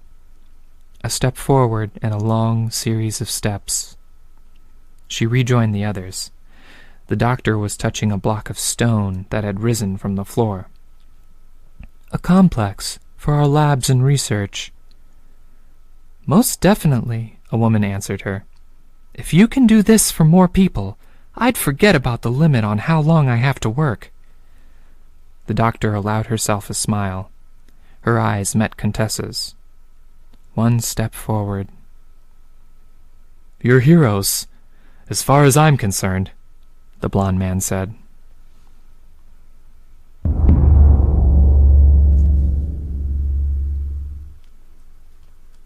Monsters! The word was howled, reverberating through the building. Fog approached. A wall of it, moving down the corridor. She could see normally, but the effect on her powers was absolute. It was impossible to make out any steps that moved within the fog. She turned and bolted. Not a run, but an efficient jog, preserving stamina while still keeping ahead. She could see from the way the wall extended forward that it was being carried or it was emanating from a person. There was another power at work. Somewhere here. Custodian, she said. She felt the Custodian's presence. Alert the doctor. A brush against her left hand. Negation? Is the doctor dead? Negation. Hurt? Negation. I want to find out how the doctor is. There was only fog. She was blind, which meant the doctor was somewhere beyond that wall. I want to find where Number Man is. He was on the east end of the facility, with the Harbingers. I want to stay out of this fog. The path appeared before her.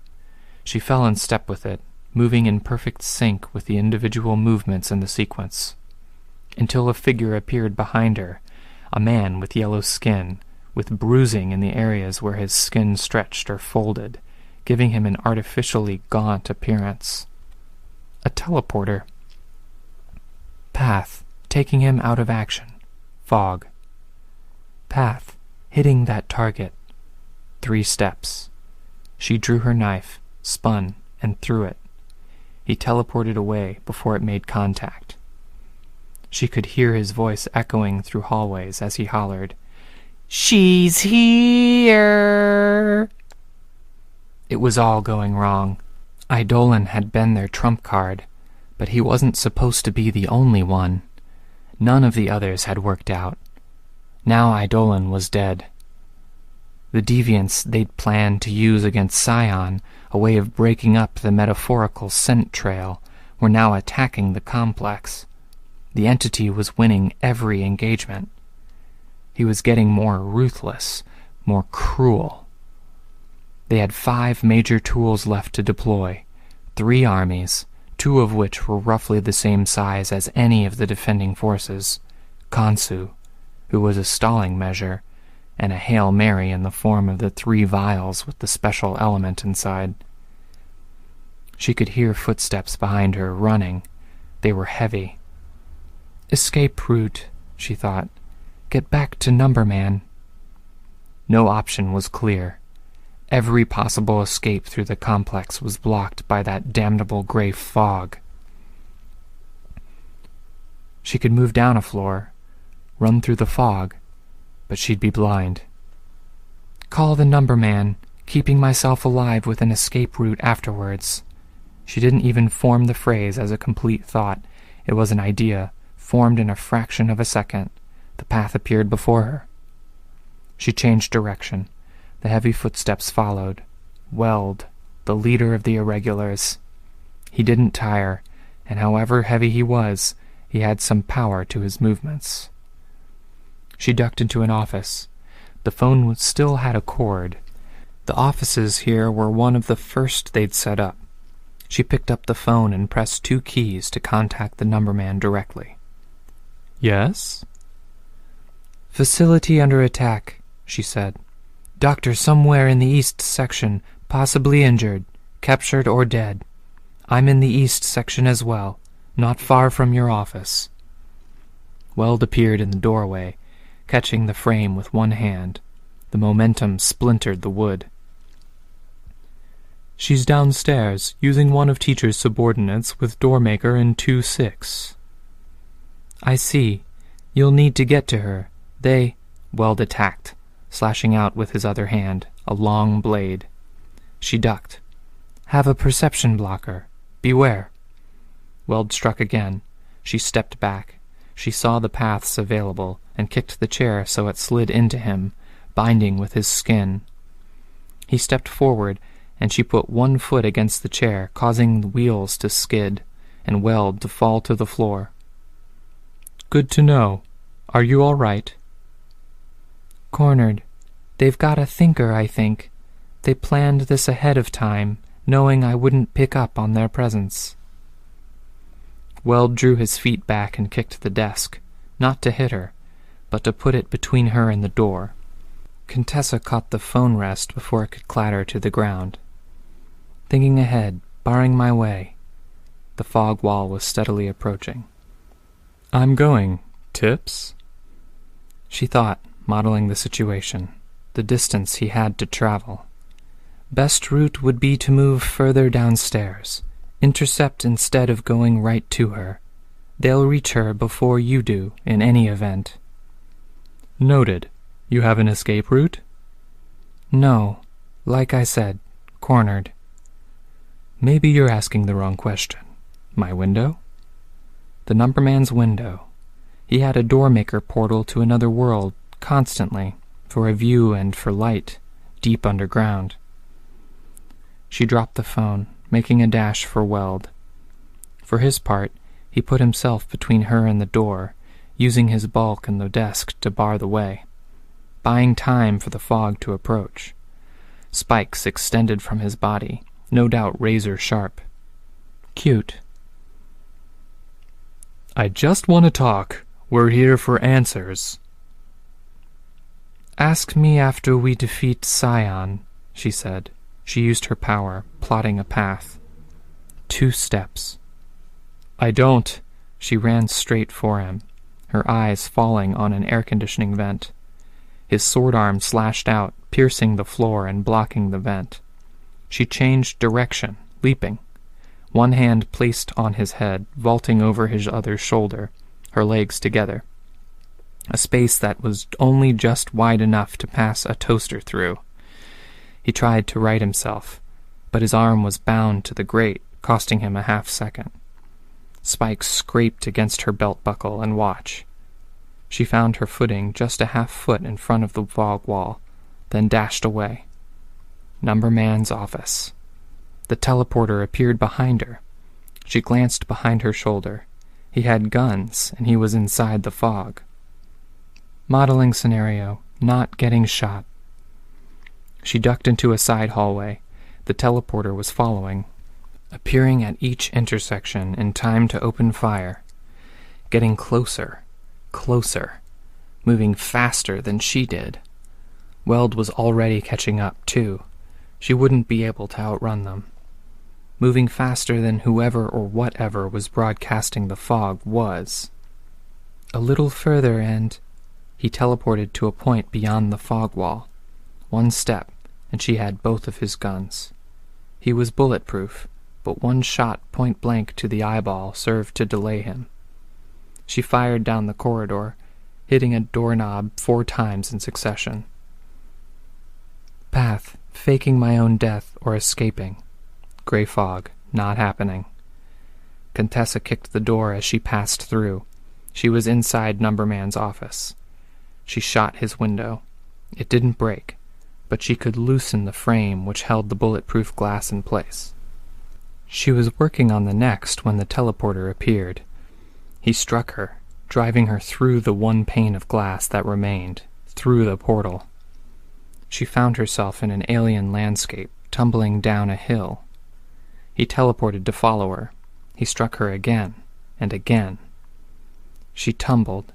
She had a glimpse of others appearing, Weld and 2 more parahumans hopping over the windowsill, holding on so they didn't follow her down the steep cliff. They weren't shrouded in fog. Whatever the reason, it was more variables to work with. Path, she thought, again, faking my death. She turned in the air as the teleporter delivered another hit. She raised the gun, and she fired 3 times, 2 shots missing. A third, hitting one of the irregulars in the chest, a lethal shot. "Whore!" one of the others shouted. "Yellow, get the fuck away!" The yellow parahuman disappeared. Contessa hit the hill. She rolled, and in the doing, she managed to grab a stick. Weld grabbed at the shouting deviant's arm, but it was too late to convince him to stop. He opened his mouth, and a flood of magma cascaded down the hill, an impossible amount. She rolled and came to a stop. She pushed herself up off the ground with her hands, moving too slowly to get out of the way of the onrushing magma, or the plumes of smoke. But the moment the smoke had risen high enough, she kicked a rock to get herself moving and threw the branch. She moved until she couldn't feel the oppressive heat. The branch burned quickly, but it, coupled with the rock, made for a well-positioned image of a head and a burning hand when glimpsed through the smoke. She kept moving until she was at the base of the hill, off to their right. "Go down and check," Weld was saying. "She burned," one of the others said. "I'd like to check." "You want to check or we want to get tater-tot to a healer?" "I'm not sure a healer is going to help," Weld said. "Look, Mantalum's right here. She had to have been in his range. Let's go. Healer, then the doctor." "Right," Weld said. "Healer, then doctor." The sounds of conversation faded. Contessa consulted her power. They were most definitely gone. She remained where she was, tending to the wounds she'd received in the course of selling her death, waiting for them to get far enough away that she could make her way back indoors. This Mantalum had been close enough that he should have been able to block her power. He hadn't, because he'd been on the other side of the portal. The power didn't cross dimensional boundaries. She'd been lucky. Minutes passed before she found her feet. She made her way up the hill, easily, always easily. until she reached the top and found only the view in front of her. No doorway. Not so lucky.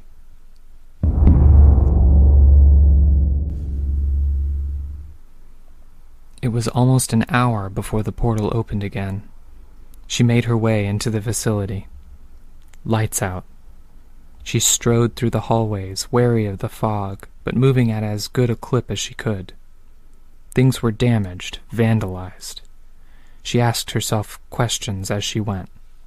The doctor was dead. Doormaker was alive, but he wasn't here, meaning she was limited to any doors he'd left open. Numberman was alive, but he wasn't here. The vials were all gone. The ability to make more vials was gone. At best, they'd be able to collect a few stray vials here and there, in evidence rooms and the like, but nothing beyond that.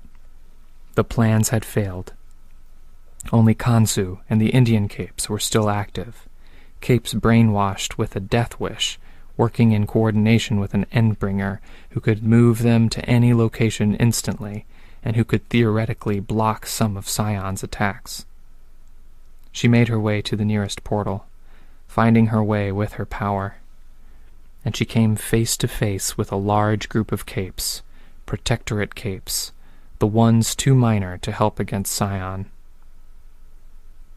"You were reported dead," a man in a horned, Viking-styled helmet and heavy armor said. Did anyone really believe it? "No, I suppose they didn't." How do things stand? "Standing may be too optimistic a word," the man in the horned helmet said. A cape in wizard attire spoke up. The doctor is dead, I believe? Contessa nodded. Odd that she couldn't bring herself to feel badly about it. Was it because she'd spent so long trying to achieve something and she'd failed? Or was it because she'd lost respect for the doctor like she'd lost respect for herself? If she were an outside party, she was forced to admit, any outside party, she wasn't convinced she would be able to be upset over her own death. "We need your help," the wizard said. She nodded. "Whatever I can provide." "First, we need information." "Yes." "Were there any other plans Cauldron had in the works?" he asked. "Nothing substantial. I can show you the tertiary plans." "Please do. Did Cauldron have plans for if humanity failed?" "Of course." "We'll need to see those as well." She hesitated. "A problem?" the wizard asked. "Path, identifying strangers and deception." Her eye moved to the man in the horned helmet, then, after a pause, to the wizard. "I'm not entirely sure. Teacher, is it?" The wizard nodded. "The Protectorate is just on the other side of the portal, collecting Sator's teammates, Nyx and Spur. If you could be discreet, it would be appreciated." "Why? What are you doing, teacher?" "What do you think I'm doing?"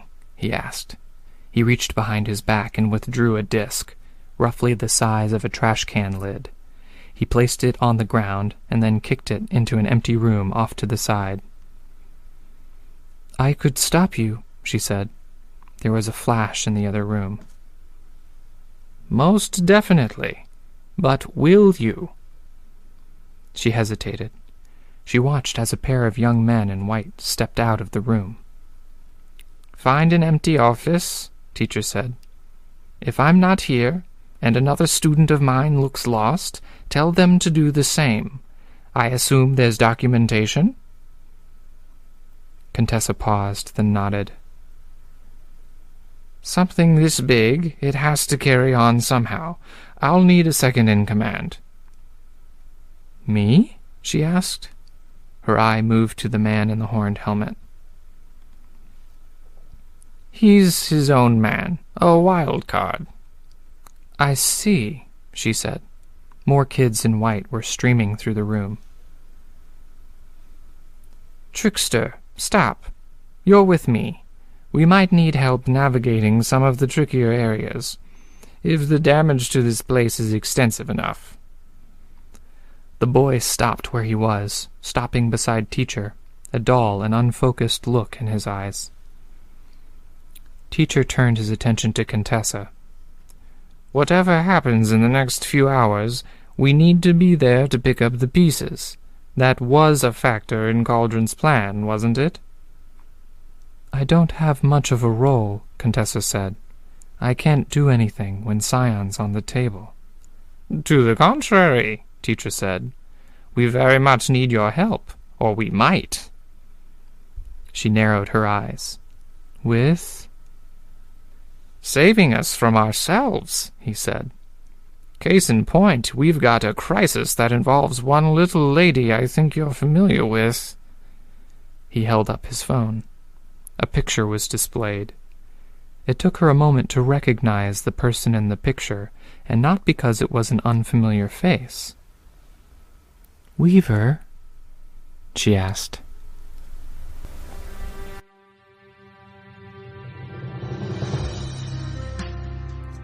Hi, this is Ranku. You just finished listening to a chapter from Arc 29, Venom, from the web serial Worm, by J.C. McCrae. This production is brought to you by the Worm Audiobook Project. If you'd like to know more about us, or to volunteer your own services, please check us out at audioworm.rein-online.org. You can download or listen to every chapter directly from our site, or you can find us on iTunes or any podcast app under Worm Audiobook. Thank you for listening.